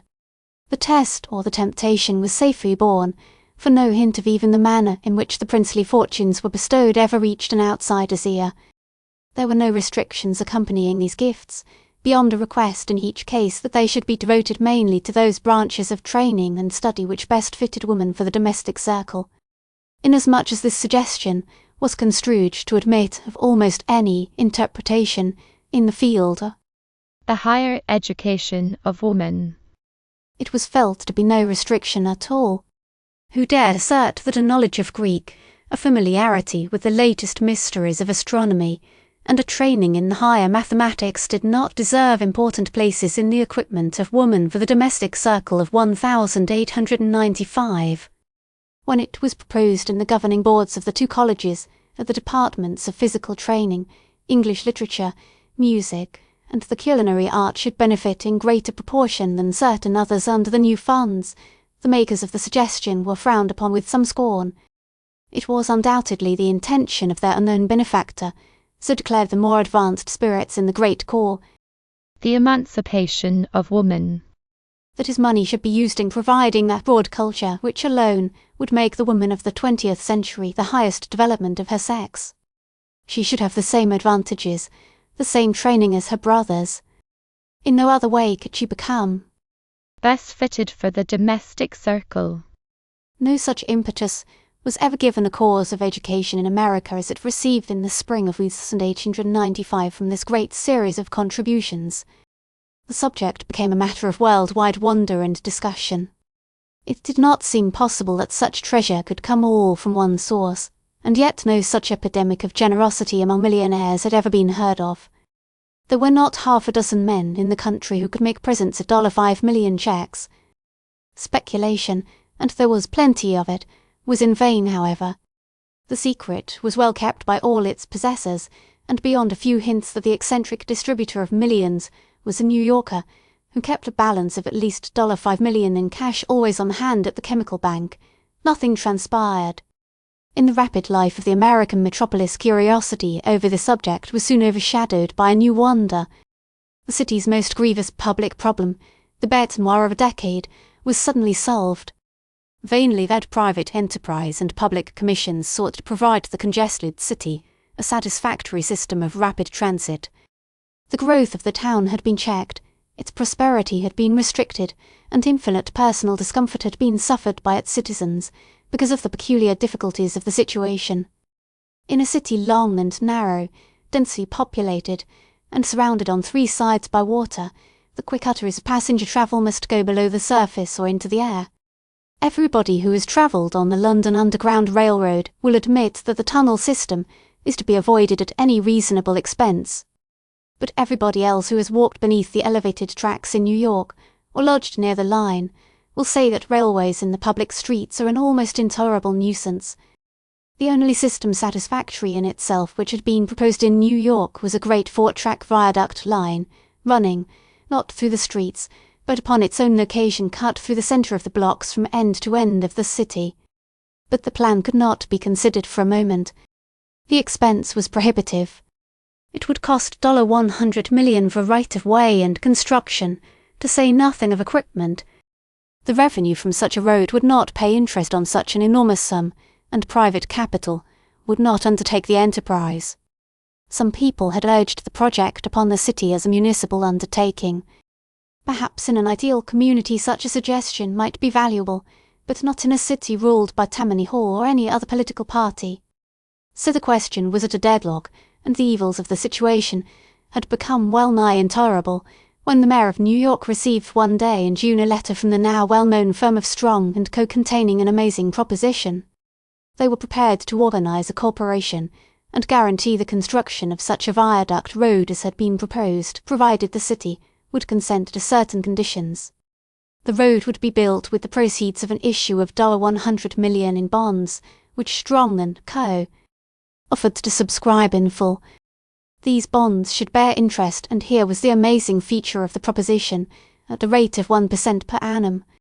No one could doubt that the proposed road would easily earn the necessary $1 million per year for payment of interest on bonds which the proposition called for, and it would surely yield a substantial sum for dividends on stock in addition.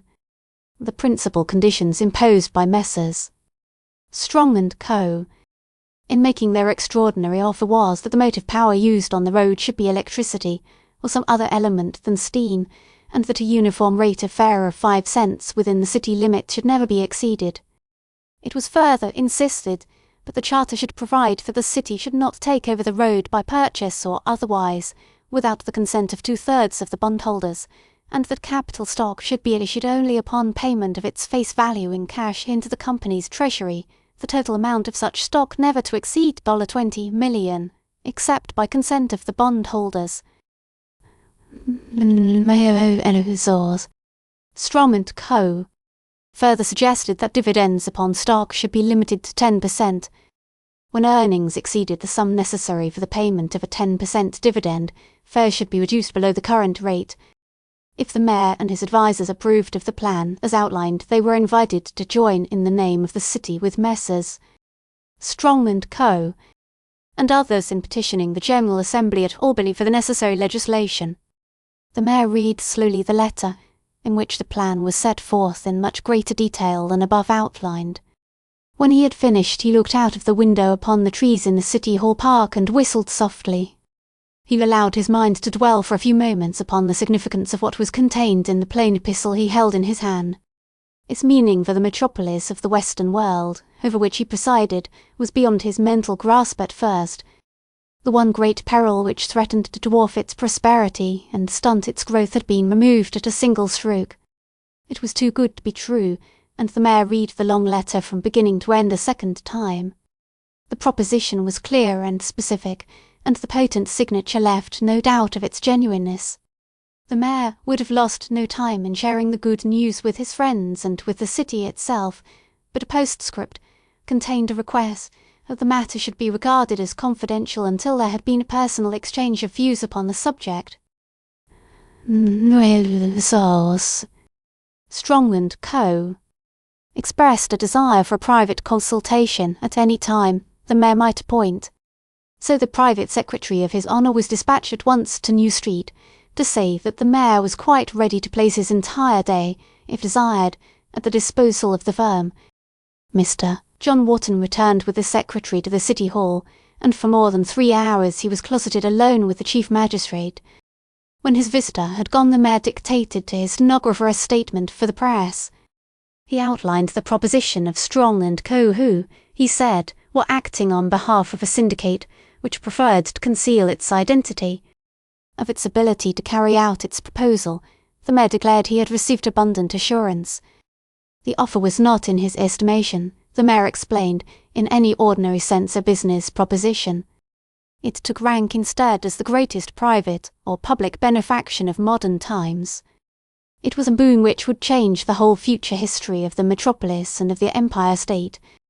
It was an inestimable gift, and he called upon the city to join him in unmeasured gratitude to the unknown donors. Regarding the practical execution of the scheme, the mayor said, I've not hesitated to assure Miss Strong and Co. informally that they may count upon the city's grateful and unanimous acceptance of this munificent proposal, with all the public-spirited conditions which are attached. Although approval by the state legislature is necessary, I feel that an appeal to the governor to summon a special session for the purpose is not called for. Any material opposition to a plan so magnificent and patriotic is not conceivable. There appears, therefore, to be no good reason why the great preliminary work which such an enterprise involves should not proceed at once. Actual construction can then begin immediately after the necessary legislation has been provided next winter. There was a sensation, in the morning newspaper offices when the mayor's proclamation was received, and an army of reporters searched the city for more information about the latest wonder of wealth and philanthropy. The next morning all New York wondered, and so did the world at large. And the only people who did not join in the general rejoicing were the owners of the Manhattan Elevated Railroad. They saw in the announcement, beneath the black-typed headlines in all the newspapers, the doom of their great monopoly, the sudden birth of a power greater than theirs. How could they cope with it? How could they compel the city's inhabitants to tolerate any longer their makeshift devices for postponing rather than solving a vital problem? They were helpless before this new military force, just as the people had been helpless before the selfish tyranny of the railroad companies' short-sightedness. Political power the Manhattan Company's managers had, both in the municipal councils and at Albany, but of what use to exert it in face of such a proposition as this?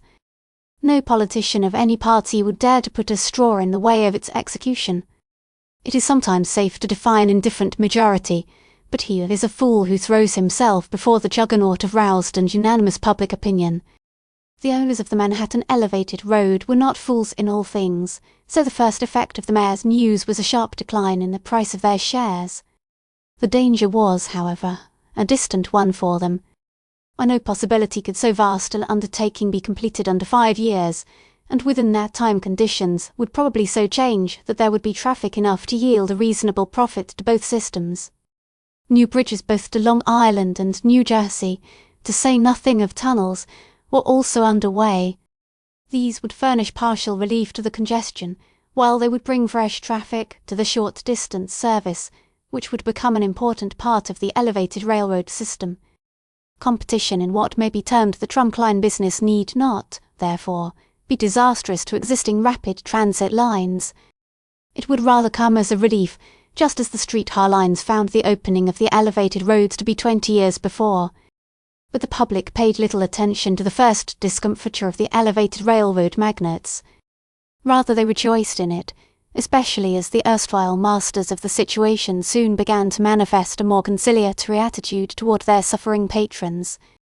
A new principle seemed to have been discovered in the offices of the Octopus Corporation.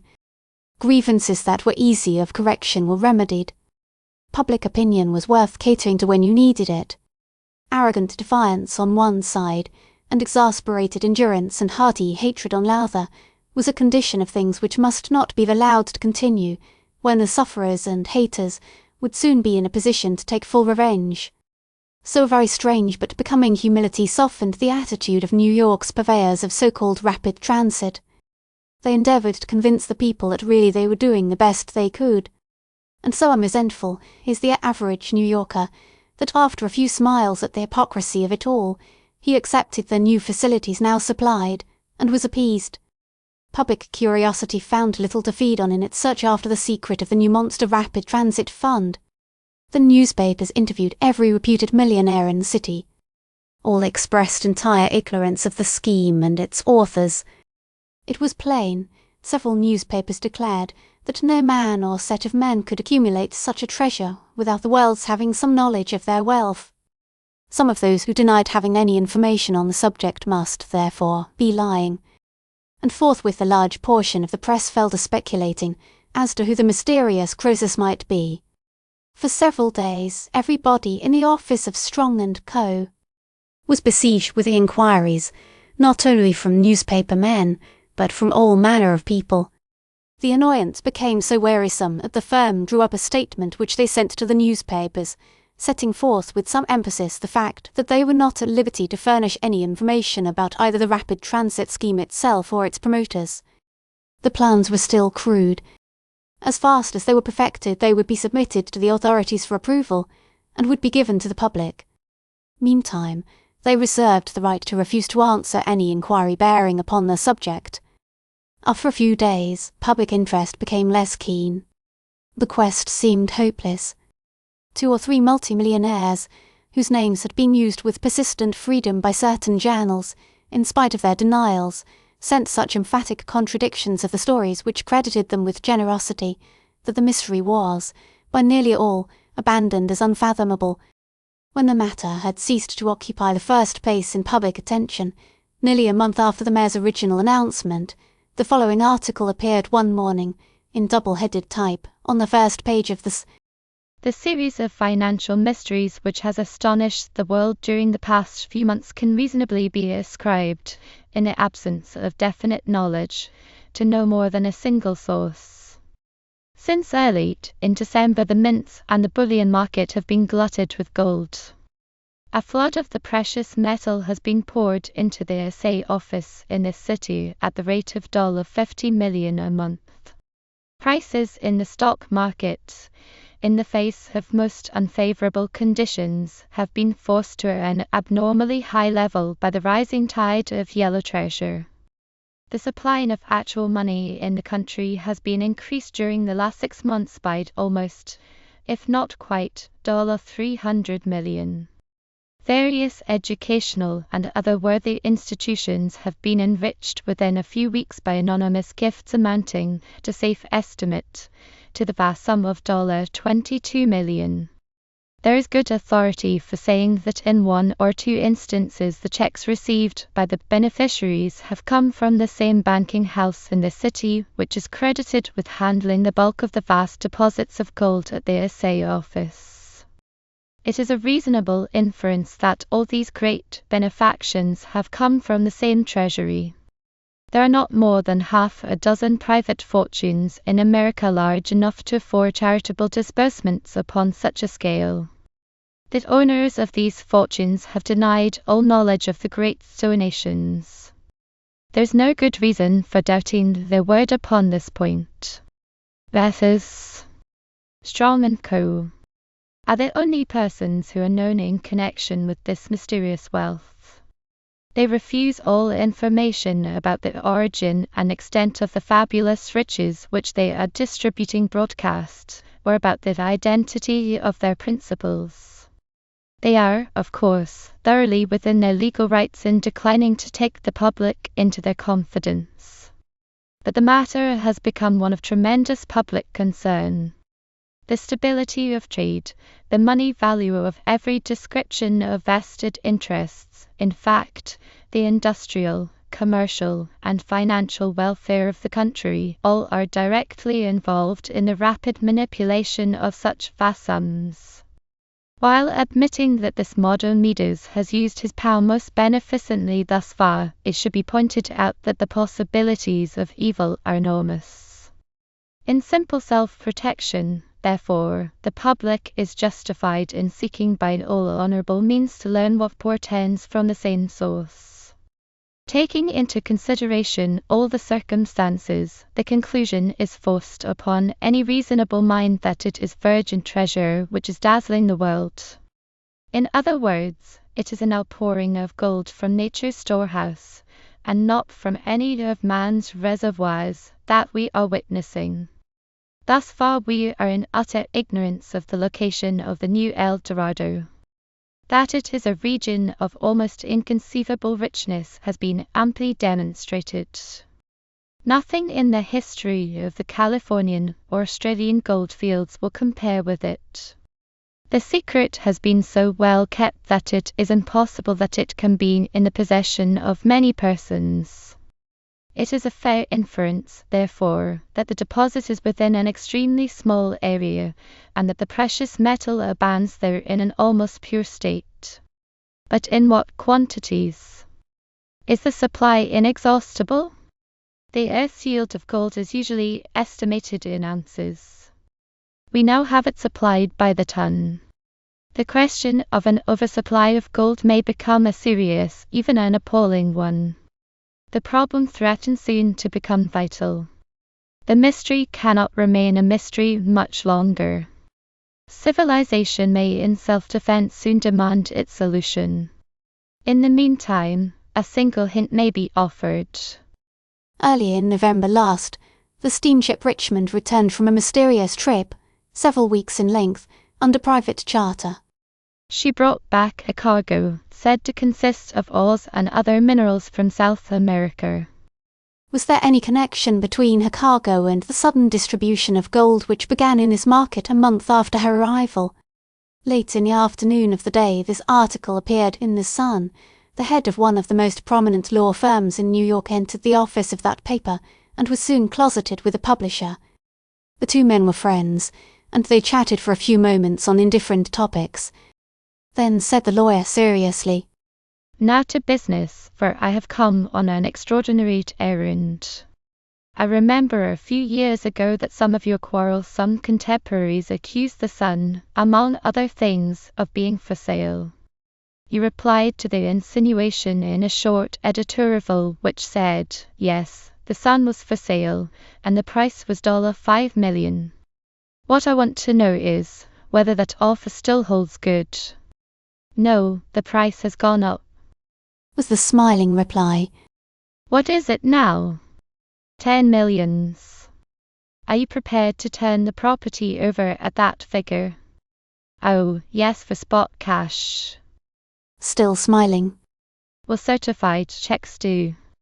And the lawyer took several checks from a wallet and laid them on the desk in front of the other. "See here, B, what does this mean?" exclaimed the publisher, glancing from the drafts to his friend, while all signs of levity disappeared. "Precisely what I've been saying. I am ready to close the bargain at the figures you have mentioned. Who are you acting for? That is the one thing I cannot tell you. Does it make any difference? If so, I can assure you that there is no political or other gain back of the transaction.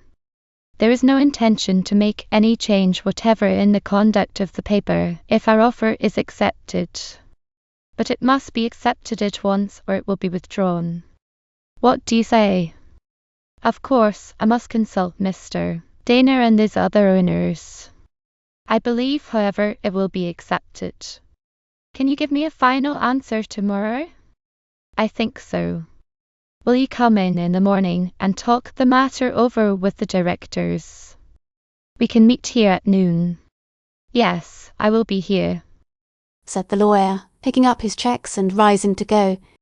"By the way, would it be fair under the circumstances for me to ask a single favor?"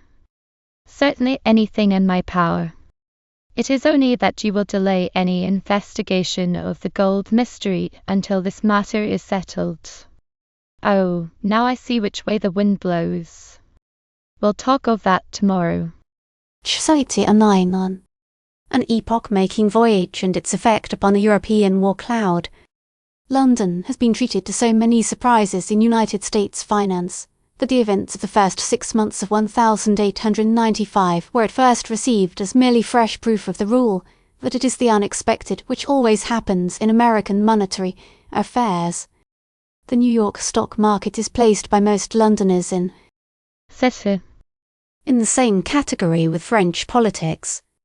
The safest prophecy in either field can be made by studying the situation with the greatest care, and then by forecasting in exactly the opposite direction to the dictates of one's judgment. A booming stock market and cheap money, in the face of industrial depression and commercial disaster, were regarded with wonder and amazement by the Solons of Capel Court and Throgmorton Street. They could not account for the paradox, and they finally gave up trying. London had been among the first to unload its American stocks during what was believed to be a temporary rise in the early winter. Now in midsummer following she was disgusted and even indignant when she read quotations many points higher than the low prices at which she had closed her losing speculations. None of the rules of finance would fit the situation. All the laws of trade seemed defied. But London now was merely a spectator. She possessed none of the abnormally high-priced securities. She was quite sincere in saying she didn't want any at prevailing quotations. She was more inclined to be tempted by new enterprises, industrials, railroads, and the like, which looked cheap. But all Americans were still under the ban. London had suffered too much in the past 5 years to forget, and London memories are longer than those of her transatlantic cousins. Gold had been flowing eastward in a steady stream for 6 months, and Europe could not understand how America could endure the drain. Nearly $50 million in bullion, it was calculated, had been received by the Bank of England and the Bank of France from New York, and practically none had gone in the opposite direction. 2 years before, when the same thing happened on a somewhat smaller scale, America had suffered a veritable panic. Silver and its advocates had been held solely responsible for this panic, but it had not alone been America's attempt to resist the world's decree of monetary dethronement against the white metal which had driven away gold and brought domestic disaster. But the usual penalties of national loss of gold were entirely absent now, and European financiers were more than puzzled by it. The hoarding of gold in European war chests was still going on. The old lady of Threadneedle Street found herself unable to retain in her coffers any large proportion of the extraordinary European supply. Paris and Berlin and St. Petersburg added to their enormous stores at every opportunity. The sinews of war were being accumulated with the utmost greediness, for everybody felt that the day was not far distant when a mighty tragedy of nations was aimed to darken the pages of history. So keenly did all the governments of Europe watch every feature of the situation that it was not surprising that Russia should be credited with the intention to take advantage of the plethora of money in America by attempting to float a loan in that country. Nor was Russia the only government that was considering schemes for tempting away Yankee gold. Even bankrupt Italy hoped to offer inducements which might yield her the use of some portion of this New World wealth. In August 1895, therefore, the financial war which often precedes the drawing of the sword had reached an advanced and acute stage. The situation was peculiarly menacing to Great Britain. Lord Beaconsfield once said to a friend who asked him, during a serious foreign crisis, what were England's chances of success in the event of... The key to that situation is in Threadneedle Street. The wisdom of the saying was never more appreciated than now. Disaster had followed disaster in financial, in commercial, and in industrial circles for 5 years. Losses which would have brought any but the richest nation in the world to the verge of ruin had been sustained one after another, until it seemed that not even English pluck could stand up against more such blows. Not only had foreign and colonial ventures swallowed up millions, but home institutions, paying a penalty of recklessness or dishonesty, had fallen and involved many thousand private fortunes in the wreck. American tariffs and foreign competition had seriously cut down British trade. Labour wars, the most disastrous in history, had impoverished the working classes. And still Great Britain was solvent, undiscouraged, proudly maintaining her position in the van of the nations of the earth.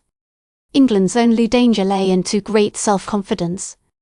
She did not deceive herself as to the nature of the peril which menaced her. For nearly 2 years it had been plainly apparent. Ever since the dual alliance between France and Russia had been ratified, it had been clear to close observers that Great Britain had as much if not more to fear from this new league than had the central continental powers. French hatred of her insular neighbours had been fanned from the first by an Anglophobe press.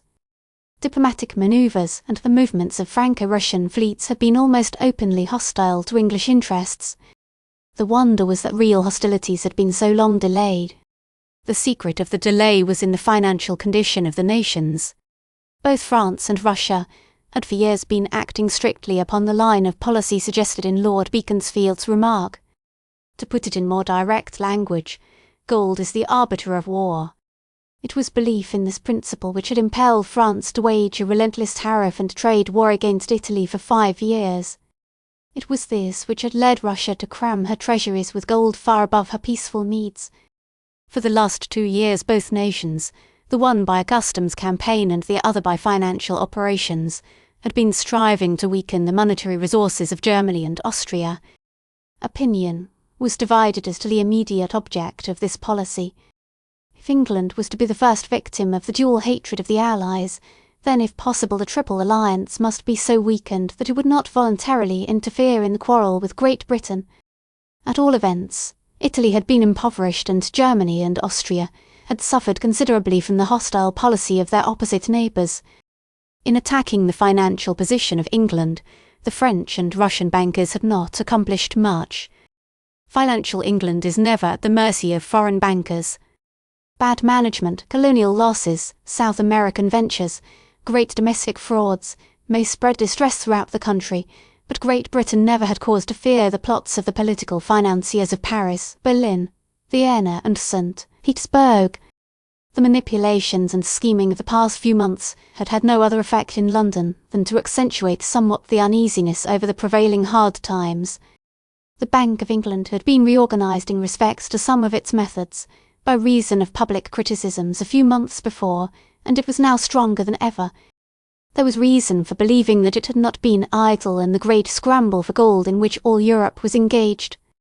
Its resources were, of course, unknown, for such information was guarded as a deep financial and state secret. The government was cooperating energetically in the efforts to strengthen still more the monetary position of the country. At the same time, naval construction was being pushed forward on a scale that betokened the very presence of war. And yet, in the midst of the oppressive conviction of impending conflict, there was no word in the courts and parliaments of Europe save of peace. Guns were bought, ships were built, armies were equipped, practice manoeuvres were executed, nations were impoverished, all for the preservation of peace. But the limit had been passed at last. War was cheaper than peace. So war it was to be, in everybody's opinion. The absence of specific cause made no difference. It could be developed in 100 ways at a few hours' notice. There was at least the hope of a general disarmament, and the real peace of recuperation after the cataclysm was over. Many people who believed in the inevitability of the long-threatened struggle were inclined to look upon the situation in the cold light of this philosophy. About the middle of August, France began an energetic series of diplomatic protests against the continued occupation of Egypt by Great Britain. It was instantly surmised that this was the signal of the approaching crisis. Russia joined in the dissent, and the tone of the objections sent to the Court of St. James was distinctly aggressive. Europe made up its mind that there was to be an autumn campaign. It was the design of the aggressors apparently to make the contest short and sharp. The approach of winter, which would greatly interfere with military operations on the continent, might be an added influence to induce Germany and Austria to keep hands off until France and Russia had an opportunity to overthrow the naval supremacy of Great Britain. The issue of a conflict between England on the one hand and France and Russia on the other would, of course, be decided principally upon the sea. The situation became extremely critical.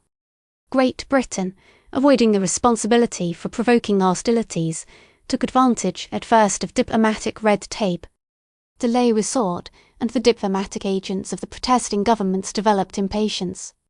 They showed signs of becoming peremptory in their demands, and there was vague talk of an ultimatum from France to England. War was in the very air when an event happened. It was a very ordinary event, and apparently as far removed as possible from any influence upon the question of peace or war in Europe. It was merely the arrival late in the afternoon of Monday, the 2d of September, of a fine ship flying the American flag in the harbour of Southampton. She was apparently a steamship of about 3,000 tons. She was of yacht design, and her beautiful lines were the admiration at once of all nautical eyes. The only peculiarities about her at first glance were that her single smokestack, rising slender and tall amidships, was quite out of proportion to the size of the ship, and that the vessel floated so high out of the water that her ballast must have been of the lightest. Only half a dozen persons besides her crew were visible when the ship came to anchor just below the new American line dock. 2 or 3 small boats, attracted by curiosity, put off to view the newcomer as soon as she stopped. Mystery was the name they read upon her stern.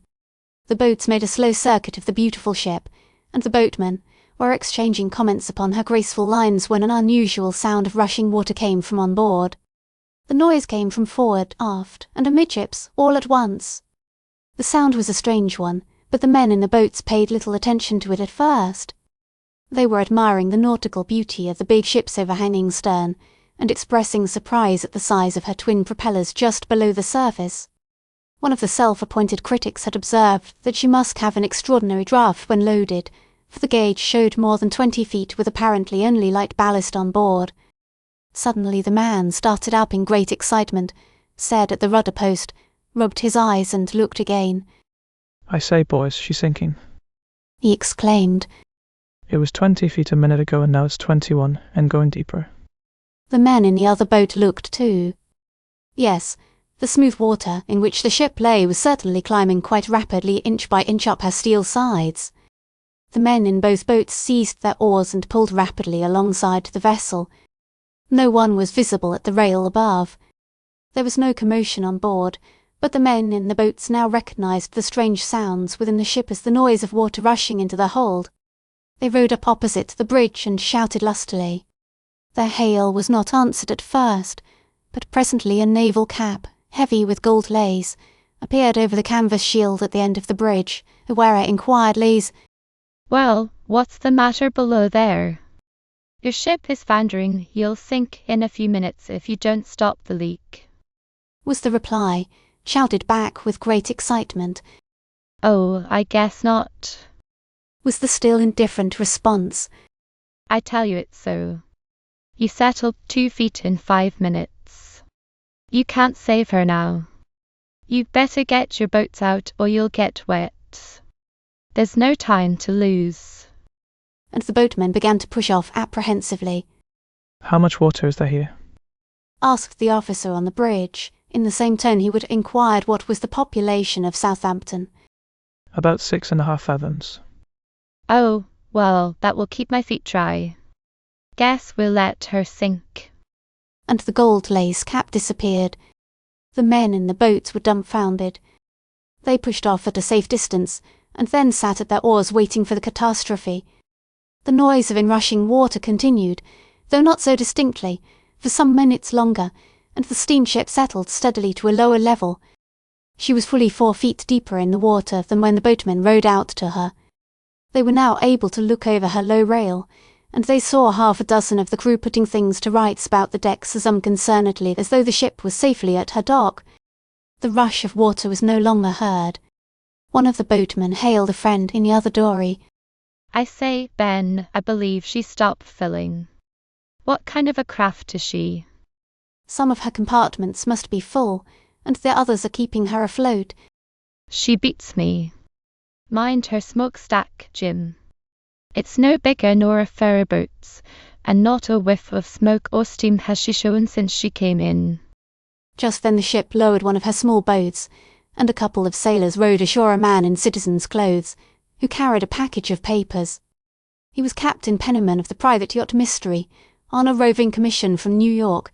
He told the official on duty at the custom house as he handed in the ship's papers. "But there is something wrong with your papers, Captain," remarked the collector a moment later. "They've cleared you in New York last Thursday, only 4 days ago. Didn't you notice the mistake?" "Oh, it is quite right.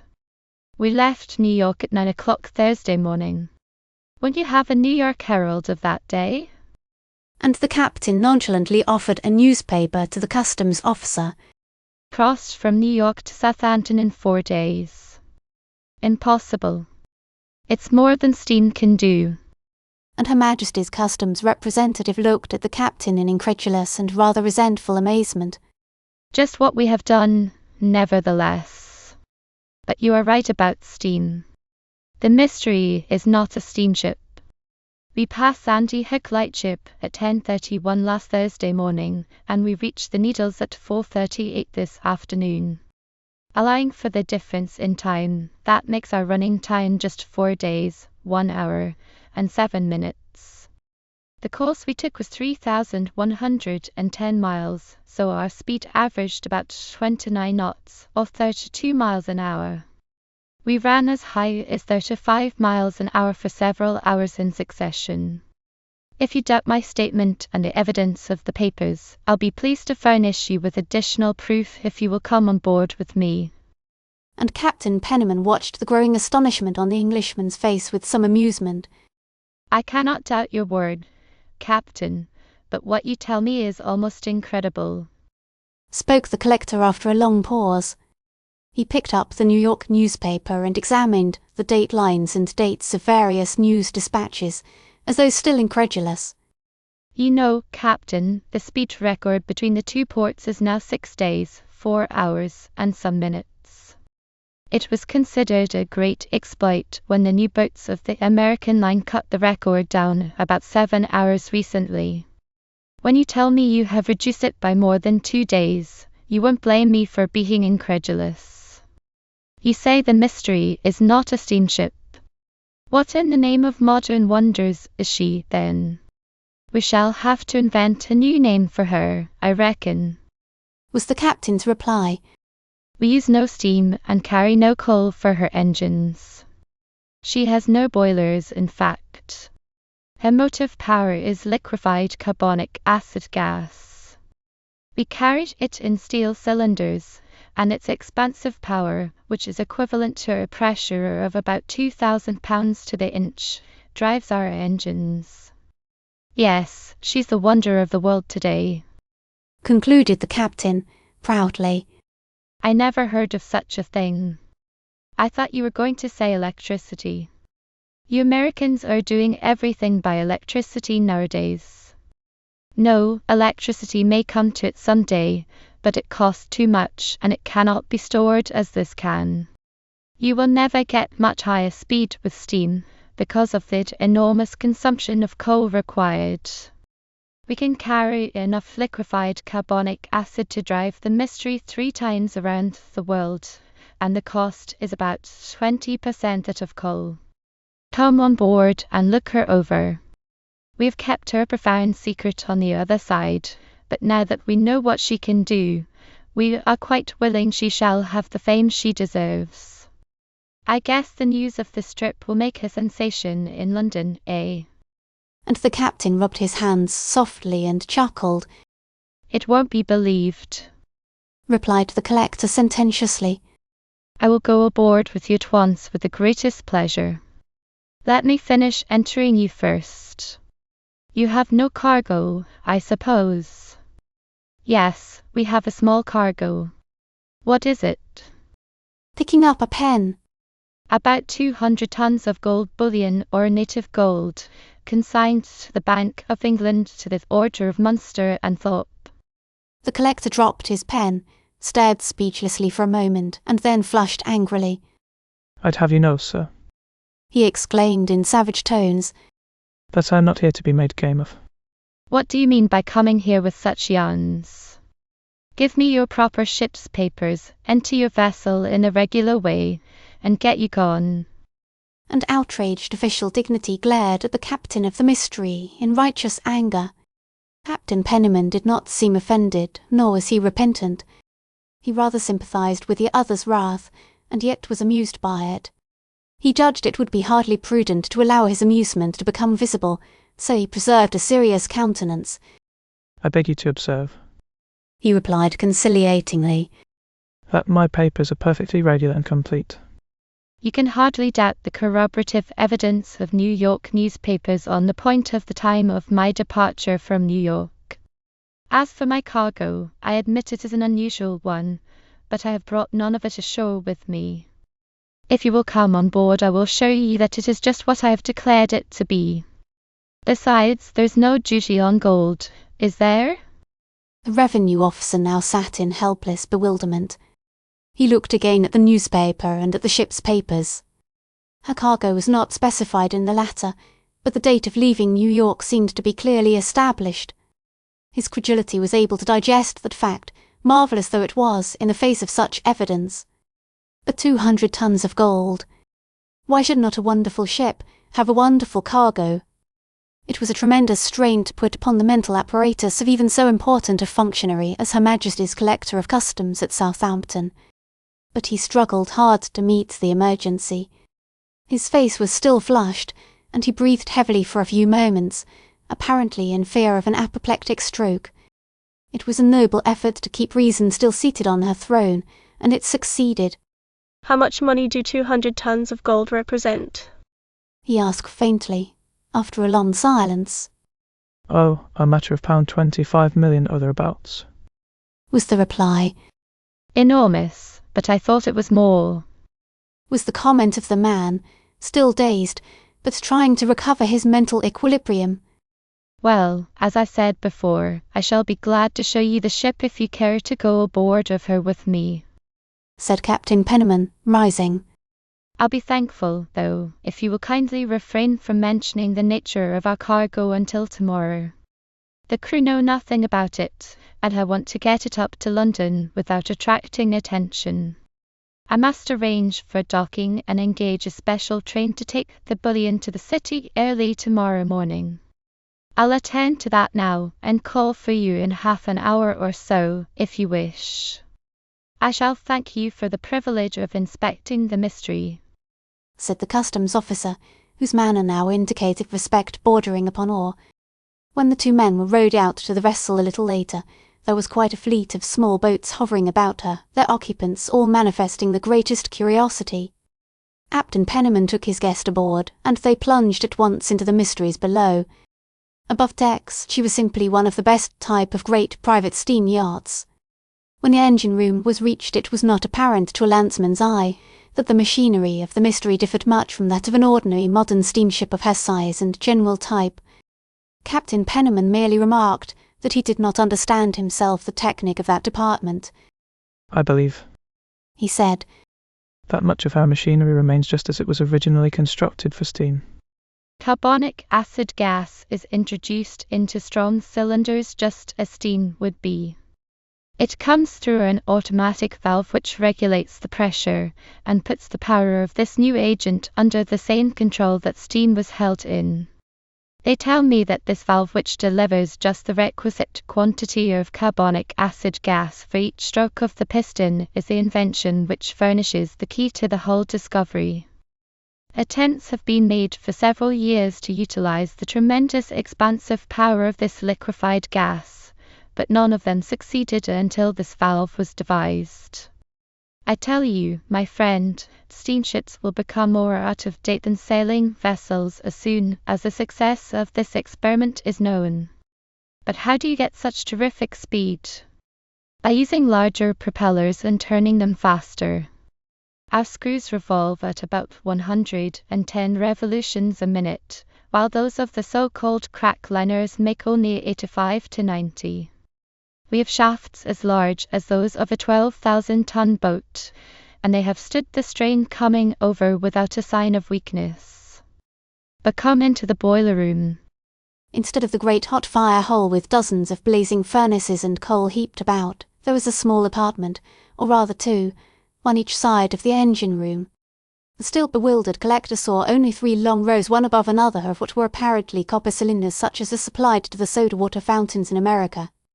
He noticed, however, that each cylinder was nearly 10 feet long, and from the end of each a pipe led toward the engine room.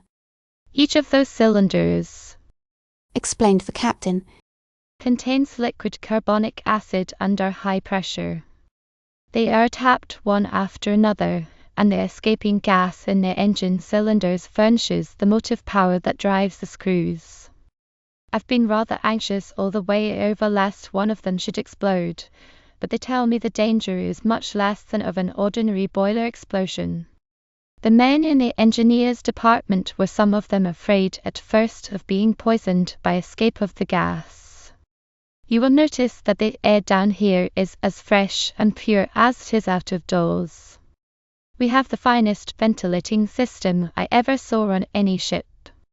A forced draft, supplied by fans driven by a small carbonic acid engine, changes the air in every part of the ship every 3 minutes. As a matter of fact, the chief engineer tells me there has been no leakage of gas for a moment during the voyage. The carbonic acid, just before it does its work of driving the pistons, is heated by an oil flame on the outside of the pipes through which it passes. This accomplishes 2 purposes. It increases the expansive power of the gas, and it makes it lighter enough to rise readily and escape through the smokestack. But we have other wonders. Come up on deck. And the 2 men ascended to the main deck and walked to the rail. Will you lighten ship, Mr. Walters? Said the captain to an officer who was passing. "Aye, sir," replied the man as he disappeared. "Just notice carefully the distance between us and the water, about 5 feet, I should say," remarked the captain to his still silent companion. A moment later there was a queer humming noise somewhere below, and the ship's frame seemed to tremble slightly. Nothing was said for a few minutes. Then the Englishman exclaimed, "What does it mean, Captain? We are rising, or the water is falling." "Just so. We are using the pressure of the carbonic acid to drive the water from our ballast compartments and lightening the ship. We have a double hull, and the space between the two skins is divided into sections. These sections are air or gas tight.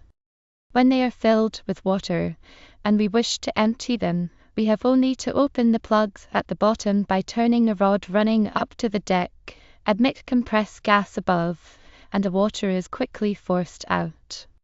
Then we close the plugs, shut off the gas, and the ship stands 4 or 5 feet higher out of the water than she did before. So you see, we are able to regulate our draft, and we gain other advantages also. The two hulls are so constructed that they take up and dissipate the vibration, which our high speed would otherwise render dangerous. We can make her light forward and heavy aft, or vice versa. In fact, we can adjust the ship to exactly the best conditions for the weather she happens to be in, and for the speed we wish to employ. Marvelous, Captain. Wonderful beyond anything I ever expected to see is the Mystery. She is well named. We are certainly 8 or 9 feet above the water now. Look at those fellows. And the collect pointed suddenly to a dozen boats floating idle a cable's length away. Their occupants were staring blankly at the ship before them, their faces expressing so many phases of speechless amazement that Captain Penniman and his companion broke into a roar of laughter. Where do you carry the gold, Captain? Asked the Englishman presently, the chief marvel of all in his estimation rising up to dwarf the others. I will show you. And the captain led the way to the lower deck and to an iron door in the centre of the ship a little aft of midships. He took from his pocket a flat Yale key and inserted it in the small keyhole. The door opened into a dark, iron-bound chamber, which the two men entered. Not until he had closed the door behind them did the captain touch a button and light a single electric lamp in the centre of the ceiling. Nothing was to be seen except a large number of carefully packed wooden boxes. They were arranged so that they occupied the greater portion of the floor of the chamber, but they did not rise above about 4 feet in height. The gold is in these boxes, exclaimed the captain. There are 800 of them. They are not large, and you would think they might be easily handled, but if you care to walk off with one, I'll make you a present of it. But there cannot be 200 tons of gold in those small boxes, said the collector, laying his hand on one at the end of the top tier and trying to pull it toward him. The box didn't move, and he pulled harder. They are nailed down, are they not? He asked. Oh no, replied the captain, smiling. But each of those boxes contains 500 pounds of native gold. Now that you are here, you may as well make your visit an official one and inspect the consignment.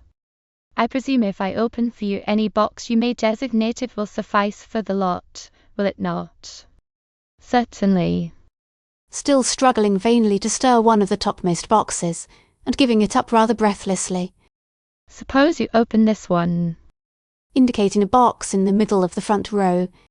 The captain produced a large screwdriver and began to loosen the screws in the cover of the box selected. The fastenings did not yield easily, but after a few moments the long screws had been removed and the thick cover came off. There was revealed an iron-lined receptacle heaped full of nuggets and dust, which gleamed a pale yellow in the light of the electric lamp. The customs officer drew a long breath, and then leaned closely over the naked treasure. May I touch it? He asked in a kind of awe. Certainly, examine it as closely as you like.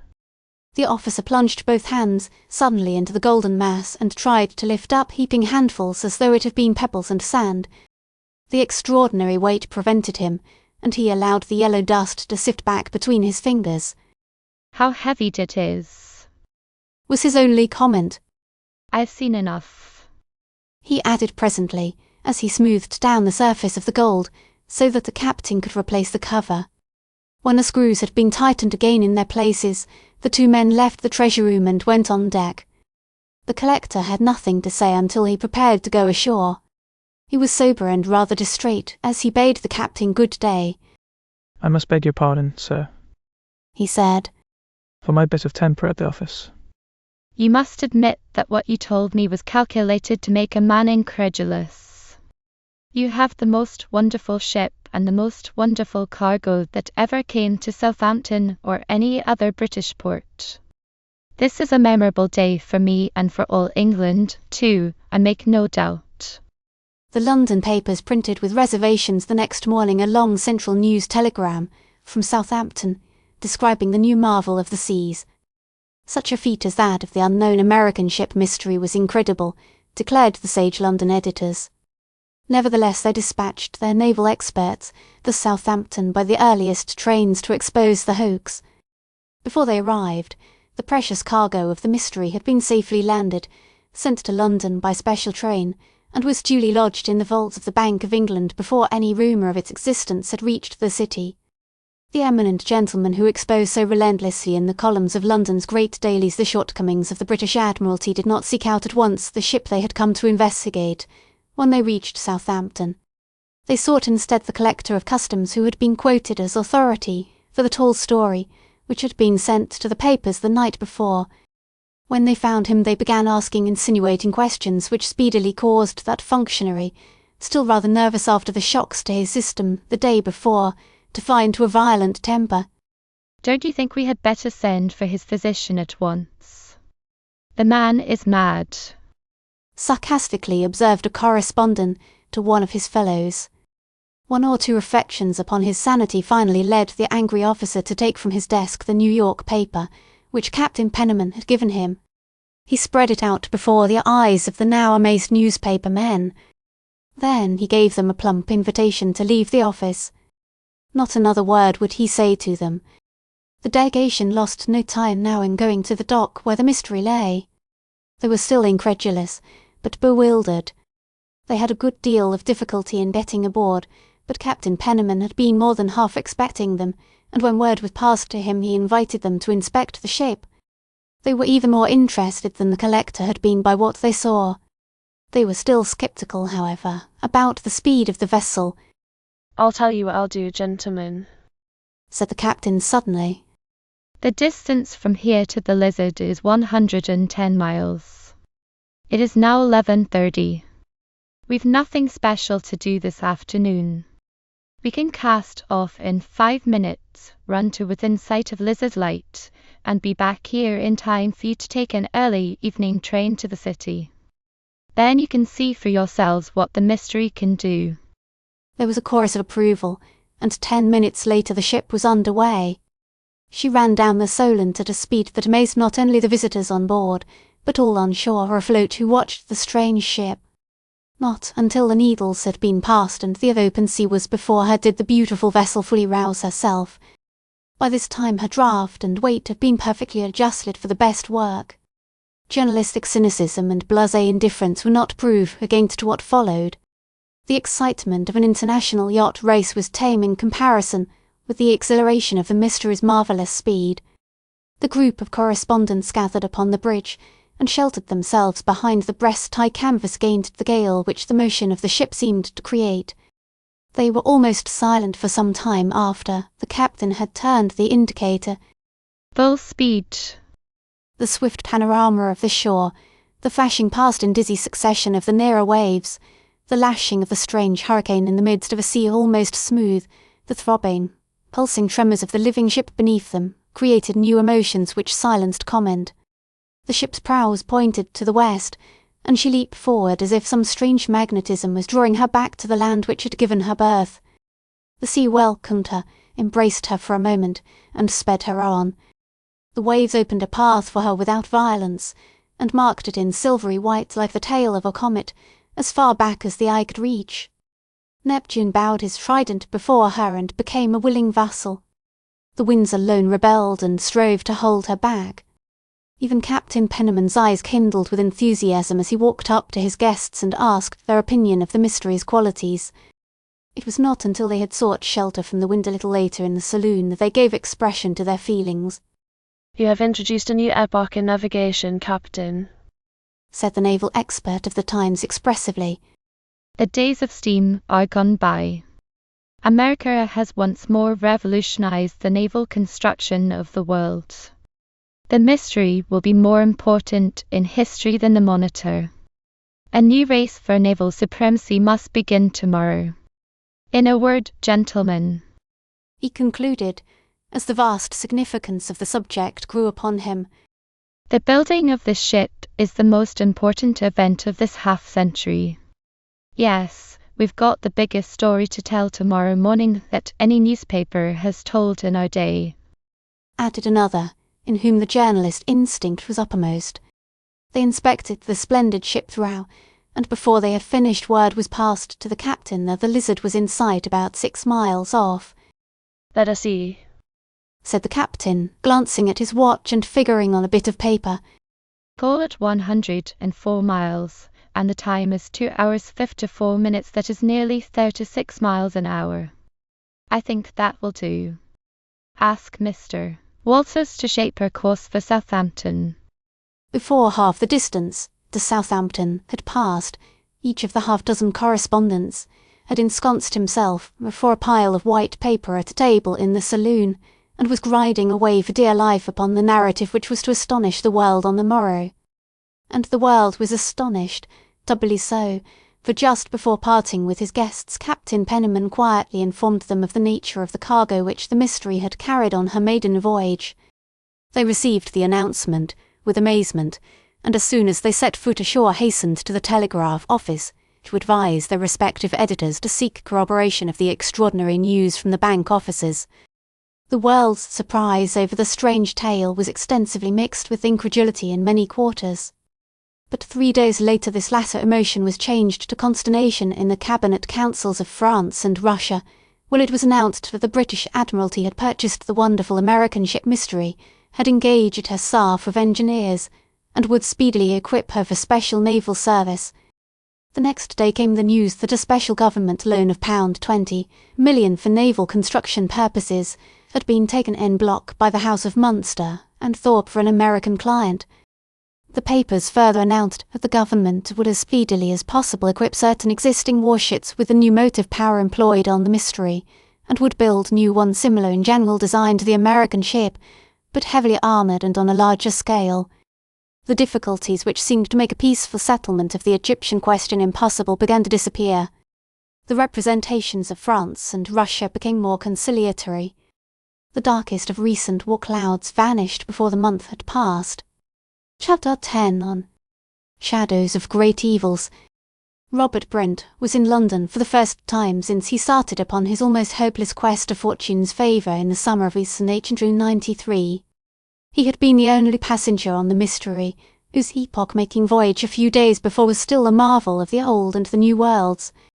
This return to the old-fashioned, homely comforts of solid London he had anticipated with peculiar satisfaction. He felt more at home in Piccadilly than in Broadway. For 6 months he had told himself it was worth a trip across the Atlantic to be able to ride in a rubber-tired cab upon an asphalt pavement. The New York businessman cannot understand why it is that a Londoner flies away to the river, the seashore, or the country on the slightest pretext. To rest. To say nothing of the extreme deliberation to use an offensive term in all his business methods, the citizen of the British metropolis has little in the common feature of municipal life to distract him. No gong ever clangs in a London street. Not even on a fire engine is that abomination tolerated. Broadway has become a municipal boiler shop, to be fled from with bursting eardrums. In Piccadilly, the wheels are silent and the horses seem to step lightly on the almost elastic pavement. Toleration of noise in all its forms is, indeed, the great surviving element of barbarism in the American people. Its relentless suppression is the only obvious superiority of European civilization above that of the New World. But London did not seem the same to Brent after his 2 years' absence. He avoided at first his old resorts, and did not seek out the associates from whom he had been completely cut off since he bade them goodbye in early September, 1893. The old life did not tempt him as he had expected it would. London was the same, yet different. It must be because everybody is out of town for the holidays, he told himself in trying to account for his intangible impression of change. After a few days, Brent strolled into one or two of his favourite clubs. They were almost deserted. Only a few fossilized members, whom nothing short of an earthquake could shake out of their favourite smoking-room seats, were to be seen. Some of them recognised Brent and nodded to him. Nobody ever does anything more in a typical London club. Americans, some of them, have an idea that one of the objects of a club is to furnish members with the society of their fellows. Not so in London. Sit for an hour and watch the members of an English club stroll into the smoking-room one by one after dinner to enjoy their coffee, cigars, and liquor. A dozen men, perhaps, will be sitting each quite by himself at a tiny table. A newcomer enters. Half the men in the room nod to him, and he returns the salutation with as much cordiality as he thinks necessary. The other half don't look up from their papers. But does he join one of his friends or acquaintances for a chat over the coffee? No mere good fellowship would justify such a liberty. He seeks the most secluded corner that remains unoccupied, draws a table barricade in front of him, and signals for a waiter. And if two men are inconsiderate enough to come in together with an unfinished conversation carried on above a whisper, all the other men in the room frown at the disturbers. The Englishman seeks his club for solitude, not for society. Brent was quite used to this feature of London club life, and now he rather rejoiced in it. There was just sufficient companionship in the simple presence of a few silent mortals to relieve a sense of isolation which had been oppressing him for weeks. It would not be true to say that wealth had in a few short months made of Brent a morose and disappointed man. The great problem which confronted him had proved a heavier burden than he anticipated. The anxieties of the past year had been more irksome than the pleasurable though arduous excitement of the previous months of adventure. But Brent was too young, too sanguine, and too resourceful to be cast down by the vast responsibilities which weighed more heavily upon him each day. The day after he had arranged for taking the British government loan of £20 million, he set about figuring up roughly his financial operations since the night he had taken John Wharton partly into his confidence 9 months before. Nearly $500 million, about 15% of his golden store, had been used or bought rid of. He put it, in summing up the situation to himself. No, it isn't rid of. He corrected himself. Unless I burn up 400 million in securities. That is the worst of it. He mused, rather gloomily. I'm not rid of any, to speak of, except what I have actually given away. And the young man put down a little resentfully the sense of estrangement and isolation which his unique problem and insular situation forced upon him. He persisted in his determination to guard jealously the secret of his wealth. He fancied he was still secure from real danger of discovery. Once or twice he had experienced some of the anxieties of a hunted criminal. The ardour with which the newspapers had pursued his secret added to his dread of the notoriety which would come with discovery.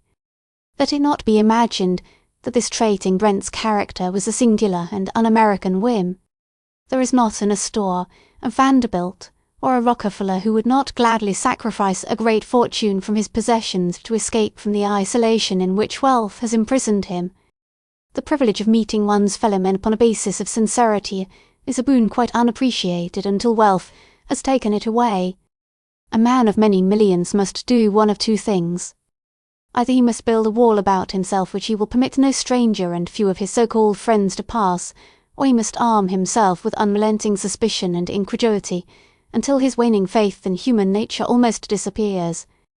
If the true story of How it feels to be a millionaire should ever be written, it will contain chapters that will excite more commiseration than envy.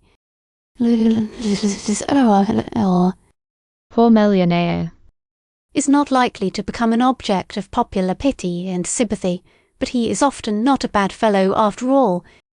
An American cursed with the fame of many millions gained by his ancestors said recently that from early youth his position had suggested to him, out of an antique statue at the mercy of relic hunters. His experience constantly deepened his impression that 9 out of 10 of the people with whom he was brought in contact were armed each with hammer and chisel, ready to chip off a piece if they could get a chance. It was not so much from love of his wealth that he resisted most demands made upon him. It was because a man to whom money, is a drug resented being wheedled and hoodwinked and swindled with just the same feelings that a poorer man might spend 10 times the sum involved to recover an overcharge from a railroad company. But if Brent had escaped thus far the commoner penalties of wealth, the exemption was more than overbalanced by his peculiar responsibilities. His misgivings about the effects of an enormous addition to the world's supply of monetary metal were growing stronger daily. He began weeks before to realize the practical wisdom of the financial maxim that the essential value of gold, as a monetary standard, is its stability, its steady and almost unfluctuating supply. Before he left America, signs were multiplying of a radical disturbance at the foundations of the financial system. High and advancing prices with cheap money was a combination so paradoxical and rare that all calculations were upset by it. Already the tendency was to accumulate and hoard visible property, rather than the golden or other monetary tokens of it. Who wanted his possessions turned into gold or other form of cash when the purchasing power of money was declining daily? The prices of food, of manufactures, of land, of everything except labour, were rising at an unprecedented rate. There was a scramble for things of intrinsic value or property panic, it might be called. Wheat, for instance, was climbing toward famine prices. Why should an owner of grain sell, unless to invest in some commodity enhancing in value at a still more rapid rate? Stocks and bonds or money itself would yield only the most trifling returns on the capital represented. The prudent investor was forced to cling to those forms of property, the demands for which were unceasing and inevitable, and the effect of this sudden limitation of the channels of investment, obvious enough, and ominous too, to the dullest comprehension. When everybody wants to buy and nobody is willing to sell, prices quoted have small relation to the intrinsic value of the commodity in question. There was almost a corner in the markets of America. It was no artificial squeeze manipulated by scheming traders. It was the inexorable working of one of the great laws of demand and supply, which no man or set of men could completely control. It presaged something worse. Already the mutterings of a rapidly gathering storm were heard throughout the land. Wage earner, all men with fixed incomes, were at the mercy of a far worse demon. Hard times. Reduce the pay of every labourer and salary earner in the United States 40% within 6 short months, and what would be the effect? The very foundations of constitutional government would hardly bear the strain. And yet that was just what had happened. The artisan who earned $20 a week in September was able to buy no more with his money than the labourer's $12 a week had purchased the previous March. To restore to the artisan the same equivalent, in purchasing power that he had received in March, would require raising his wages to $33 a week. In other words, $20 would buy in March precisely the same quantities of food and clothing and fuel which it needed $33 to procure in September. If this scaling down of wages had been done by employers, organised labour would have known how to deal with the situation. But the amount paid in wages was the same or in some cases in dollars and cents as it had been at the beginning of the year. It was impossible, therefore, to retaliate at once with strikes and other arbitrary measures. The power to be combated was greater and beyond the employers. Moreover, it was something even less tangible than the soul of a corporation. There was no getting at it. Employers themselves, except the producers of goods in regular demand, suffered from it quite as much as did the workers. The railroad companies could not advance fares and rates, because the purchasing power of money had suddenly diminished nearly 1/2. The increased prices they were called upon to pay for coal, rails, and rolling stock left them no surplus with which to satisfy the demands of employees for more wages. Miners and mill operatives were pressing their claims with better success. Coal and standard cotton and woolen goods were held at high prices, although the demand from actual consumers did not increase. The latter fact did not for a moment trouble the middlemen or dealers. Nothing was to be gained by turning their goods into money on a rising market. They held on for still larger profits. The farmers were the ones who regarded the situation with the greatest satisfaction. The crops already beginning to come to market were large, but the prices of all staple products were marvellously high. Wheat, corn, and cotton seemed to be the favourite investments for idle money, while a real estate boom drew attention away from stocks and bonds in still another direction. Agriculture could afford to enjoy a wonderful prosperity at the expense of town vocations. The boot had been on the other leg long enough. Somehow, no matter how, the tiller of the soil had been suddenly restored to his pristine supremacy in the economic world. It was enough for him to rejoice over the fact without trying to explain it. Explanations there were, and plenty of them, spread before all classes in the literature of the day. The most plausible, as one most readily accepted at farmhouse hearthstones, was a complete vindication of the so-called greenback craze of a few years before. For the first time since the resumption of specie payments 10 years after the Civil War, there was a superabundance of money in circulation. The effect upon the farmer was an unmixed blessing apparently. Once more agriculture paid a handsome profit. What matter to the farmer if the prices of all kinds of commodities were high? His farm supplied most of his bodily wants. He could burn wood instead of buying coal, and he didn't mind paying rather more for clothing if the profit on his oats and corn doubled. Besides, he could pay his debts and cancel his mortgage before long. It was only the fortunate farmer who had no debts or mortgage who was puzzled what to do with his enhanced profits. Savings banks, stocks, bonds would yield him only a pittance on his money. He could not buy more land because the price had already gone too high. He wished he had not sold his crops, for he saw they would have brought still higher figures if he had held on. Most of the features of the situation were familiar to Brent before he left America, and his apprehensions had been thoroughly aroused. The newspapers and his private advisers at about the beginning of October informed him that affairs at home were assuming a critical and dangerous phase in many places. He received one afternoon by cable a long message in cipher from Wharton, who was still his sole confidant. When he had translated it, this was what confronted him. Commercial demoralization becoming so widespread in all centers that grave evils imminent. Foodstuffs have reached famine prices. Bread rights feared Chicago or in other places. Situation aggravated by a continued support of stocks at present prices. Tendency to sell securities and reinvest in visible property increasing daily. Think you should make radical change of policy in face threatened evils.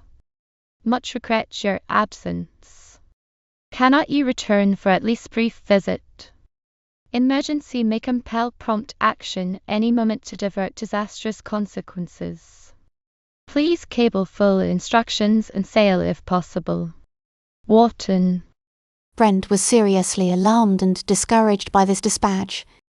Before deciding upon a complete call action, he cabled Wharton the following reply. Endeavour divert course of speculation by allowing stocks decline gradually few points without exciting panic. Offer British naval bonds freely below par if necessary in order to attract money from grain market. Try reduce price wheat by short sales or otherwise. Devise means for supplying food at fair prices in all distressed districts. Do this without ostentation, and employ existing agencies for distribution if possible. Use fullest discretion and spare no expense to avert serious disaster and violence. Keep me fully advised. If situation becomes more critical, will return immediately. When he put himself face to face with the difficulties which he hoped his message to Wharton would mitigate somewhat, Brent speedily found himself in a bad temper. He put on his hat, set his teeth deep in an unlighted cigar, and presently was strolling aimlessly along the Thames embankment. He found neither counsel nor encouragement in the face of old Father Thames. The grey river, like the grey city on its banks, was calmly indifferent to the petty concerns of any single generation of human weal and woe. The young man was unreasonably irritated by the absence of sympathy and inspiration in the inanimate things around him. The hopelessness of his problem angered him.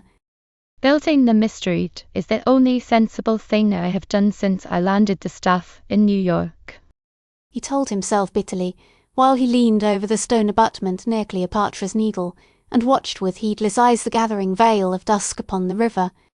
I was right at the outset. I cannot keep such a quantity of gold. I cannot spend it. I cannot give it away. What am I to do? I have turned only an eighth of it into money, and the financial system of America threatens to come tumbling about my ears. If I should invite a committee of bankers to visit my New York strongroom and allow them to make known what they saw there, I verily believe anarchy would reign throughout Christendom within a month. I never dreamed that the monetary system of the world was so fragile a structure. Why, a golden ball, only about 10 yards in diameter, would crush it in ruins. I solemnly believe that if my vault contained so many tons of dynamite instead of gold, and it threatened the destruction of the whole city of New York, it would be a far less dangerous menace to humanity than it actually is.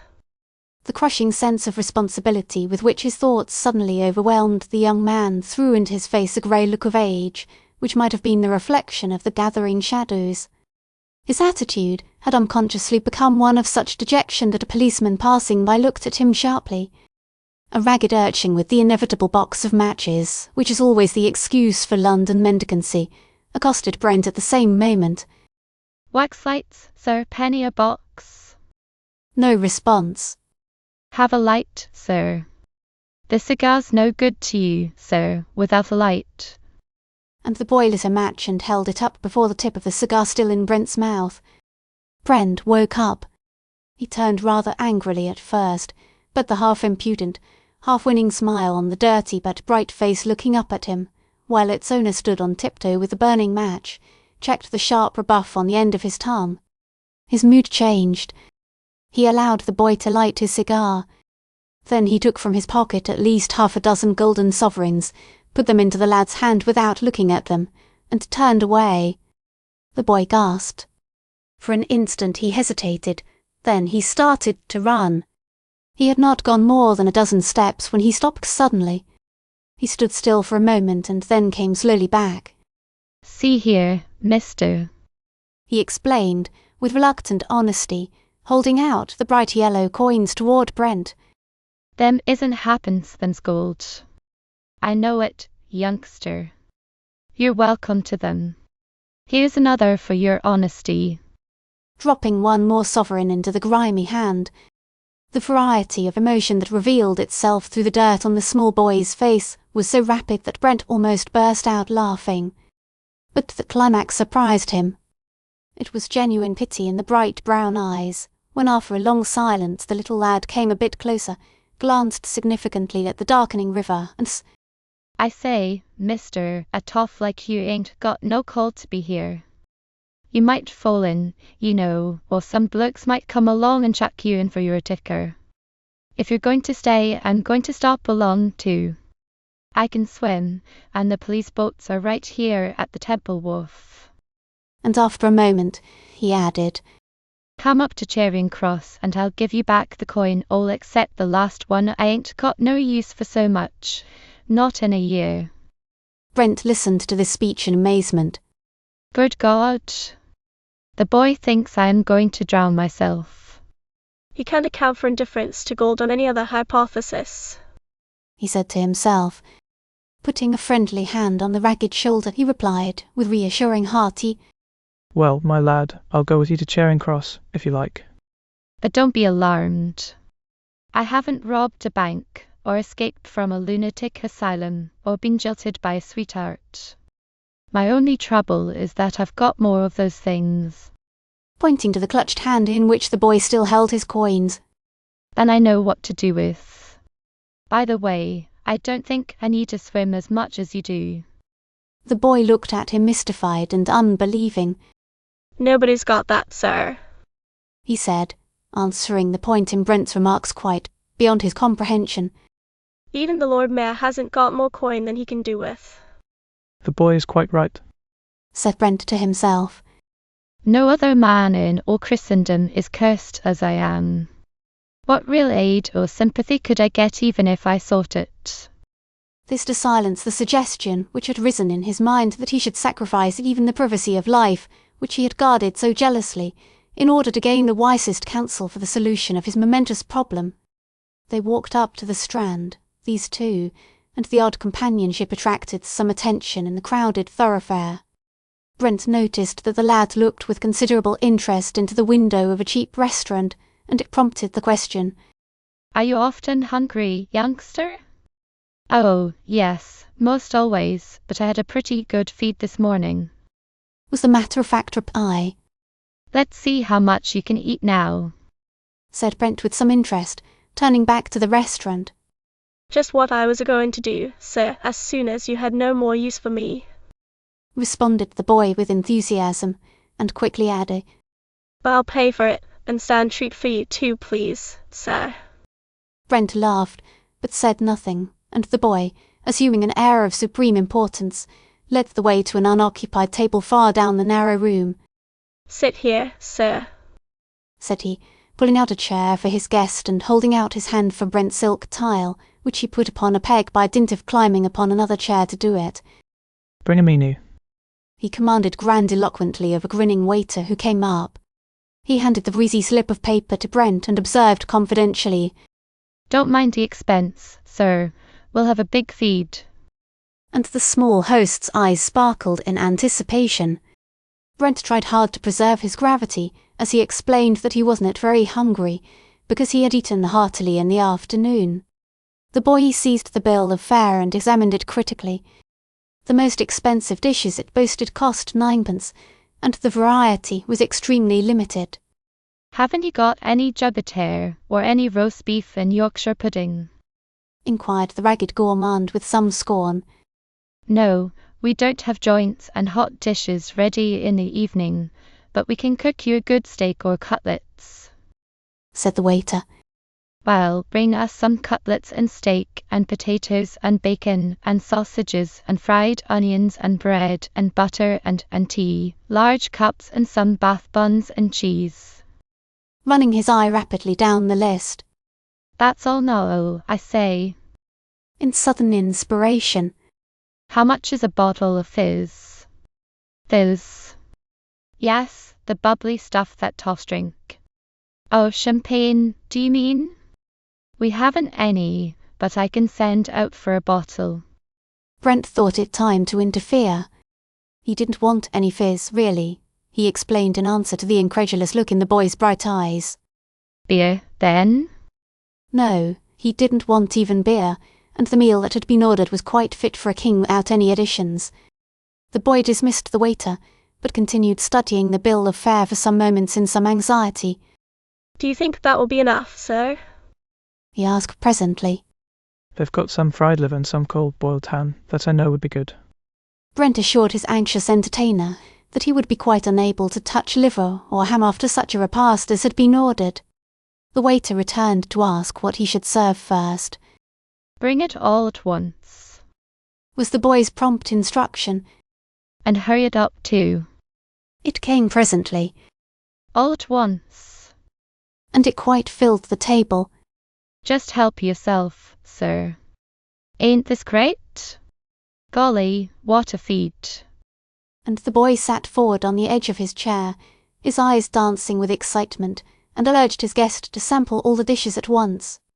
Brent took a cutlet and began eating. The boy's enthusiasm was infectious, and he could not help catching the spirit which had made the ragged urchin a picture of unalloyed delight that would warm the coldest heart. It was a long time since he had seen a hungry boy eat, and Brent watched him with admiration and envy. To the boy it was the occasion of the supremest happiness the year had brought. So it was to Brent. He's a smart little rascal, and handsome, too, under the dirt and rags, thought the young man. The little fellow was too busy to talk during the first few minutes of his feasting. When the edge was off his appetite, Brent drew him out, and he was soon telling volubly about his life in the streets and fortune's frowns and favours. He was a waif, about 11 he supposed, of shadowy antecedents, and contented with his lot. He had been to school, could read and write, had no parents. Didn't want any. Chaps that did have, most of them, had a harder time of it than he. Brent asked him what he meant to do with the £7 that he had given him. I don't quite know yet, sir. The lad replied slowly. I'll give some of it to the manager at the boys' lodging, so's I'll have a warm place to sleep nights when trade's bad next winter. Then I think I'll try papers. You see, you can do jolly well with papers when you've money, sir. There's a place in Whitechapel Road where I can get a fine suit, second-hand, you know, sir, for 3 bob, instead o' these. And he looked down at his dilapidated apparel disdainfully. The meal was soon at an end. Brent had taken only a chop, a bit of bread, and a little tea, but there was nothing left of the wholesale repast which the small but now rather podgy-looking youngster opposite him had ordered. Brent said nothing when the boy finally called for the bill, but allowed him to pay it, and smiled when with a grand air the lad handed the waiter a tip of 2d. On reaching the street Brent took a card from his pocket, wrote upon it the address of his lodgings, and giving it to the boy told him to call upon him at 2 o'clock the following day. The boy promised. Don't fail, now. Brent added, For I think I have something for you that you will like better than selling matches. The boy touched his hat and was gone. Brent felt like himself again. His contact with a little genuine, human nature had done him a world of good, and his whim had brought him more pleasure than he remembered having for many a day. There's good stuff in that boy, he reflected, smiling to himself over some of the youngster's hospitable oddities. I'll turn him over to Forbes tomorrow and have him sent to school and see what can be made of him. He sought the solitude of a smoking-room corner at his club and sat down in a more sanguine spirit to meditate over the problem which never was long absent from his mind. He remained in a brown study, oblivious to his surroundings, for nearly half an hour. Then he suddenly jumped up, left the club-house, called a cab, and 10 minutes later was at the cable office of the Western Union Telegraph Company in the Royal Exchange. I want to hire the use of one of your cables for an hour or two this evening, said he to the man in charge. W.H. what? I want to have a conversation with a gentleman in New York over one of your lines, say between 10 and 12 o'clock this evening. Will you arrange it? How long will it take for messages to go back and forth if I sit by the operator's side at this end, and my friend is in your New York office? I don't think we can do it, sir. Our superintendent isn't here, and I never heard of anybody hiring a cable in that way. If everything was clear, short messages would go back and forth very quickly. They would have to be repeated at the cable station in Ireland, again at the other end of the cable in Nova Scotia, and again at Duxbury if you use that line. Of course you can arrange it, if I pay you for it. Let's see, though, it is only 3 o'clock in New York now, perhaps it can be done quicker at that end. Give me the form. And Brent wrote a message to Wharton, asking him to secure the use of a cable at the Western Union office for 2 hours, between 5 and 7 o'clock New York time 10 and 12 London time, and to post himself at the other end of the wire. The message, the clerk was confident, would be in New York within half an hour. Brent left, and returned to the office just before 10 o'clock. It's all right, sir, said the clerk obsequiously. We received a message from the New York manager half an hour ago, instructing us to give you every facility for exclusive use of our best line. Will you come to the operating room? Brent followed, and was seated a moment later by the side of a young operator who, with his hand on a telegraph key, was listening to the rapid ticks of the sounder. Mr. Wharton is there, sir. Will you write what you have to say to him? Ask him what happened today, replied Brent. A few nervous dots and dashes, and the question had started on its 3,000-mile journey. There was silence 1, 2, 3, 4 minutes. Then the answer began to come back.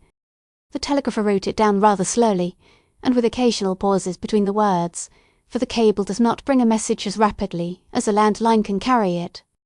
This was what Brent read over the clerk's shoulder.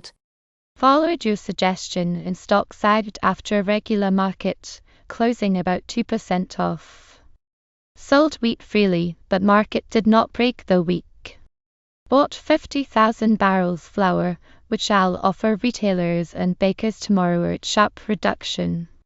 Hope to demoralize corner and breadstuffs, but fear will require tremendous expenditure. Stock market will need continued support even at much lower range of prices. might relieve stagnation money market by borrowing heavily on English bonds and thus divert funds from breadstuff speculation. Could borrow about 90 million at 2 to 3%, probably on 100 million bonds. Believe this would give tone to whole market and cause immediate decline wheat and other staples. The stress among masses very great and prospect serious trouble becoming more grave. The only most radical measures will avert dangerous outbreaks. Strong movement developing favor immediate summon special session Congress. Hope you can arrange come over within few days. That's all, said the operator as he signaled okay. to the cable station.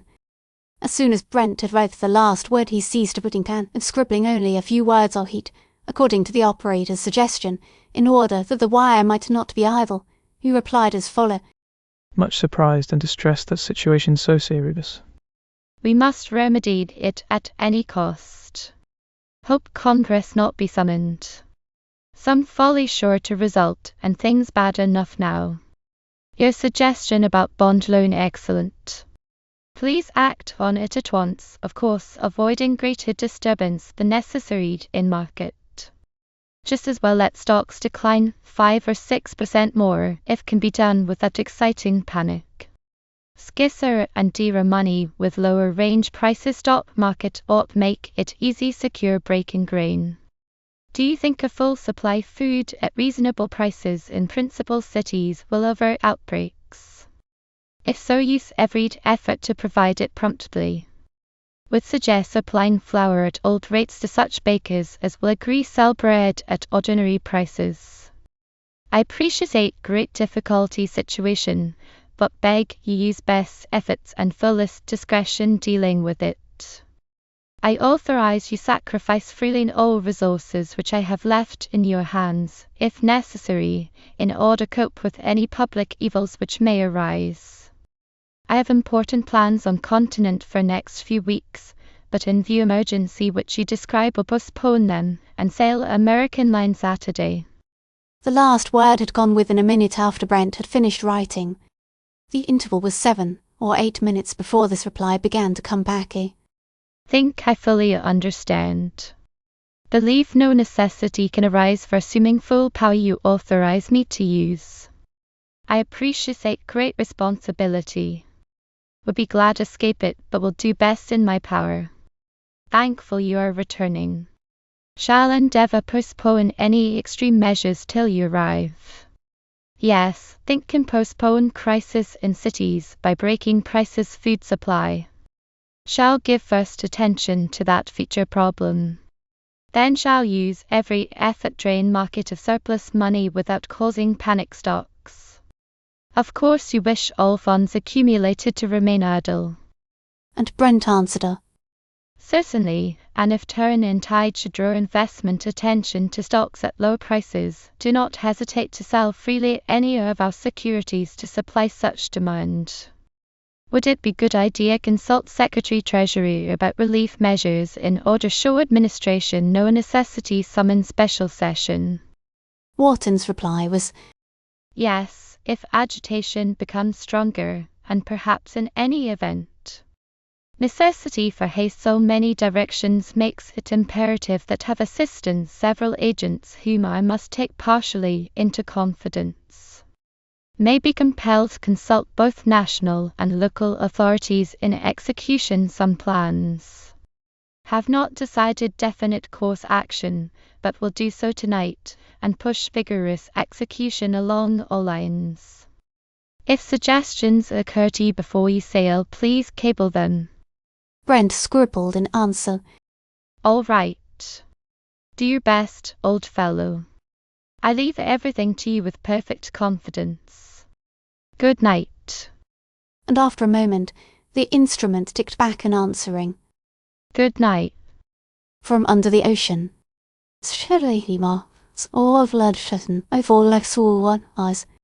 A struggle and a sacrifice.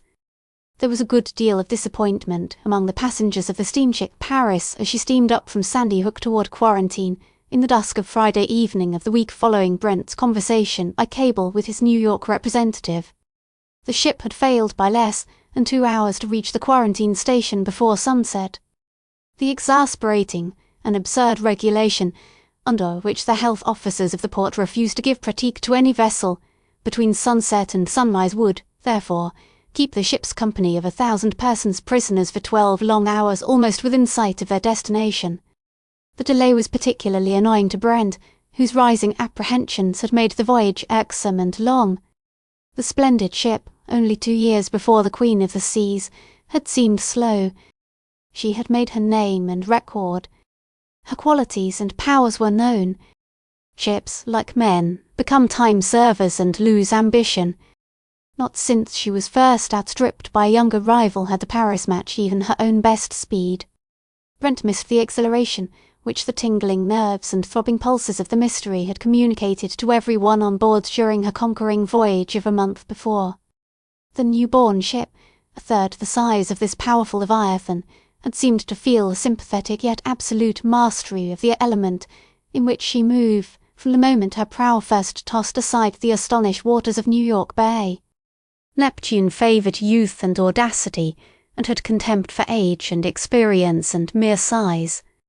Like everyone else, Brent watched the beautiful panorama on either side as the ship ran up the Narrows in the soft October twilight. No sooner had the anchor been dropped in the little quarantine cove than 2 steamboats came alongside. One was the mail boat, and Brent was cogitating the idea that perhaps a few dollars judiciously bestowed might enable him to smuggle himself over the side with the mail bags, when a hand was laid upon his shoulder and a cheery voice. "How are you, old fellow?" "Come along with me. "Back? This is good luck." How did you get aboard?" "Came down on the revenue cutter. Don't say anything to the other passengers, but I've got a pass to take you right up to the city. You can't take your baggage. Leave that till tomorrow and come along at once." The 2 men climbed down the ladder over the side, and while the cutter was steaming back to the battery, Wharton detailed the week's rapid turn of events. "You've come back none too soon, old man," he began in a serious voice. "Things are really in a very bad way, and I'm not ready to take any further steps without your direct authority. A mob in Milwaukee burned 2 or 3 big grain elevators with several million bushels of wheat day before yesterday. There have been bread riots in Buffalo and Pittsburgh, and there would have been bloody work in Chicago this week if we had not broken the corner in retail bread prices. The President has called a special session of Congress to meet early next month. The outlook is even more critical than when I cabled you, and no mere palliative measures will relieve the situation. It will require a very radical remedy to prevent serious disaster in several forms. I'm mighty sorry to hear it, Jack." "Do you think things are much worse than they would have been if we had not interfered last winter?" asked Brent, with a discouraged air. "That's hard to say," replied Wharton in some doubt. "I presume we should have had a blue panic, plenty of failures, commercial paralysis, suspension of all kinds of manufacturing, low prices, and the pinch of the hardest of hard times, just a repetition of what the country has to go through once in 20 years or so. What is happening now is very different. It is an entirely new experience, and its very novelty adds to the danger, because nobody really understands it or knows how to deal with it. Instead of too little money, we have too much. In ordinary hard times, people get frightened and don't dare invest in the usual ways. So they hoard their money till the scare is over. It's just the opposite now. The country seems to have lost confidence in money itself. That is something which hasn't happened before in our day. So the popular passion is to hoard things of intrinsic value instead of gold. How much have you succeeded in borrowing?" "Only about 15 million so far. Such large loans cannot be negotiated as rapidly as I hoped, but within 3 or 4 days we shall be able to withdraw fully 50 million from the money market, and by the time Congress meets, twice that. The effect will be beneficial, no doubt, but its full influence will not be felt for a month at least, and in the meantime there is a very dangerous emergency to meet. Well, John, what can we do? I confess I am unequal to the problem. And the worry and anxiety upon Brent's countenance gave him more the appearance of a man helpless in the face of bankruptcy than of a Croesus struggling under too great a load of wealth. Wharton looked at his friend closely, in the rather dim light of a lamp which lit that corner of the cabin before replying. After a moment or two, with an earnestness of which Brent had not thought him capable. Bob, old fellow, I don't consider that you're obliged to do anything. You are an immensely wealthy man, the richest in the world, I have no doubt. You have been good enough to make me your confidant and agent in all your operations of the past year. I know that in everything you have done, your object has been some general or specific benefit to others. I know that your motives in the use of money have been purer and more unselfish than those of any other man I ever met. Money may be the root of all evil, but it is not your fault that your money has not been an unmixed blessing to every one who has touched it. It may be true that some of the evils which threaten just now are traceable to the free distribution of your great store of gold. But you can face the situation with an absolutely clear conscience. You did the best you could, and everything for the best. No man can do more than that. There is no obligation upon you, legal or moral, to sacrifice yourself in the solution of this crisis. You are very good, Jack, to make a philanthropist of me, Interrupted Brent, smiling faintly. but you know very well that the coat doesn't fit, and to tell you the truth, I should be sorry if it did. There's no virtue in giving or throwing away what one doesn't want. Neither is it any credit to a man to use money for a good purpose when he can gain nothing by devoting it to an evil one. I am in the most humiliating of all positions, that of a man unequal to his responsibilities. A fool is more to be despised than a knave, Went on the young man bitterly. and good intentions excuse nothing. I've got the whole country into an infernal mess through my stupid interference with the established order of things. Now I am bound to repair the mischief as far as possible, just as much as if I had deliberately wrought the same ruin. Nonsense, man. Responded Wharton warmly. Your sentiments do you credit, but you're morbidly overconscientious.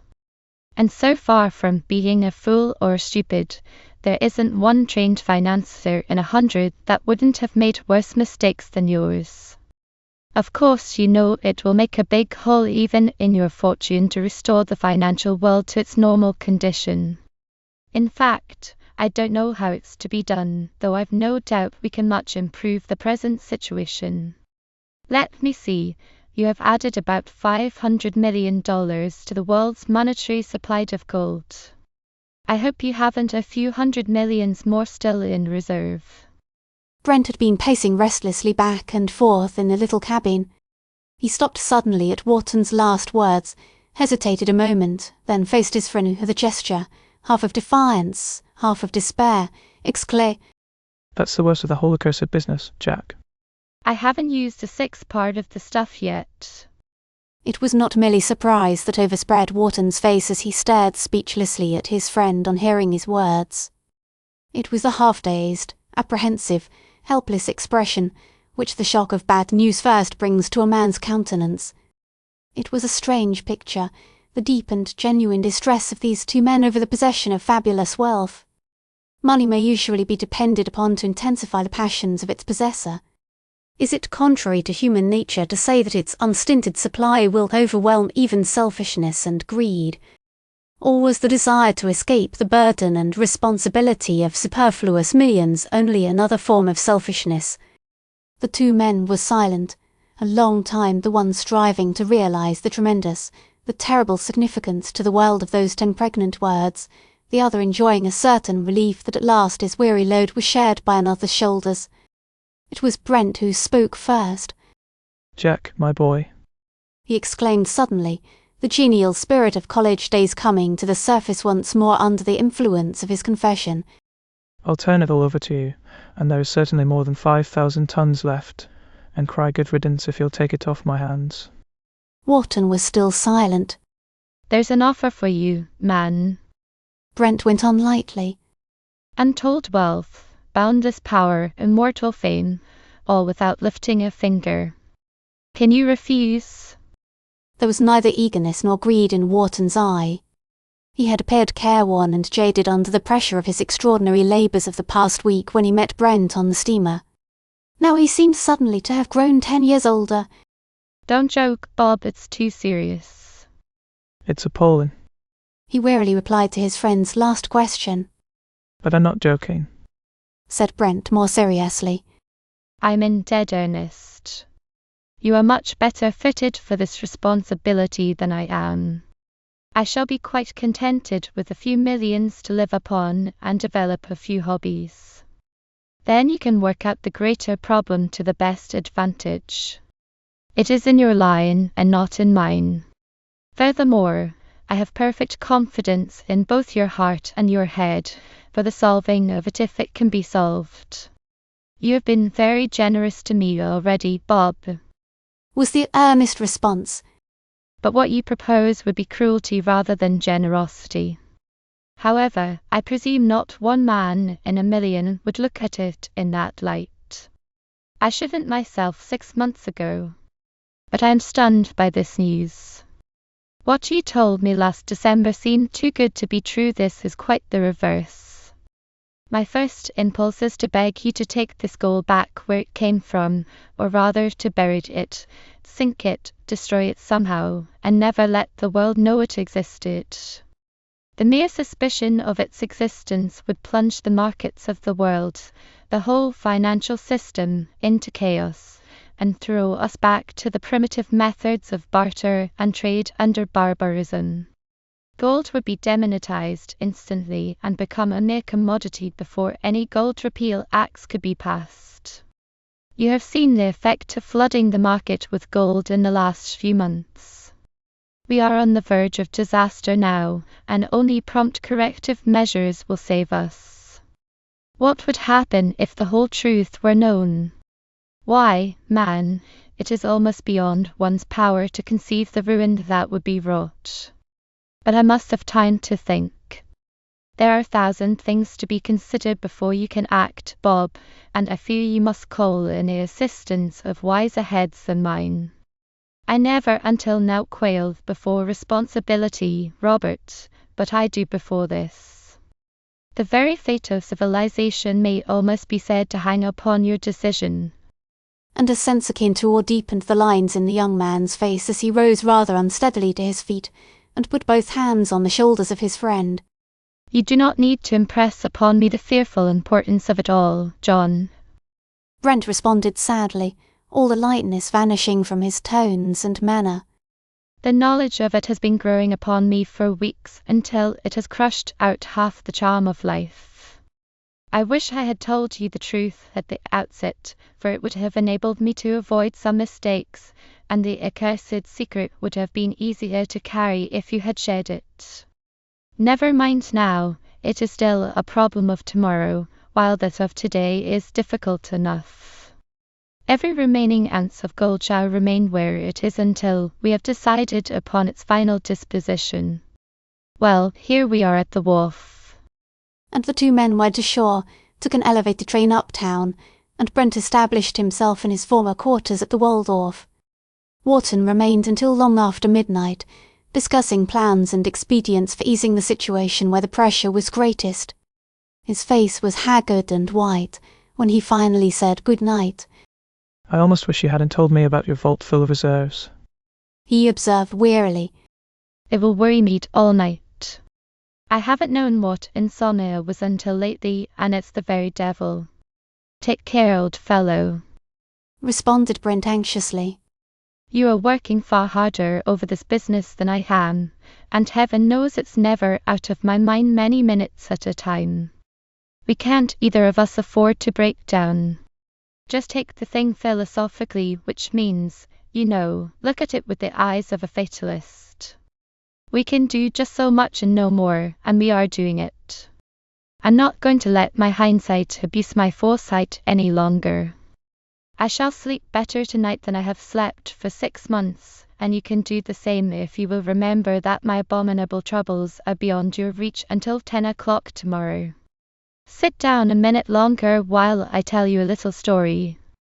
And Brent, with many quaint touches of dry humour, of which he had a rich fund rarely drawn upon, told of his first meeting with his ragged London protégé. Wharton enjoyed the little incident hugely, and the genuine ring of college days in his laugh was a better assurance than drugs could give that his rest would not after all be sleepless. They were critical days which followed. The country passed through a crisis more perilous than the keenest observers could understand or fathom. The course of events was a complete enigma. The unexpected happened continually. Where danger seemed greatest it disappeared. Where it had been unsuspected, it broke out even in violence and bloodshed. Where bread had been most scarce, it became mysteriously plentiful. Where hunger had been clemming in silence, it suddenly gave voice, and honest hands defied the law that they might feed empty bellies. And the world of trade seemed turned over to laws of paradox. The distrust of gold, of money, was growing rapidly stronger, yet there sprang up a vigorous demand for it. The banks wanted it, and began putting up their rates. It was no longer a drug in the market. The effect upon perverse human nature was what it always had been. As long as it had been plentiful nobody cared for it, while it began to grow scarce everybody clamoured for it. Within 10 days the visible supply of money in New York shrank more than 100 millions. There was a sudden halt in the mad speculation in wheat. The newspapers discovered that bread by the loaf in New York and Chicago could be bought cheaper than wheat by the bushel or flour by the barrel. The revelation was received first with incredulity and then with dismay by the holders of grain. Under this influence and that of tightening money, the more timid of the speculators began to sell out. That was enough. The market trembled, tottered, and then the crash came. The wheat pit in Chicago was the scene of the greatest tragedy in trade of all its long history of great catastrophes. Black ruin stalked into the wild arena and laid low great and small alike. Brent was in Wharton's office when the news came. A private wire from Chicago brought fragmentary reports of the frenzied panic. For a few minutes the confusion of quotations was impossible to understand. Then it appeared that wheat had fallen more than 50 cents a bushel in less than a quarter of an hour. "Can't we stop it, Jack?" exclaimed Brent, when the operator handed Wharton a slip of paper making this point clear. "This is unnecessary ruin, and there's no knowing where the thing will end." "I'll try," replied Wharton, scribbling rapidly on a pad and handing it to the operator. "I'm instructing Button to buy 5 million bushels if necessary to steady the market." The message was gone in a trice, but it was a matter of seconds rather than minutes in dealing with such an emergency, and nothing for the moment could check the frantic scramble to escape from the ruins of the flimsy fabric of speculation. In 10 minutes more, wheat was $1 a bushel cheaper than the day before, and the transactions mounted high in the millions. News of failures began to come, and the scene in the wheat pit was reported to be like that of a madhouse in revolt. "I'm afraid we've overdone it," said Wharton anxiously. "I had no idea the bubble would collapse so easily. We must be ready for trouble here, too. The stock market will take alarm, and there may be devils let loose here, too." In confirmation of his fears, the telephone connecting with the stock exchange on Wharton's desk rang at that moment, and Strong and Co., as representative there notified him that the market was becoming active and feverish over the news from Chicago. Wharton telephoned brief instructions to head off any decline by supporting strongly 2 or 3 prominent stocks, and he quickly turned again, to some more slips from the Chicago wire, which Brent handed him. "Worse than ever, Jack," said the latter. "How much cash have we in Chicago?" "About 12 millions available within instant reach." "Hadn't we better throw it all into wheat and force a reaction?" "Perhaps even that wouldn't stem the tide, if this fury doesn't soon exhaust itself." "Fair," Some of the biggest houses in the West are in this list of suspensions. These last figures are a little better, though. Barton must be at work. Mr. Barton's reply, sir, called out the telegraph operator, and a moment later handed over this message. Order filled. Market still unsettled. Await instructions. I think you are right, Robert. I shall tell him to bid up wheat smartly. 5 million bushels more, if necessary. And the order was in Chicago 60 seconds later. The effect was soon felt. The recovery began, and within an hour the advance had become steady. Wharton checked it as soon as about 1/4 of the day's decline had been regained. It was impossible to do much toward limiting the secondary effects of the crash during the next few days. The fears of all classes of investors had been fully roused. The ordinary laws of trade seemed to have been suspended. A kind of commercial anarchy was in the air. All markets were unsettled, and everybody was apprehensive of all manner of disaster. For several days, Wharton and Brent strove by every resource and expedient that their combined wits could suggest to hold the storm in check. They bought in some markets, they sold in others, they borrowed money, they loaned it, according as the rapidly changing exigencies of the situation seemed to dictate. They succeeded in completely confusing and demoralizing even the wisest and most conservative financial leaders. The men whose judgment and action are the best reliance in great crises were as much in the dark as the most bumptious charlatan of finance. But after a few days things began to quiet down a little. It was not the calm of returning confidence, however. The partial suspension of activity was merely the paralysis of doubt and fear, and as ominous almost as the rampant fever which had preceded it. The situation was complicated by the culmination of long-gathering protests in the industrial world. Great strikes upon the principal railways and in cotton, woolen, and other manufacturing establishments were not only threatened, but in some cases actually begun. Mill owners had been on the point of yielding to their operatives' demands, but the panic in prices for 2 weeks had affected their products seriously. They realized that their market, like nearly all others, was overstocked. Instead of running their mills overtime, as they had been doing to supply what was really an investor's and not a consumer's demand, they suddenly faced the necessity of cutting down production, if not closing their mills entirely. The operatives had pressed their demand too late. They were again to become the victims of the suddenly changed conditions. Before the crisis, they were in the hard situation of having plenty of work at nominally fair wages, but really at wages possessing only 60% of the purchasing power of the same number of dollars and cents 6 months before. Now that they had finally rebelled against this injustice, the conditions had suddenly changed.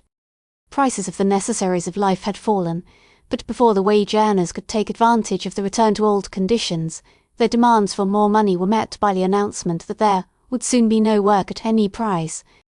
What wonder that discontent and rebellion were rampant among all classes? Affairs were in this gloomy condition when Brent and Wharton sat in the latter's office after the close of business on the 1st of November. The events of the past month had been a severe strain upon both men. Wharton was both pale and haggard. His nervous force had been almost drained. He was tipped back in his office chair, with both feet perched upon the slide at the side of his desk, and with his head resting wearily upon his hand. Brent, with gloomy, rather indifferent countenance, was stretched out in an equally negligent attitude in a large leather-covered lounging chair. Neither had spoken for some time when Brent turned to his friend and remarked, in a tone that expressed both disgust and indifference, "Well, Jack, what next? For my part, I'm utterly sick of it all. Let's take tomorrow's steamer for the Mediterranean. You need it badly enough, and what good can we do here? I believe things get worse instead of better the more we meddle with them." Wharton pondered some time before replying. Finally he took his feet down from their resting place, shook himself together, and with strong emphasis thus delivered himself. "Yes, Bob, it's time we stopped meddling, and I agree there's not much more that we alone can do in the present situation. The crisis is too great for one man or 2 men. We must have help. I know how you dread notoriety, but if ever a problem demanded the best wisdom of the country and the world for its solution, it is this one. Our poor efforts have not been altogether mischievous. Worse things might have happened than have happened, but we haven't begun to get at the heart of the problem yet. Even if we weather the present crisis without worse disaster, there's your remaining incubus of gold to deal with. That is what makes the situation hopeless in my eyes. Humanity has never faced a more terrible enemy, in my opinion, than you hold locked up in your vault. It isn't safe there, or rather society isn't safe as long as it remains there. I haven't had a moment's peace since you told me about it. No locks and keys ever made us strong enough to hold such a quantity of gold in safety. That isn't the worst of it. The knowledge of its existence is just as dangerous as the thing itself. It is a marvel to me that the secret has not leaked out before now. Mark my words, it will leak out. What we have done in the last year is enough to justify the wildest suspicions. I'm not so sure that they do not already exist. The Sun, as you know, printed some broad hint 6 months ago. A widespread suspicion of the truth would work almost as much mischief as actual knowledge, and it would inevitably lead to discovery. Why, in such an emergency, a strong government on some pretext or other would arbitrarily assume the authority to investigate and uncover the facts at any cost. It would be quite right, too, in defying legal rights and all other obstacles to the accomplishment of its purpose. Private property rights are sacred and inviolable, properly enough, in the ordinary circumstances of life, but when they threaten the vital welfare of society they will soon be swept aside, yes, even in liberty-loving, all men free and equal America. Go on, Jack, I agree with you, said Brent quietly, when Wharton paused for a moment. Very well, then, we see the danger, and it is imminent, resumed the young man, with the emphasis of intense conviction. It is far better that the truth should be made known voluntarily and with due precautions to those most qualified to deal with it, than that it should be discovered by accident. Everything depends, in fact, on keeping it from the knowledge of the world until a policy for rendering it harmless has been decided upon. In a word, Bob, it seems to me there are only 2 courses open to you: either sink this gold, every bit of it, in a bottomless pit, or place the facts at once before the best jury of financial wisdom the world can supply, and abide by its decision. Wharton's pale face was whiter than ever in its earnestness as he leaned forward and watched the effect of his words upon his friend. Brent had listened to the straightforward argument without any sign of emotion. He did not speak for some moments, and when he did turn toward his companion, Wharton was surprised at the expression of mingled sadness and determination which he saw in his eyes. I had already reached the same conclusion, Jack, he said, still very quietly, and I have made my decision. Which is to put the whole case before a competent tribunal, as you suggest, and act upon its decision. I cannot bring myself to take the responsibility of destroying this great mass of what the world calls wealth, and I recognize the criminal folly of risking longer the disclosure of its existence. I tell you frankly that I never took a step with greater reluctance than I shall take this one. It means the sacrifice of much that I hold most dear in life. It means the loss of all privacy. It means an odious notoriety from which there will not be a moment's escape. It means living till the end of my days under a fiercer light than beats upon a throne. It means fame without honor, fame such as only the lowest vanity can covet. It means the envy and hatred of the majority of my fellows. It means bar. A gesture of loathing expressed even more forcibly than his words the young man's shrinking from the penalties of the course of action he had decided upon. I know how you feel about it, Robert, interrupted his friend.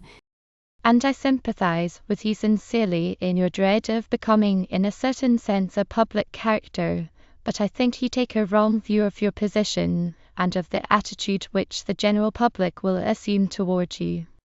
If the plain truth be told, and further evil effects of the existence of this gold are avoided, as I believe they will be, then you cannot stand in any but a patriotic and honorable light. Instead of being criticized and condemned, you will be respected and honored by every man whose good opinion is worth having. None but a few crazy fools will denounce you. Even the anarchists cannot complain if you devote this treasure to public uses, as you probably will. You're quite wrong about the anarchists, remarked Brent with cynical bitterness. Their big red mouths will be loudest in my denunciation, and I shall have to be as careful in my precautions against bombs and cranks as the Tsar of Russia. Yes, I shall be speedily proclaimed the deadliest enemy of the race. But that will be one of the least of my annoyances. However, I'll make the best of it. The load of responsibility, which is crushing both of us, will at all events be taken away. Now for carrying out our resolve. What do you suggest? It is too vast a subject, it seems to me, to be dealt with under any private or even strictly American auspices, no matter how high the individuals composing your jury might stand in the financial world. We should secure, if possible, the creation of a small international board, composed of the most eminent financiers or statesmen, selected under the direct authority of the principal powers. I know of no other plan which would secure the world's confidence, which is essential in the end. I think the President will readily see the wisdom of summoning such a monetary conference. It could be done without exciting suspicion, for the troubles of the past few months have many times suggested it, as you know. My idea would be to see the Secretary of the Treasury and the President at once, lay the whole matter before them, and suggest this course of action. A good plan, I believe, Jack, said Brent reflectively. We cannot act on it too promptly, for there's no knowing what mischief Congress may do as soon as it assembles. I wouldn't be surprised if its first step should be to order a dragnet investigation of the financial situation, and you may be sure you would be the first witness summoned. Be a good idea to see the President before he sends in his message, wouldn't it? Quite right, responded Wharton quickly. It might save lots of trouble. Well, why not go over to Washington tonight and call on the Secretary and the President tomorrow? Wharton thought a moment. Yes, the very best thing we can do. We'll take the midnight train, he said finally. And the midnight train carried no passengers whose sleep was sounder than that of the two weary men, who took with them to Washington a heavier burden to put upon the shoulders of the nation's chief than any president had borne since Lincoln.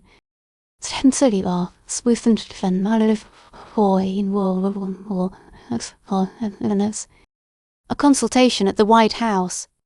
When the Secretary of the Treasury reached his desk on the morning of Saturday, the 2nd of November, 1895, he notified the doorkeeper that he should be extremely busy for some hours, and that all callers must be refused. Even members of Congress must be denied admission.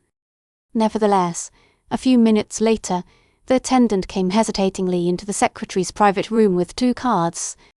These gentlemen insisted, sir, that I should bring you the message on one of their cards. Visibly annoyed, the Secretary took the cards, and glancing at the first exclaimed impatiently, Robert Brent, who is he? Upon the second card, bearing the name John Wharton. He read the hastily scribbled words. A few minutes, please, upon business of the utmost public importance. The Secretary's manner changed instantly. Show the gentleman in at once, was his order. A moment later he greeted Wharton cordially, saying, You are the one man whom I am heartily glad to see today. Thank you, sir, responded Wharton. I wish I could hope that my coming would justify your welcome. Allow me to present my friend, Mr. Brent of New York.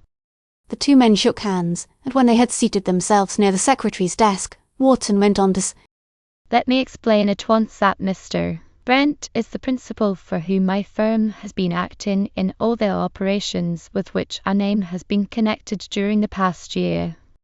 It has been his money and only his which has been used. We have come to Washington to put you in possession of certain information which is of the gravest importance to the nation, and to ask your advice and assistance. I should say at the outset that if even a suspicion of the truth which we are here to make known to you should transpire, it would work the greatest calamity to the country, so you will pardon me, I know, if I ask if we can speak without possibility of being overheard. Certainly, Mr. Wharton, responded the secretary gravely, his glance resting first on one man and then on the other with an expression of keenest interest. We are quite by ourselves, and we shall not be disturbed. I hope your facts are not as alarming as your words imply. I fear they are, sir, resumed Wharton. You know already a good deal about our investment of very large sums of money, originally in gold, since December of last year. We have expended in one way or another in this country and in England a total of about $500 million. Is it as much as that? Inquired the secretary, surprised. I knew it was a vast sum, but I imagined it was somewhat smaller. Yes, and you know, sir, what the effect has been. But you may not know that we have striven by every means in our power during the past few weeks to check and counteract the evils which have arisen and which have threatened. It has been with rather poor success, I admit, but that is because the task has been too great for us, and not by reason of any lack of effort or of monetary sacrifice upon our part. I know more than you imagine, gentlemen, interrupted the secretary warmly, of the country's indebtedness to you for your services during this crisis. I have seen Mr. Wharton's hand in many places, and it has been more powerful for good than any of the resources of the government. Ever since our conference last spring, Mr. Wharton, I have had the fullest confidence in your motives and in your patriotism. Had it been different, I should have endeavoured to bring some influence to bear upon you before now. You are very kind, sir, but the credit is Mr. Brent's, whose instructions I have followed. But now we are at the end of our resources. No, our funds are not exhausted.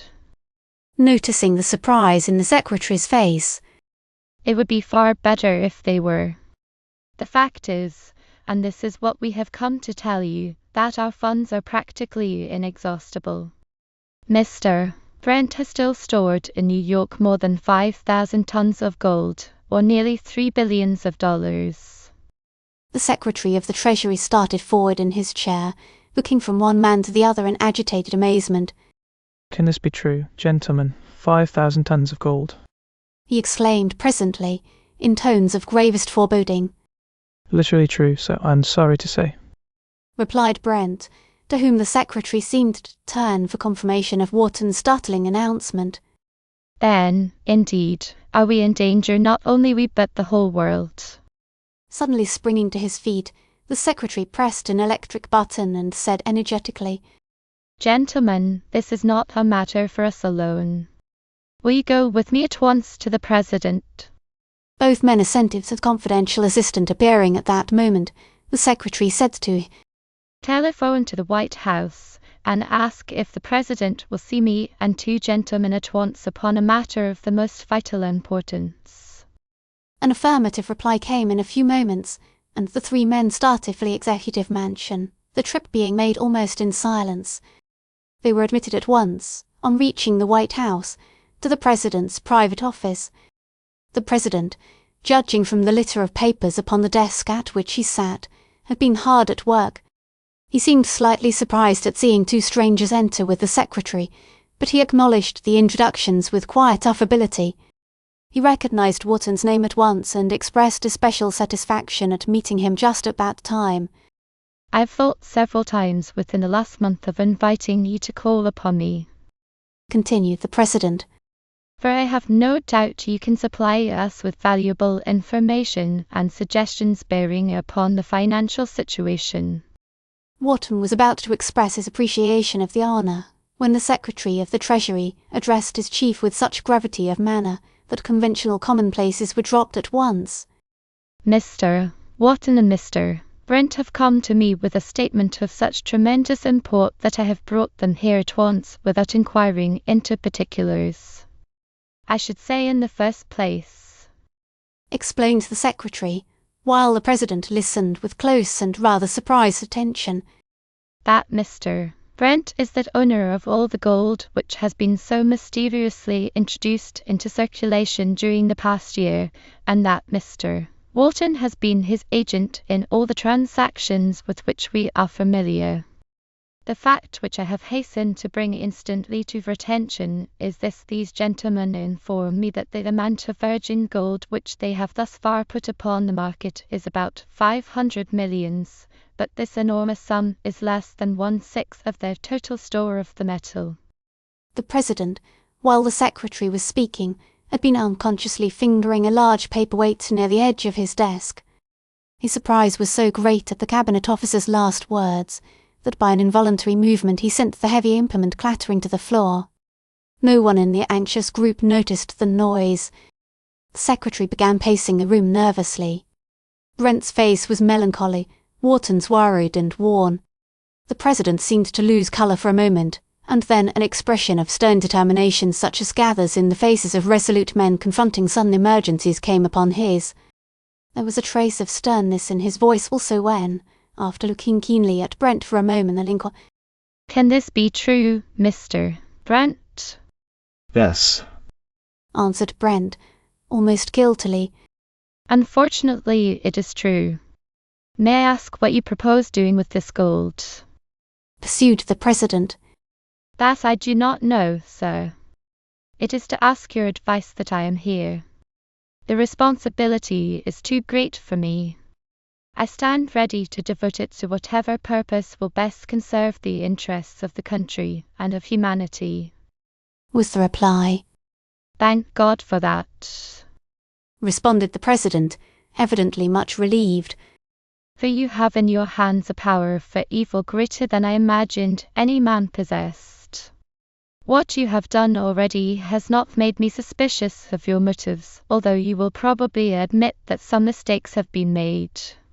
Can you tell us the history of this gold, where it is, and whether the source whence it comes is exhausted?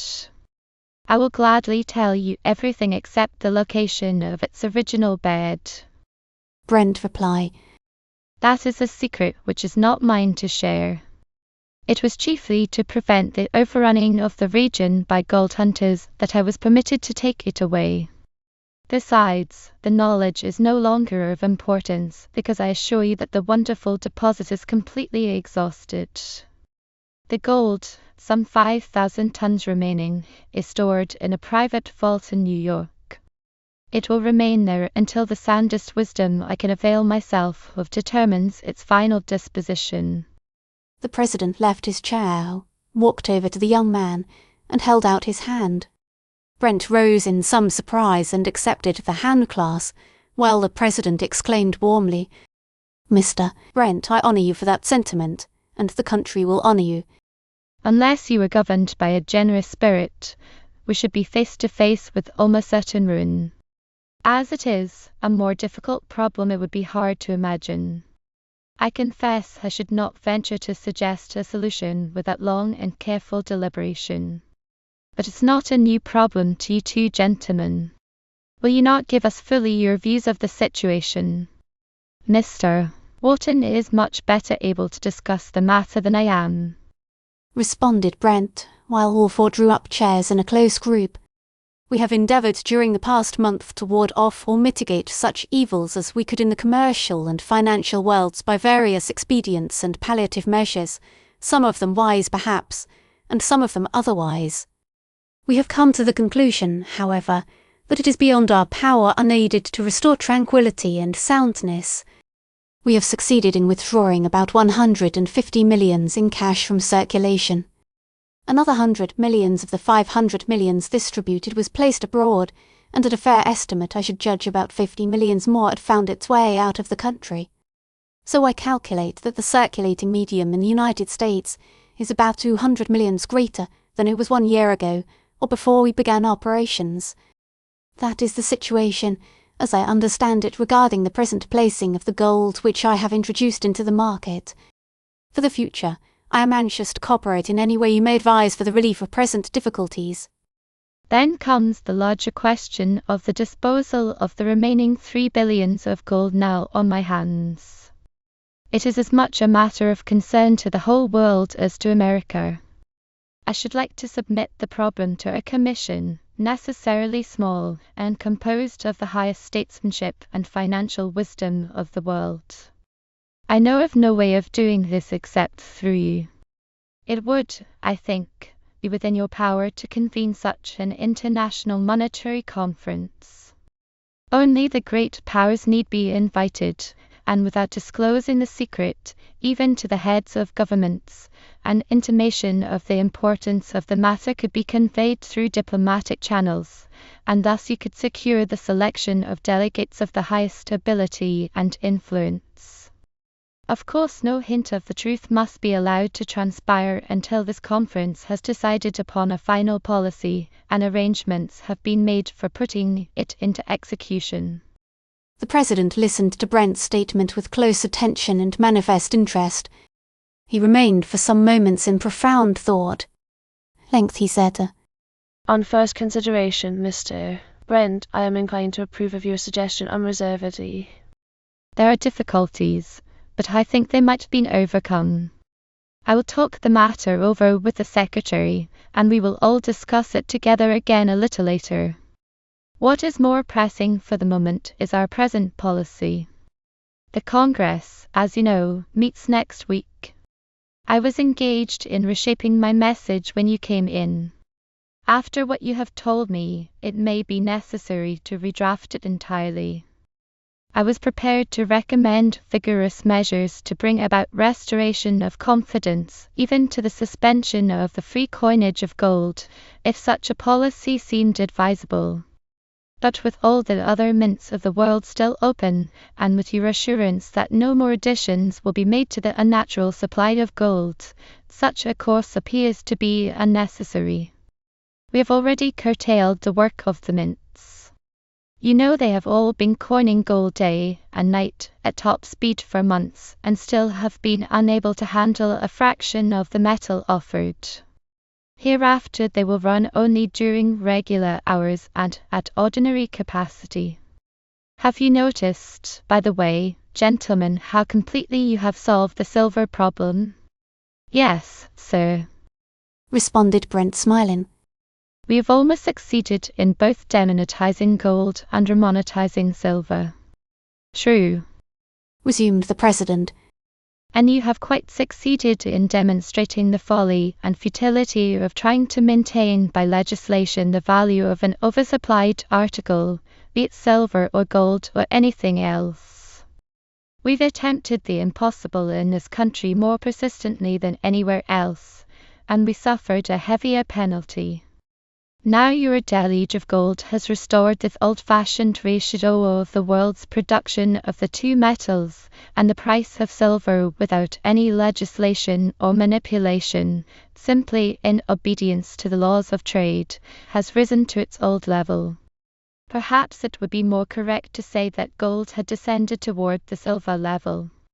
If it should become known that you still held 5,000 tons of gold ready to turn into money, does anybody suppose that an act of the Congress or any other feat of government could maintain gold as a standard of value? I have no doubt, however, that the friends of silver will come forward next week with some interesting proposals on behalf of that no longer despised metal. The situation will be difficult to control, very difficult indeed, pending the solution of your greater problem. I cannot help wishing you had placed these facts before me a month ago. Then I should not have felt it my duty to call an extra session. The President leaned back in his chair, drummed mechanically upon the desk, and for some time was lost in deep thought. The others were silent likewise. Presently collecting himself, and addressing both Wharton and Brent, the chief of the nation said earnestly, Gentlemen, I shall deal with you in this matter with complete frankness and without reserve or formality, just as if you were members of my cabinet. The subject is too great, too portentous, for us to allow any consideration save the best welfare of the country, of the world, to enter into our treatment of it. I hope you will give me the fullest benefit of the most earnest thought you can devote to it. Let it be a personal matter between us, as between men having a common duty. I have absolute faith in your integrity of motive. Your action in coming to me with your momentous secret is sufficient proof of that. Now let us have a few hours to digest this tremendous announcement. No man's mind, not mine, at least can comprehend all at once the infinite bearings and significance of such news. The Secretary and I will both have a better grasp of the subject after sleeping upon it. Will you not come here again tomorrow afternoon, say at 2 o'clock, and we will have a long talk. Then we will dine quietly and put our heads together over it again in the evening. Brent and Wharton heartily thanked the President for his expression of confidence in them, accepted his invitation, and withdrew. The Secretary remained with his chief. The sun had long set when he left the White House. The next day's conference at the Executive Mansion was long and interesting. It is not necessary to report it in detail. It rambled over the vast ramifications of the subject in a more haphazard and cursory way than the matter was afterwards treated by the more deliberate tribunal to which it was eventually referred. The President appeared rather tired and anxious when he greeted his guests, and so did the Secretary of the Treasury. I told you we should be better able to deal with our difficulty after a night's sleep, remarked the President with a smile as he grasped Brent's hands. I for one did not find it an easy matter to sleep upon. Nor I, observed the Secretary sententiously. Wharton and I, on the contrary, have enjoyed better rest the last 2 nights since deciding to share our responsibility with you than we have had for weeks, responded Brent, with some appearance of elation. Probably then your clearer heads have been more fertile than ours in plans for meeting the emergency, suggested the President, adding, with a twinkle of humour in his eye, It would be only fair for you to point out some line of escape from the dangers with which you have surrounded us. Brent's attempt to smile in response to this sally was not very mirthful. My poor brain, he said, is quite callous under any spurt effort in that direction. In fact, I have so completely lost confidence in it, that only the other day I begged my friend Wharton to take the whole load of gold off my shoulders, and dispose of it in any way he liked. And he spurned the offer? You are indeed a modern Meadows, Mr. Brent, cursed with sumless gold beyond even the craving of human cupidity. It is not easy to convince the mind that fable has become reality, that solid, scientific, 19th century life is suddenly confronted with a condition which society is utterly unprepared to meet. The President gave rein to his thought in this strain for a moment longer. Then he turned resolutely to the concrete problem in hand, saying, My attitude toward the Congress is, under the circumstances, somewhat embarrassing. I have summoned a special session to deal with the financial situation. The aspect of affairs had very much changed before you came to me yesterday with your startling revelation. Precautions which I would have recommended a month ago are no longer expedient. In view of what you have told me, the less legislation we have just now the better. I have about decided to advise the calling of a monetary conference. The worldwide financial disturbance is sufficient justification for it, and to suggest 2 or 3 harmless palliative measures for giving relief to present monetary distress, and for strengthening public confidence. Do you think of any better plan? The discussion became general and informal, and soon drifted into various branches of the subject of temporary policy. By the time the dinner hour had arrived, all were agreed that the President's suggested attitude toward Congress was the wisest that could be adopted. Measures for holding in check erratic and dangerous legislation which might be threatened were also considered. It was arranged that Brent and Wharton should, as far as possible, influence the tone of finance and speculation in harmony with the policy of the administration and cooperate actively with the government in any emergency which might arise. It was a quiet, informal dinner at which Brent, Wharton, and the Secretary of the Treasury joined the presidential household. Finance and other weighty affairs were not allowed to chill the cordial, home-like atmosphere which the presence of womanly tact and grace made particularly attractive to the two bachelor strangers.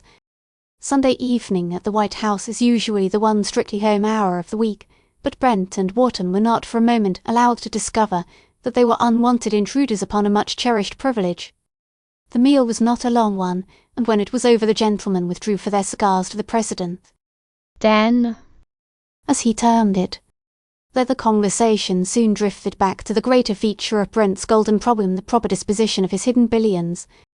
Aside from the obvious escape from the dilemma by casting away the whole treasure, and the secret with it, no one had any positive plan to advocate.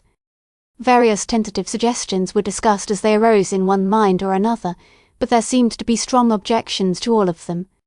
Although it was midnight before the discussion became wearisome, nothing definite had been arrived at beyond a general conviction that the problem which would confront the proposed convention of the wise men of finance would prove to be many times deeper, higher, broader, weightier than any unexpected obstacle which had yet arisen in the path of civilization. Brent and Wharton returned the next day to New York.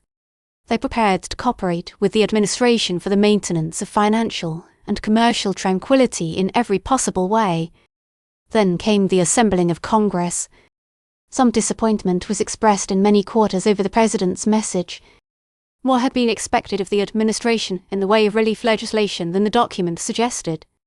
But if there was any lack of financial panaceas, Congress speedily supplied it. The variety of schemes and measures for accomplishing all manner of desirable ends seemed infinite. The deluge of private bills soon disappeared in committee archives, most of them attracting no attention on their rapid path to oblivion.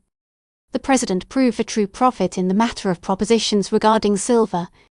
Most of the low-grade silver mines of the West, which had shut down 2 years before owing to the demonetization of the metal and its low price, had reopened and were producing at their utmost capacity. There had been much investment and speculative buying of the metal for a few months, in consequence of the decline or superabundance of gold. The champions of the silver interest now came forward with proposals that the free coinage of gold should be suspended, and that at least 1/2 the production of the mints should be silver, at the established ratio of 15:1, which for centuries had marked the relative value of the two metals. The attitude finally taken by the administration party, as it came to be known, was not one of direct opposition to the silver men. It was urged that the whole question was too widespread in its bearings for the American Congress, or any other single legislative authority, to attempt to give it independent solution. The world had grown too small, and all its interests were too closely interwoven for any country to be able to maintain an individual monetary policy. Unity of principle and of action had become indispensable. The United States had learned this lesson at sore expense only 2 years before, and to seek its repetition would be a stupendous folly. The argument prevailed. The opposition to silver on the old grounds had disappeared. The demand simply for international cooperation could not be reasonably resisted.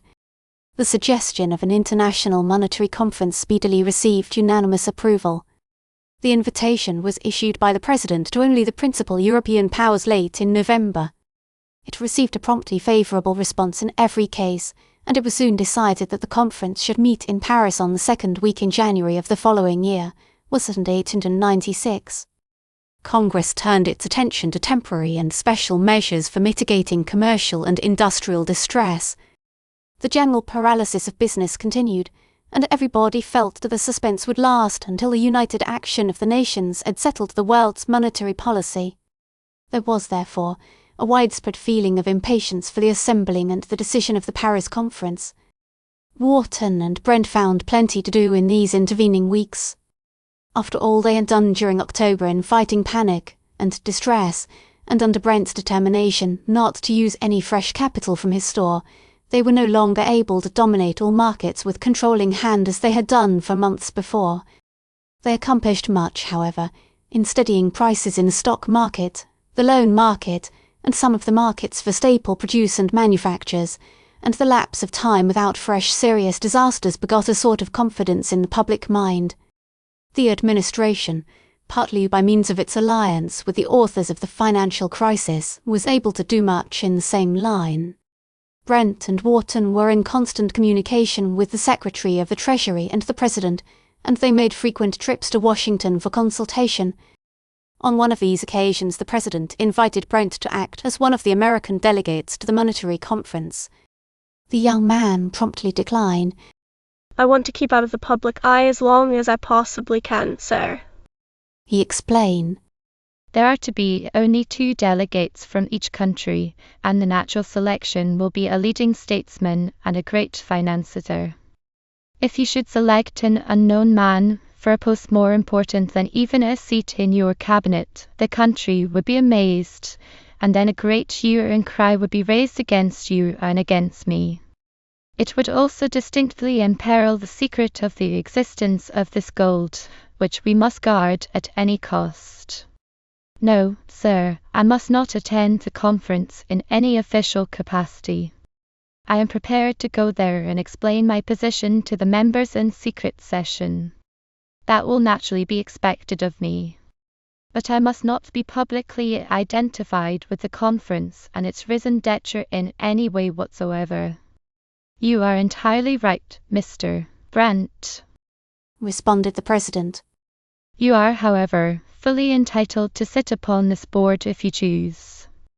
I can afford to ignore any public criticisms of my action in appointing you until events bring my justification.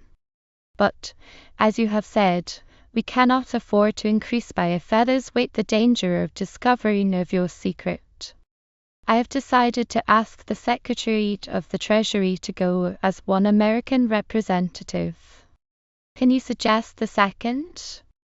Mr. Wharton might be named with propriety.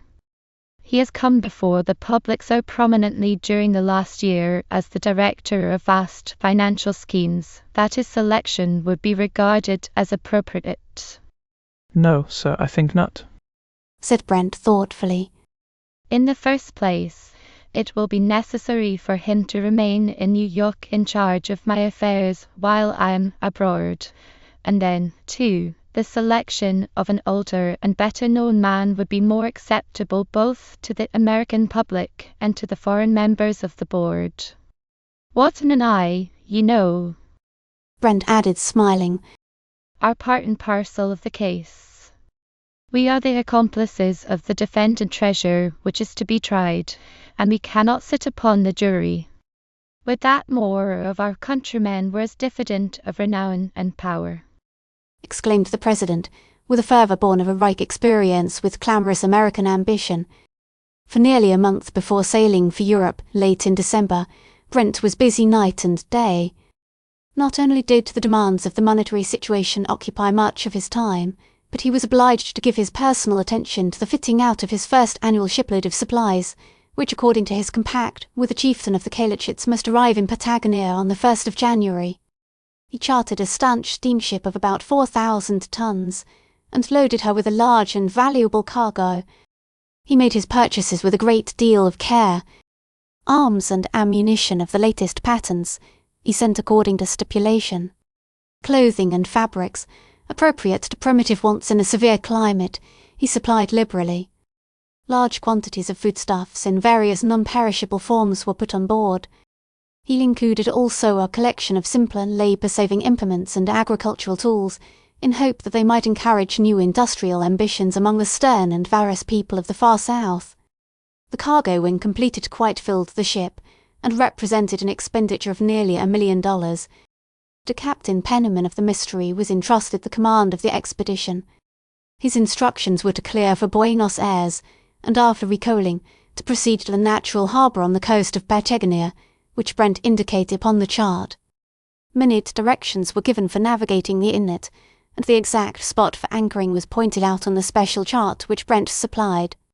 He was to remain there until a native should bring to him a document, of which Brent furnished a facsimile.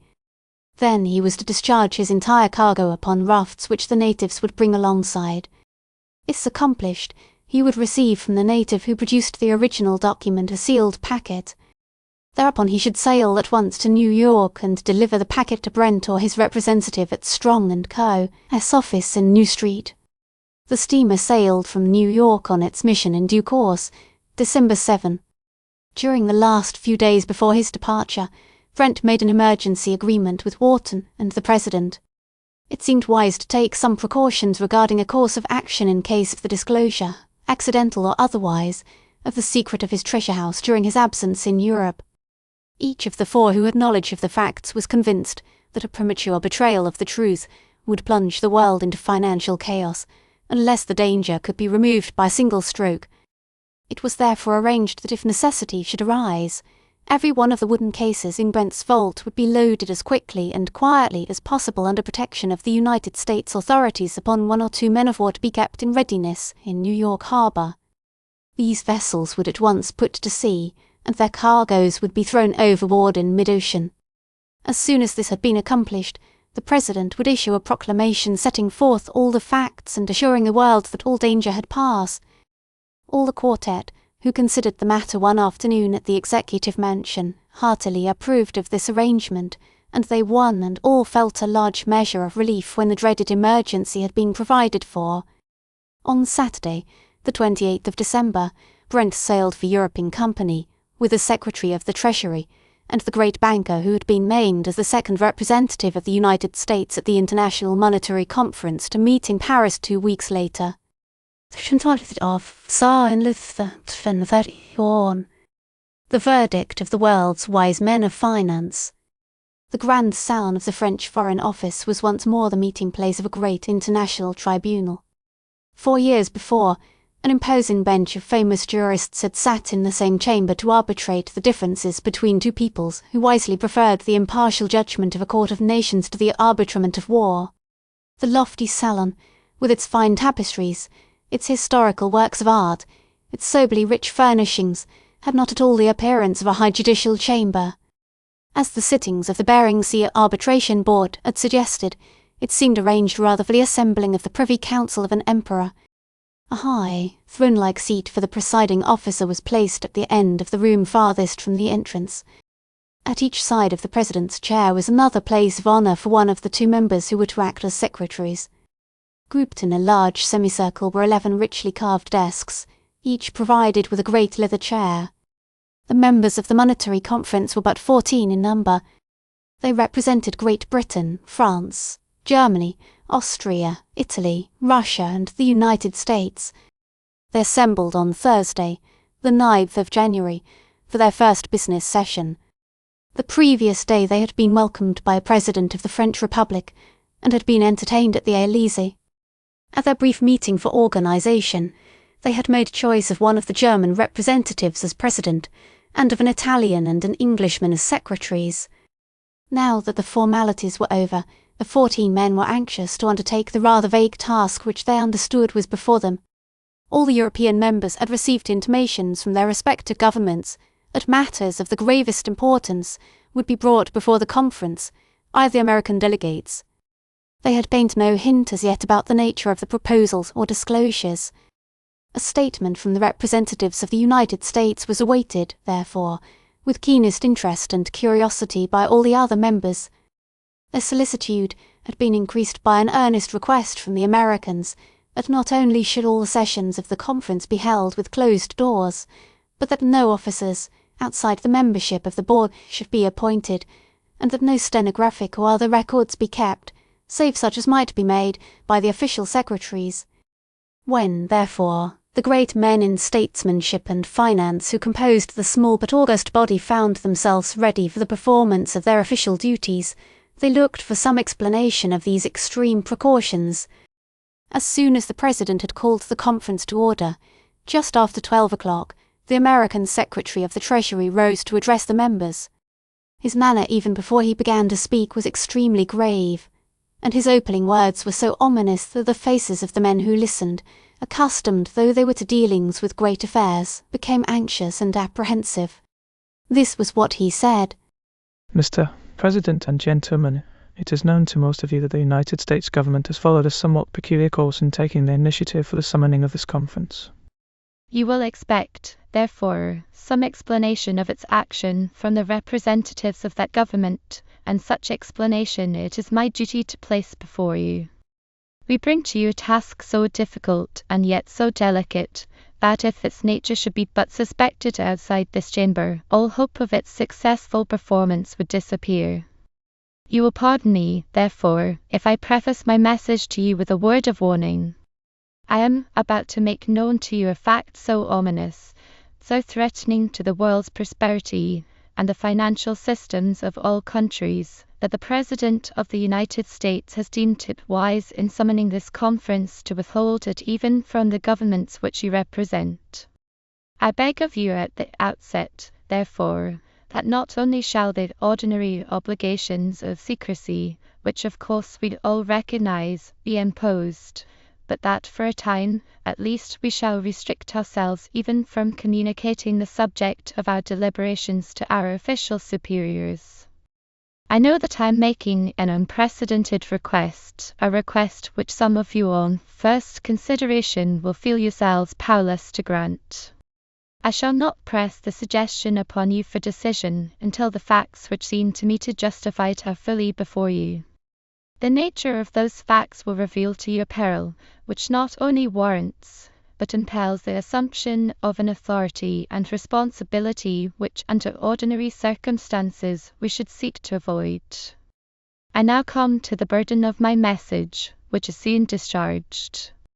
It relates to the sudden influx of gold in the markets of the world, chiefly in America, during the last year. All of you are familiar with the effects of this extraordinary increase in the supply of the standard monetary metal. Every market in the world has felt its influence, while in the United States the foundations of our financial and commercial welfare have been severely shaken.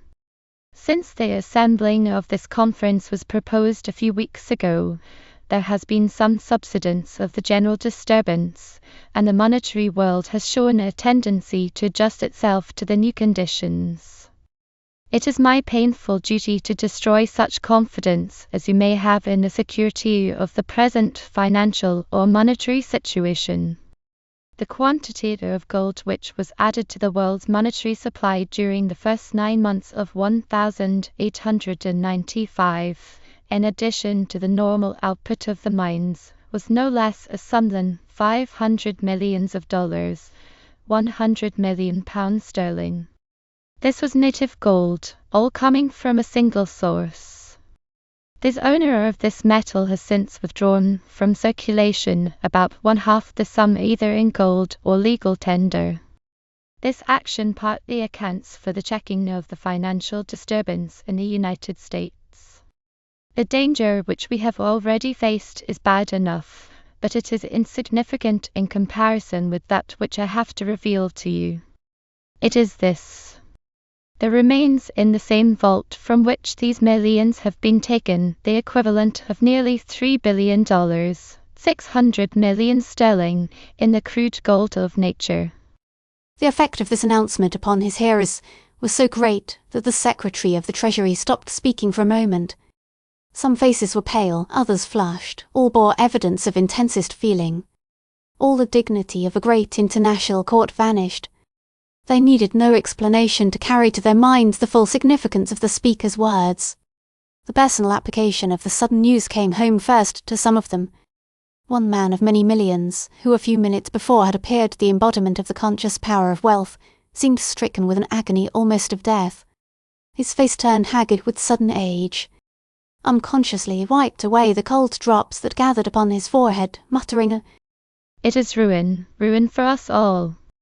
A great French banker sitting next him heard the words and sprang to his feet in sudden passion. It is not ruin, he cried hotly. Who is this man that threatens the world with his gold? Let him be seized. Let the gold be taken from him. Let it be destroyed. No man can crush us all in this fashion. Desperate conditions demand desperate remedies. It is a case for coup d'état. The outburst evidently found sympathetic listeners. The looks of dismay, of terror even, began to give place to returning self-possession after the first shock of surprise was over. The President himself, almost as much overcome at first as any of his associates, rose to his feet, and in rather unsteady voice begged the conference to listen further to the American representative. The Secretary of the Treasury had remained standing, watching with keen solicitude the effect of his revelation. Every man turned instantly to him and gave to his following words most intense attention. "I am glad to be able to assure you, gentlemen," he resumed, "that desperate measures are quite unnecessary. The owner of this gold is as anxious as you are to avoid bringing any calamity or financial evil upon his own or any other country. It was, indeed, at his suggestion that the President invited the powers to send delegates to this conference. With unparalleled generosity and laudable sagacity, he desires to place the fate of his vast treasure in your hands.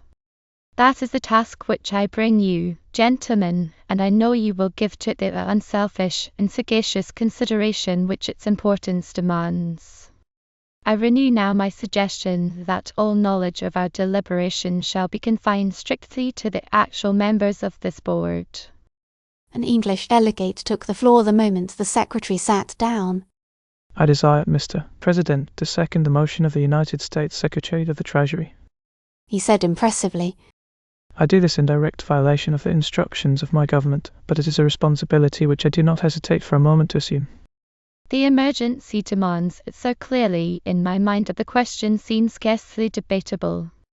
I am still so far overwhelmed by the stupendous revelation to which we have listened, that I am not prepared yet to discuss it beyond taking this obvious precaution for guarding against the terrible calamity which a disclosure of this secret would bring upon us.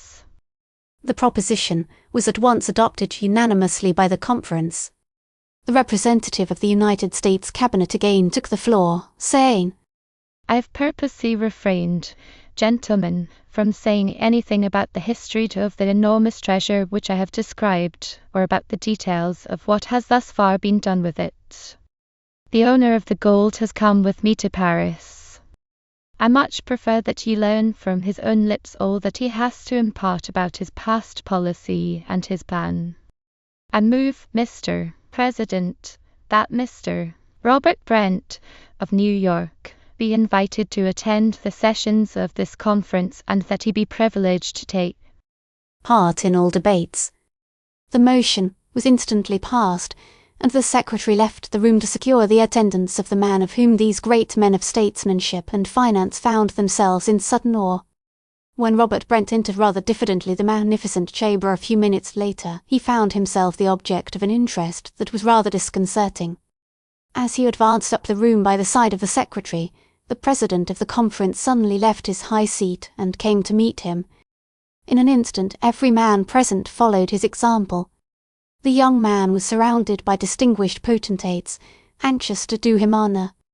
Little was said. It did not seem to be an occasion for many words.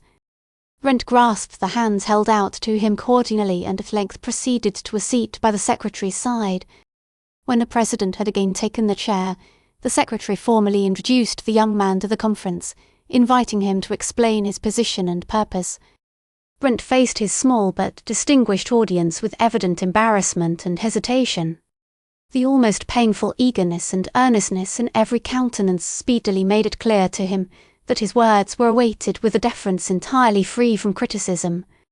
Strong emotion unmasks most faces, and there was fear and admiration and bewilderment still upon the features of the proud men who now hung expectant upon the words of the young American of whose existence they had been ignorant an hour before. Such is the mastery of gold. Brent's embarrassment gave place to an uncomfortable sense of undeserved power which he had usurped from these, its rightful custodians. It led him to speak deprecatingly, almost apologetically, of himself and his difficulties. He described as fully as he was able the history of his treasure and his operations in the financial world during the previous year. Coming at length to the question at issue, he said, "With the best intentions in the world, I have inflicted great wrongs, especially upon my own country. I have done what I could to repair some of the damage I have caused. But I realize clearly now, as no doubt you do at a glance, that the greatest evil of all is still impending. The simple possession of more than 5,000 tons of unknown, unused gold, under the present circumstances, is a crime of which I will not be guilty a moment longer than I can help. I place the fate of this treasure entirely, unreservedly, in your hands. I have no personal wishes in the matter, not even any suggestions to offer. The task is too great for me. I assumed it at first without hesitation and with the foolish confidence of ignorance. It seemed to my thoughtless enthusiasm the simplest portion of my plan of gold-getting. I believed, when I had locked the last box of gold in the vault in New York, that my difficulties were practically at an end. The mischief which my blind self-assurance has wrought will be a lifelong reproach to me. To be absolutely honest, I cannot plead complete ignorance of the dangers which I risked. Some of them I dimly foresaw after I had seriously grappled the problem which I have now delegated to you. A selfish desire to escape if possible the penalties of wealth, the notoriety, the curiosity, the adulation, the insincerities, the importunities led me to conceal my secret, when I should have sought the best counsel at the outset. I hope I am not now too late in performing this duty. Whatever your honourable body shall advise, I will execute.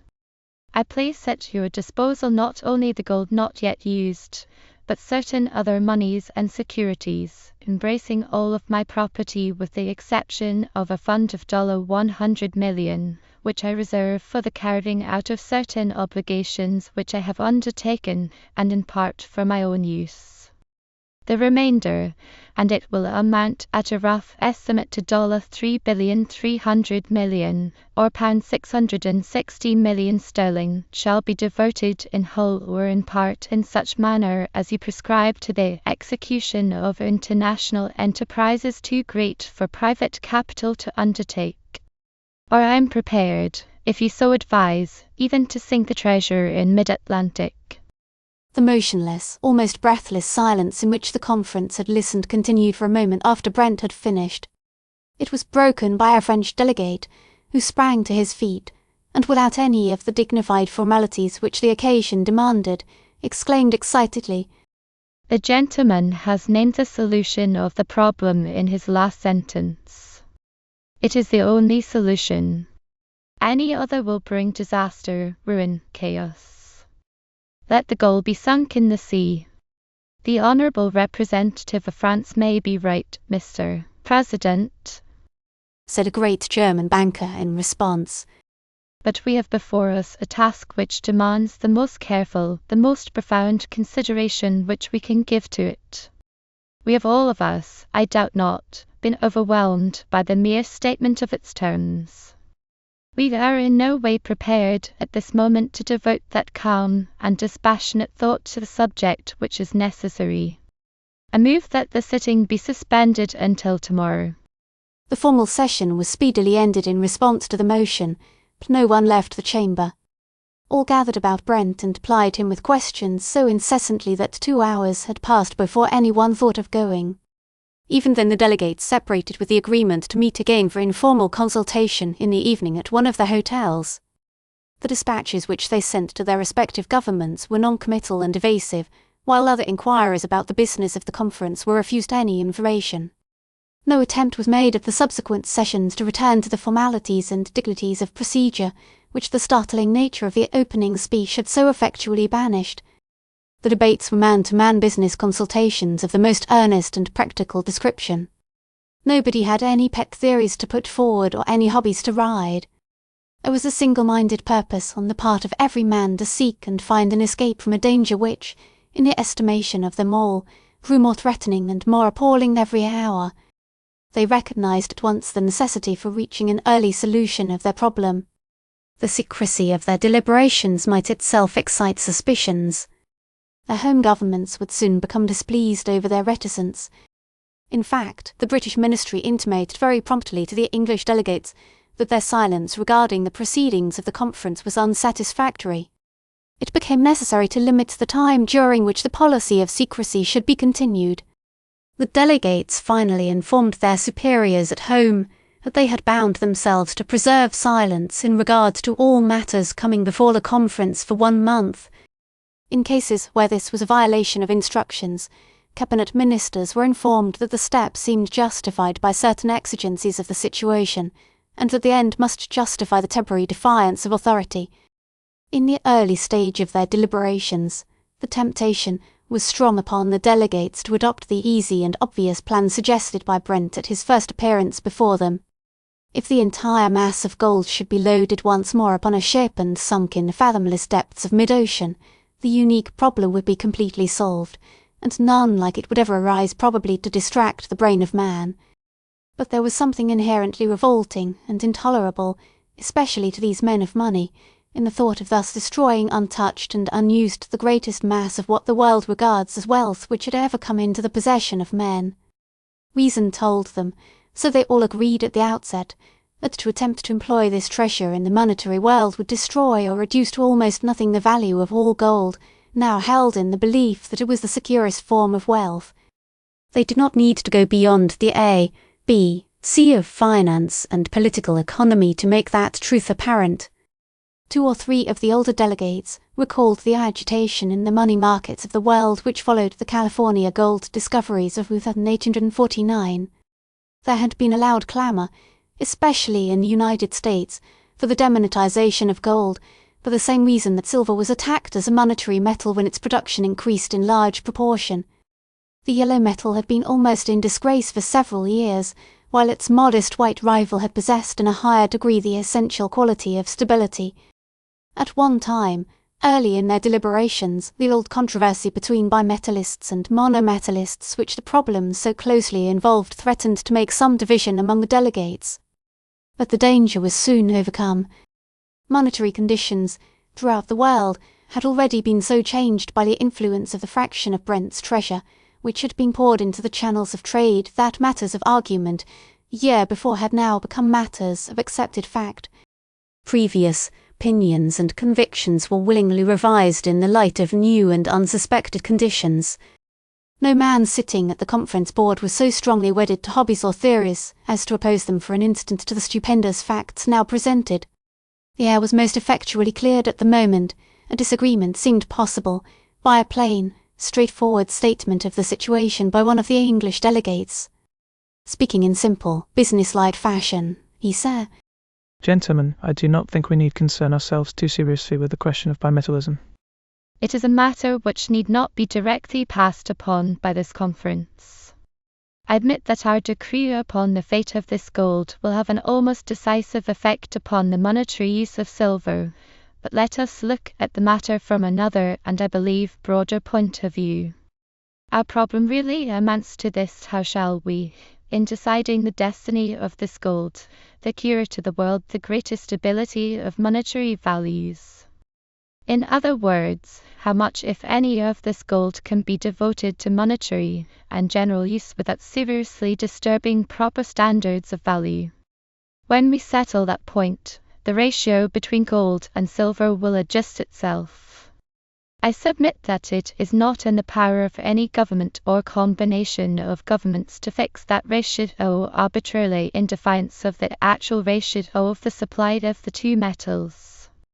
Look at the matter for one moment in the light of history. The fluctuations have been great, and dependent solely upon supply and demand. Go back as far as Darius, and the ratio was 13:1. After the pillage of the Temple of Delphi, BC 357, it fell to 10:1. In the Roman world it rose as high as 17:1, but after Caesar's return, loaded with spoils from Gaul, it was reduced to 9:1. In the Middle Ages it ranged between 10 and 12:1. It began to rise soon after 1600, and in 1717 the English government fixed the ratio at 15.2 to 1. The relative supply of the two metals has always fixed their relative values, and it always will continue to do so.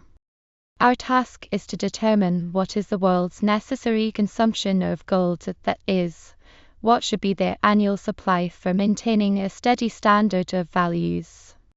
Solve that problem and our work is done.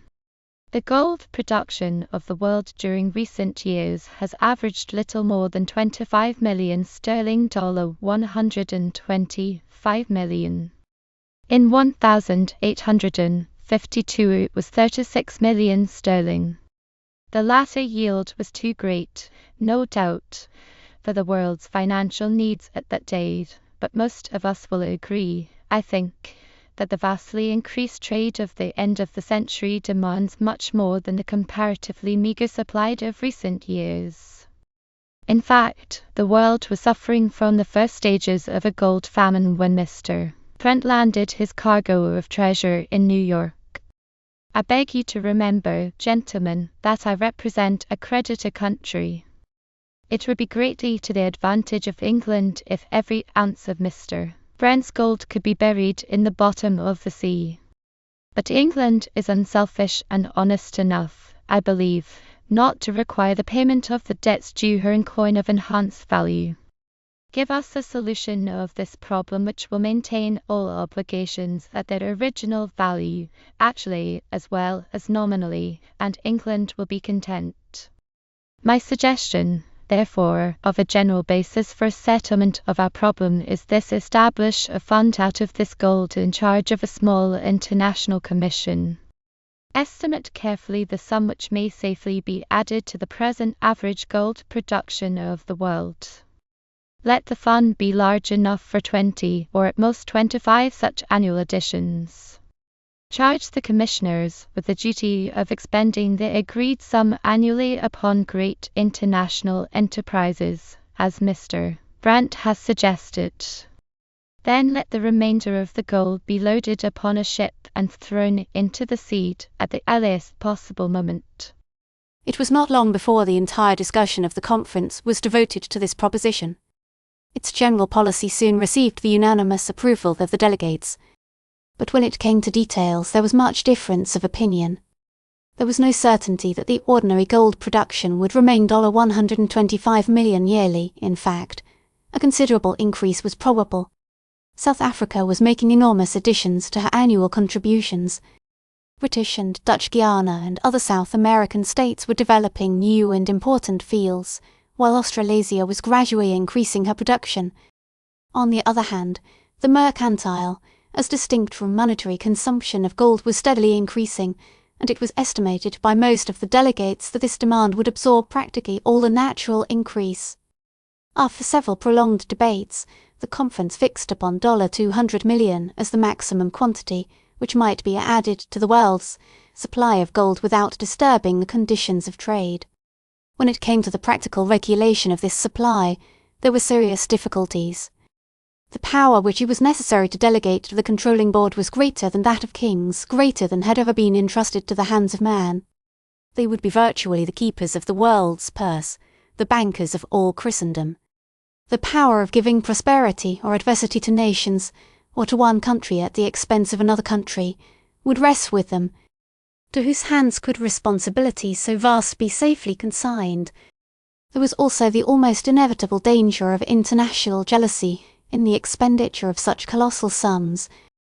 A higher virtue than patriotism must control the distribution of benefactions for the good of humanity at large, rather than of nations.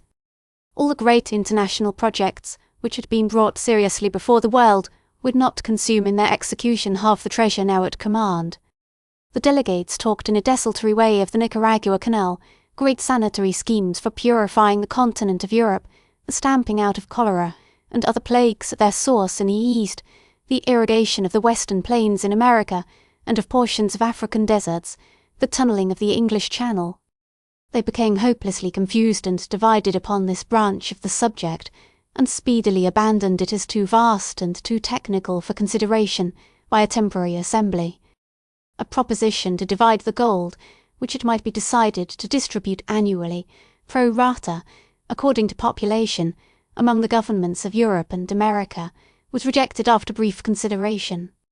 Brent himself ventured to express his disapproval of the suggestion, and his wish was at once respected.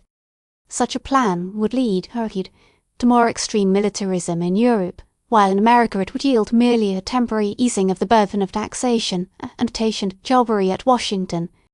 It would produce no genuine and permanent boon to mankind. All the schemes and suggestions offered finally sifted down to a very simple plan, and 4 weeks of almost incessant work brought the conference to substantial unanimity in its approval. In brief outline, these were its terms. The conference recommended that the equivalent $1,500,000,000 of Brent's treasure be delivered to the United States government as custodian. It should remain in the United States Treasury in its crude state of native gold until drawn upon from time to time, according to prescribed conditions, by an international board of trustees. This board should consist of 5 members, to be appointed, 1 by the President of the United States, 1 by the Queen of England, 1 by the Emperor of Germany, and 1 by the President of France. The 5th member should be Robert Brent of New York. The term of office of the trustees should not be limited, and they should receive each an annual salary of $250,000. The duties should be the expenditure upon works for the general benefit of mankind beyond the scope of private undertaking, of such sums from the fund in the custody of the United States government as their judgment should dictate, and subject to the following restrictions: the expenditure should not in any one year exceed the sum of $75 million, nor fall below $30 million, unless the addition to the world's supply of gold from all sources, the fund included, during the next preceding year had exceeded $200 million. No excess over the last named maximum of the world's supply should be permitted by means of the trustees' expenditures. This agreement was reached by the conference 2 days before the expiration of the time during which it had been voted to keep the subject under consideration secret from the home governments of the various delegates. Before final adjournment, the conference adopted unanimously a report, setting forth in the strongest terms their admiration of the qualities of mind and heart which had led the owner of the greatest treasure in history to make of it a blessing and not a curse to his fellow men.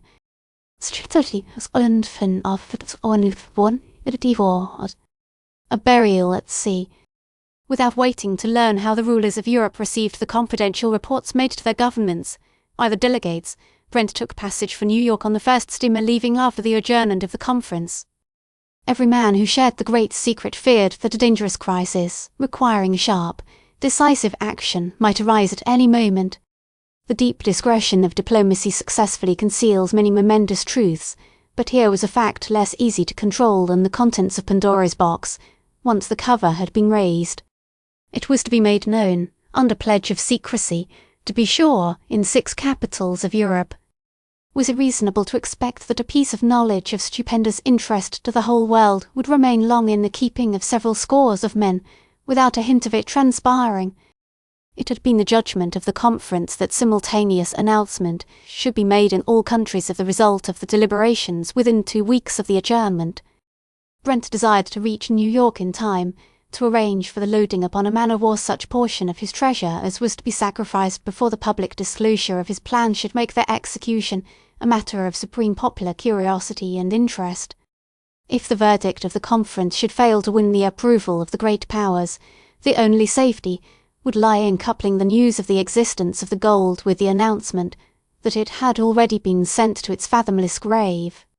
He took the precaution, before sailing, to cable Wharton to begin at once the transfer of 3,000 tons of the treasure from the vault to a suitable dock, whence it could be shipped at a few hours' notice, to a vessel moored alongside. Brent arrived in New York 8 days after the dissolution of the Paris Conference. He found dispatches assuring him that his secret was still safe and that all the powers concerned except Great Britain had already given an unreserved endorsement to the recommendations of the International Board. Not only that the cable told him that personal acknowledgments of his generosity and humanity from all the sovereigns of Europe would soon be in his hands. England's assent was hourly expected, and then the judgment of the world would be unanimous. A letter from the president contained warmest congratulations and a request that Brent would visit Washington as soon as possible after landing.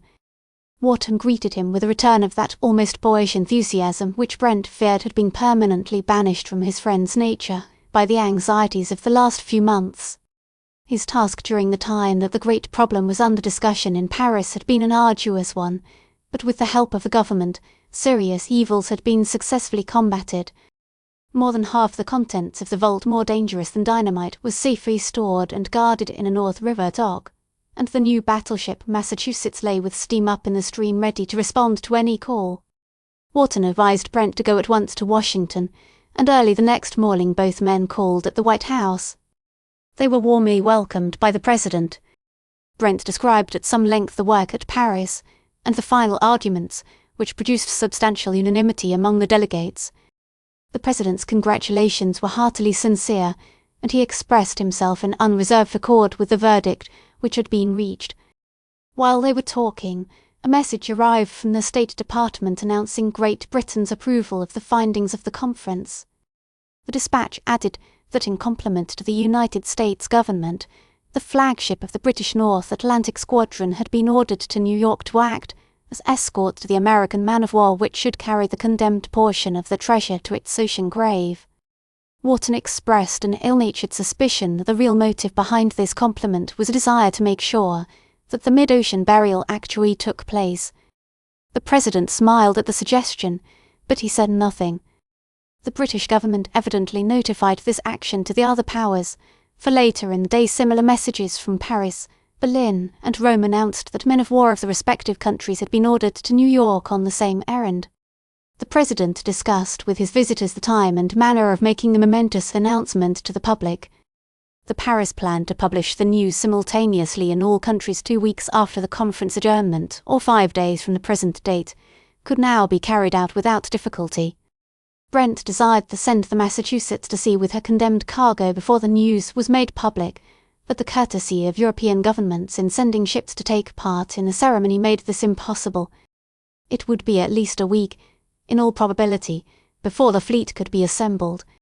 There was no way, therefore, of avoiding the big popular demonstration that would surely be made over the affair. "It is just as well," said the president, smiling a little at Brent's evident shrinking from the ordeal of public clamour. "It will furnish a harmless vent for the excitement that the news will arouse, and it will enable you to get over once for all the lionizing that the public will insist on giving you." "I suppose so," replied Brent, sighing so ruefully that both the president and Wharton burst out laughing. It was determined, if possible, to bring to Washington within the next 4 days the 2,500 tons of gold remaining in the New York vault, and to store it in the United States Treasury, according to the conference plan. The condemned gold was to be loaded at once on the Massachusetts, and the battleship was to be ready to proceed to sea the moment her foreign convoys arrived. Then the news should be given to the country in the form of a proclamation from the president, to be distributed to the press by telegraph late the night before the day agreed upon for publication. Brent and Wharton returned the same day to New York. It required sharp work to arrange for the transportation of the remaining contents of the big vault to the custody of the Treasury at Washington in the short time available. There was risk of discovery, too, in the large number of men employed at the task at both ends of the line, and some of the safeguards against detection and loss which had been used in all previous movements of portions of the treasure were now disregarded. Extraordinary precautions were hardly necessary now that the hour of disclosure was close at hand. The secret did not escape, in spite of the almost careless publicity of the hurried transfer by means of scores of wagons and several special trains. The clerks of the Treasury received the strange boxes, and made room for them with difficulty in the already crowded vaults. Their instructions were to store them unopened for present in the strong rooms reserved for gold bullion, giving merely receipts for so many wooden boxes. "Contents unknown." Late in the afternoon of Friday, February 14, the managers of the Washington bureaus of the great news agencies received an intimation from the White House that an important piece of information would be given out by the president's private secretary at 11 o'clock that evening. The correspondents who called at the executive mansion at the hour named received from the secretary the document, which caused them some surprise, when they first glanced at it. The secretary remarked in handing them each a copy that there was not a word additional to be said that night in regard to the matter contained in the paper either by the President or any member of the administration. The newspaper men read a paragraph or two, and then suddenly even the serene stoicism of well-seasoned Washington correspondents was disturbed. They scanned the succeeding pages of typewritten manuscript hastily, and one or two of the men zipped out without waiting to say good night. Others stopped to ask a vain question or two before joining in the race for the wires. An hour later the excitement had spread to the editorial rooms of every morning newspaper in the country. It was too late at night to do more than print without comment the stupendous news contained in the President's proclamation. None of the devices for giving emphasis to intelligence of the highest moment were omitted. Black type and wide-spaced lines made the first pages of the morning papers bristle with importance as on the day after a presidential election. Soon the news was in everybody's mouth, not in America only, but throughout civilization. It was a story which, although told in official language, appealed to every one who knows the passion of envy. Few outside the small circles of finance tried to estimate the effect of the strange news upon their own affairs. Few imagined it would have any such influence. It was simply to the masses the most marvellous tale of the age, and another proof that fact is stranger than fiction. But American curiosity promptly demanded something more. Who was the strange billionaire who quietly sacrificed his wealth upon the recommendation of a board of advisers? His fellow countrymen clamoured for his personality, and the whole machinery of journalism was brought into action to comply with the demand. The President's proclamation gave no clue to the present whereabouts or Mr. Robert Brent of New York, nor to the location of the private vault in which the treasure had been stored. No other name had been mentioned in the proclamation, but it did not take long for the New York editors to identify Strong and Co. as the agents of the new King of Finance, and to see in the news the explanation of many of the mysteries of the previous year. The Wall Street representatives of all the papers were very early at the Nassau Street banking house on the morning of the publication of the President's proclamation. Most of them little friends of John Wallen by this day as Saul the Magna. the street. With this trusty corps of newspaper men, Wharton came in about 9 o'clock, accompanied by a man about his own age whom some of the writers remembered having seen at the office before. The reporter smilingly barred their passage to the inner office. Wharton threw up his hands in mock despair. The other man smiled slightly. You can't go in unless you take us with you and tell us the whole story, remarked a genial young man, who smilingly headed the intimidating squad. What? Wharton began, then changed his mind.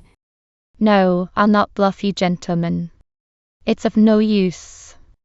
But I can't talk now, really. Come back at 3 o'clock and I'll give you all I can. That won't do. Where's Robert Brent? Insisted the head of the journalistic corps. He'll be here at 3 o'clock, replied Wharton conciliatingly, and edging toward the door by a flank movement. And will you promise us a talk with him? That's all right, Mr. Wharton, you may go in. And the group stepped on either side and bowed with mock humility to the young banker and his companion. They were busy enough, and scores of their fellows also, in the intervening 6 hours, in watching the effect of the great news upon trade and finance, and in collecting the opinions of men whose advice in such a crisis might prove valuable. The first effect everywhere in great markets was paralysis. The tidings were so unexpected, so stupendous, that even the masters of finance were dumbfounded. There was no precedent to guide them. They did not even know at first whether the news was good or bad. Self-protection was the only instinct aroused in most cases, but in what direction was this to be sought? Many put themselves on the qui-vive to watch the tendency of the current, ready to act accordingly. Brent and Wharton, in cooperation with some of the members of the Paris Conference, had made such preparations as were possible to prevent any extreme fluctuations of values either way during the first hours following the disclosure of the secret. The London, Berlin, and Paris markets opening some hours before those of New York set an example of steadiness. So great was the popular timidity and hesitation that for some hours the markets were almost stagnant. It was London, the controlling head of the financial world, that preserved the general equilibrium. It was apparent, before the close of the day's business there, that the new element suddenly added to the monetary situation was not regarded as a serious menace to financial stability. Most of the precautionary measures which had been provided in the principal centres proved to be unnecessary. There was nothing extraordinary in the course of the markets during the day in Europe or America. Anxious hours for the two men in Strong & Co.'s New York office were followed by genuine relief and satisfaction when 3 o'clock came without panic or serious disturbance in that most excitable of all thoroughfares, Wall Street. The promised interview with the newspaper men became a congratulatory reception. Brent felt an uncomfortable resemblance between himself and a museum freak when the group of writers was presented to him, but he speedily found himself chatting affably and familiarly with gentlemen who regarded and treated him in no other way than as a man of the world like themselves. They were genuinely interested in the brief personal narrative which they encouraged him to tell. He quite forgot that his companions were journalists. The conversation was general and it didn't become serious for some time. There are no better judges of human nature, no men whose knowledge of affairs is more varied, practical, and symmetrical than the leading news-gatherers of the New York press. The ordeal which Brent had dreaded became a pleasure. His interviewers talked more than he did, and talked in such an entertaining way that his mood soon changed. The jokes and cynicisms, the bon mots and good-natured raillery, which held nothing sacred, not even his billions, furnished a relief which he enjoyed with keenest relish after the unremitting anxieties of many days. He did not realize until afterwards that every man in that gay, careless group knew instinctively at the first moment his aversion to the meeting, and sought first of all to overcome that aversion and establish a footing of good fellowship. The natural result followed. Brent finally discussed with far greater freedom than he had intended the details of his own life and the history of his treasure. 2 hours passed in conversation so absorbing that nobody noticed the flight of time. At last Brent glanced at his watch and exclaimed, "I declare, gentlemen, it is nearly 6 o'clock. You have made the time pass so pleasantly that I had no idea it was so late. Well, we must make the interview very short. Get out your notebooks and fire away. We don't want any more interview, thank you, Mr. Brent," said the representative of the Herald quizzically, "unless there is something more you would like to have us say. But you haven't been interviewing me for publication all this time?" inquired Brent, rather aghast. "You haven't taken down a word, one of you." The newspaper men smiled.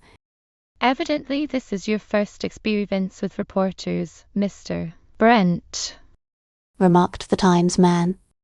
"If any man here had been so stupid as to produce a pencil during our very interesting talk, we would have expelled him from the profession.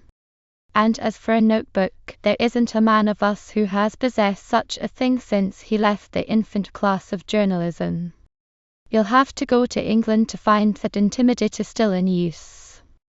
If any of us was incapable of reporting accurately the essential points of all you have told us, he would be unfit for his position. But you're not going to publish all or a large part of what I have told you, I hope," expostulated Brent. "I make no secret of the fact that I dread very much the notoriety which you are going to give me, gentlemen.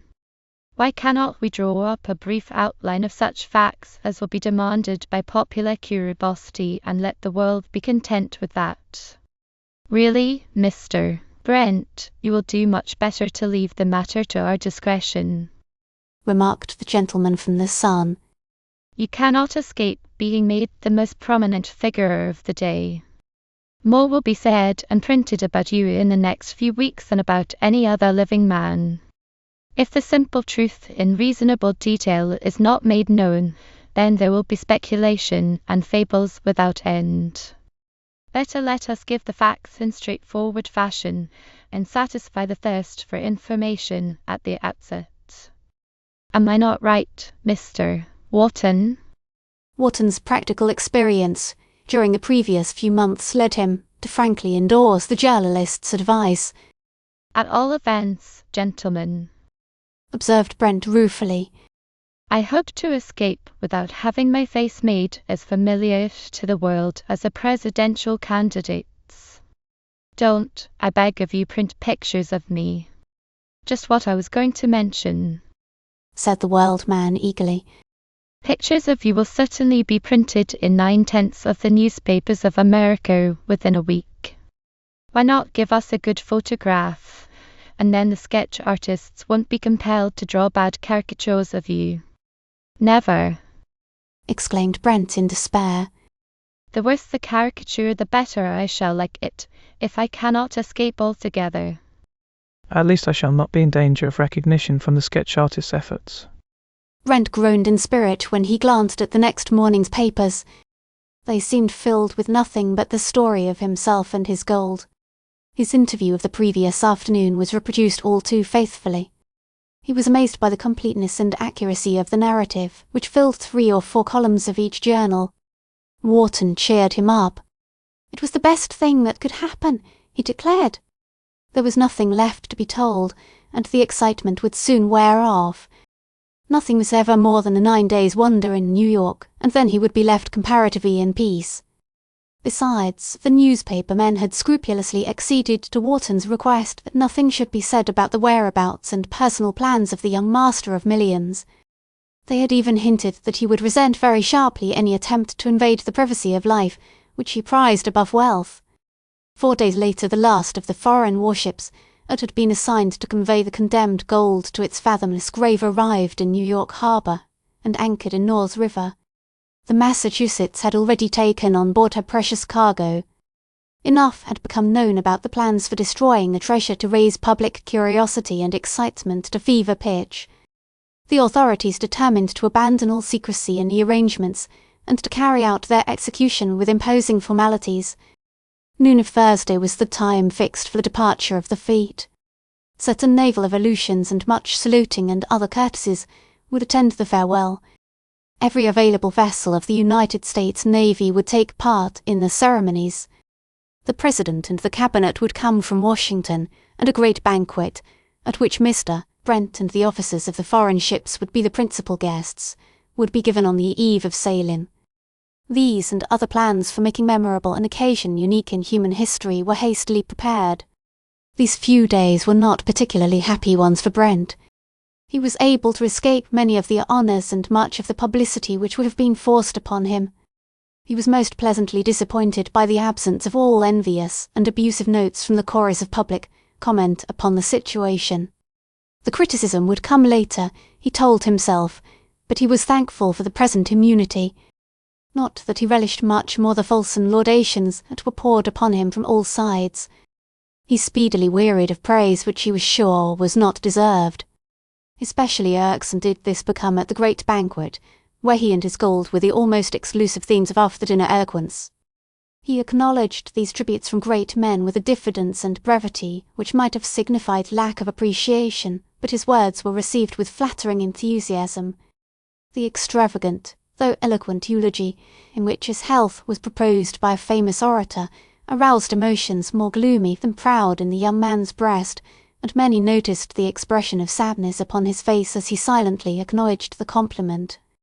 The next day was given over to those forms of public pleasure-making which America loves best. It was a holiday by common consent. The metropolis was thronged. Thousands had come from all parts of the Atlantic seaboard and the interior to witness all that could be publicly seen of an event for which history could find no parallel. Nobody seemed quite sure whether it should be a solemn or a gay occasion. It was the celebration of an escape from a great, though unknown peril, and at the same time it was the funeral ceremony of what the world regards as the most potent of its material possessions. At all events, it was a moment which called for the most imposing display of civic and political splendour, and nothing within the resources of a spectacle-loving people was withheld. The city was decorated from end to end as for a great fête.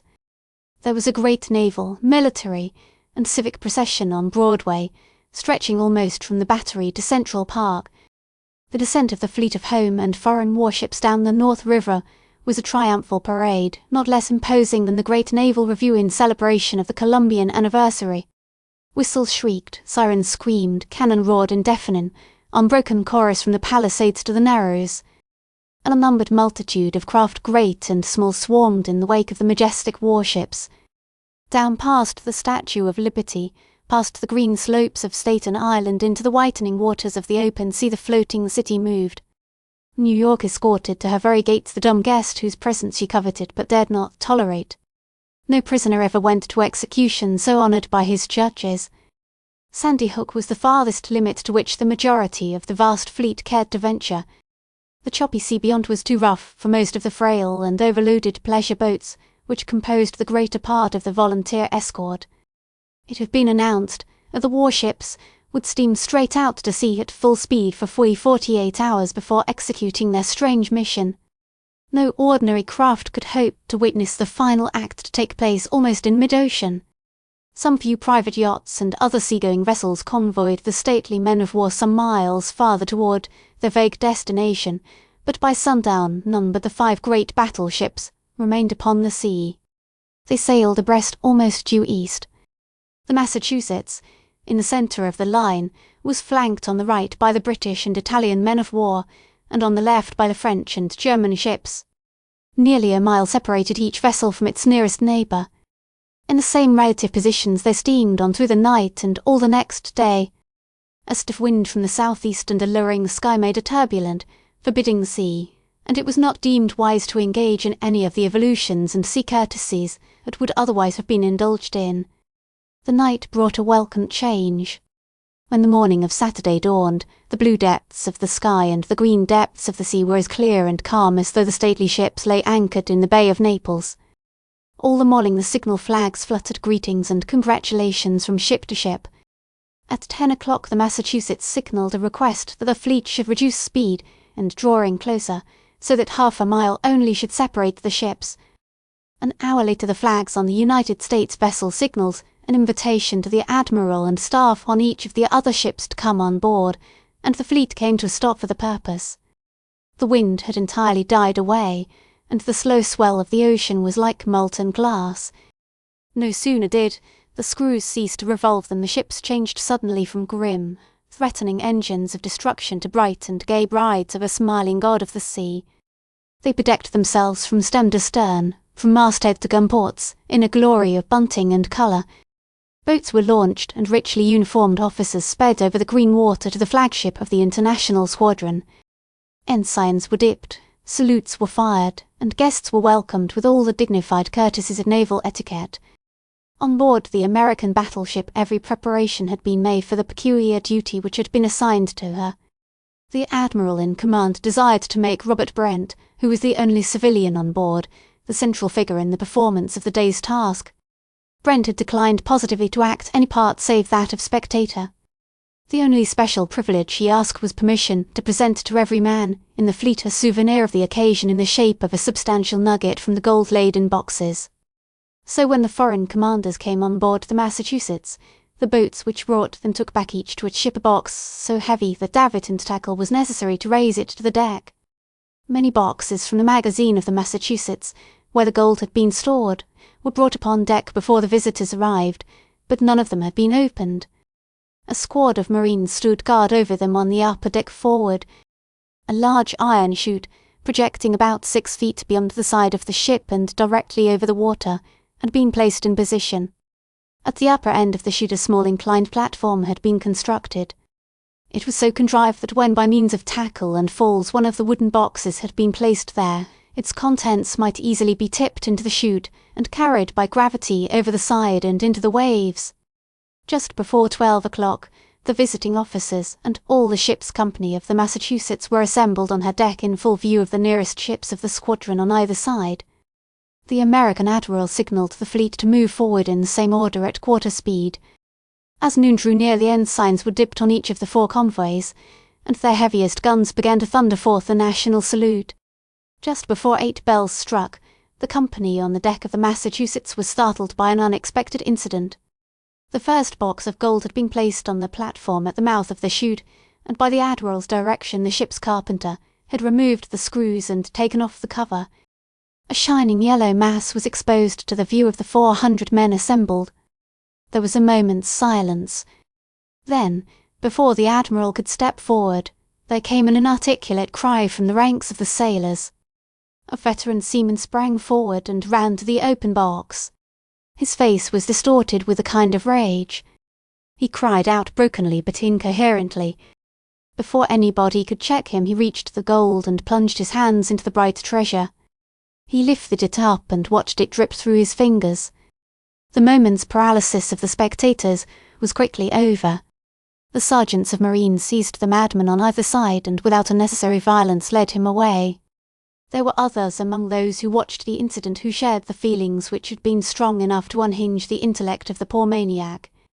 To most of the man-of-war's company, in fact, it seemed little less than a crime thus to destroy gold, which to them was the symbol of comfort and happiness. To Brent alone of all in those mustered ranks was a condemned treasure the representative of evil. He alone awaited its burial in bottomless depths with unmixed satisfaction. The United States Admiral, when the ship's bell signalled the meridian, stepped to the side of the platform. He invited the British commander to cast the first handful of gold into the sea. There was an instinctive reluctance in the bearing of the veteran sailor as he complied with the request. Slowly he dipped his hand into the shining metal. It seemed to resist and resent the profanation. He attempted to lift a heaping palm of nuggets and yellow dust into the track of the chute. The great weight held it back. It clung to its chine. A few nuggets from the surface of the yellow heap were all that remained in the Admiral's fingers as he raised them from the box and held them above the chute. He dropped the heavy particles slowly, regretfully upon the inclined plane of iron. They rattled noisily but musically down the smooth track. A moment later, a few tiny, hissing splashes caused the solemn face of the British Admiral to assume an expression almost of guilt as he watched the vanishing bright specks in the water below. The box of gold was raised to a sharp angle directly over the mouth of the chute. The American commander with a quick motion tipped the rest of its contents upon the iron slide. A swift yellow stream sped down the sharp incline, and the waves swallowed it with a thirsty suction that was intolerable in the covetous ears of those who listened. Neptune received that day a mighty tribute which should placate him toward the children of men through long generations. He accepted it with a dignified gratitude, which those who carried it to his altar always remembered in delightful contrast to his wrath when he makes reprisals upon those who go down to the sea in ships. I hope you enjoyed reading the book 6,000 Tons of Gold with me. If you liked this, please remember to like and subscribe. Please visit at Adonomy if you want to see different types of videos we produce. For statistics on our videos, visit at Adonomy Corps. Happy YouTube travels!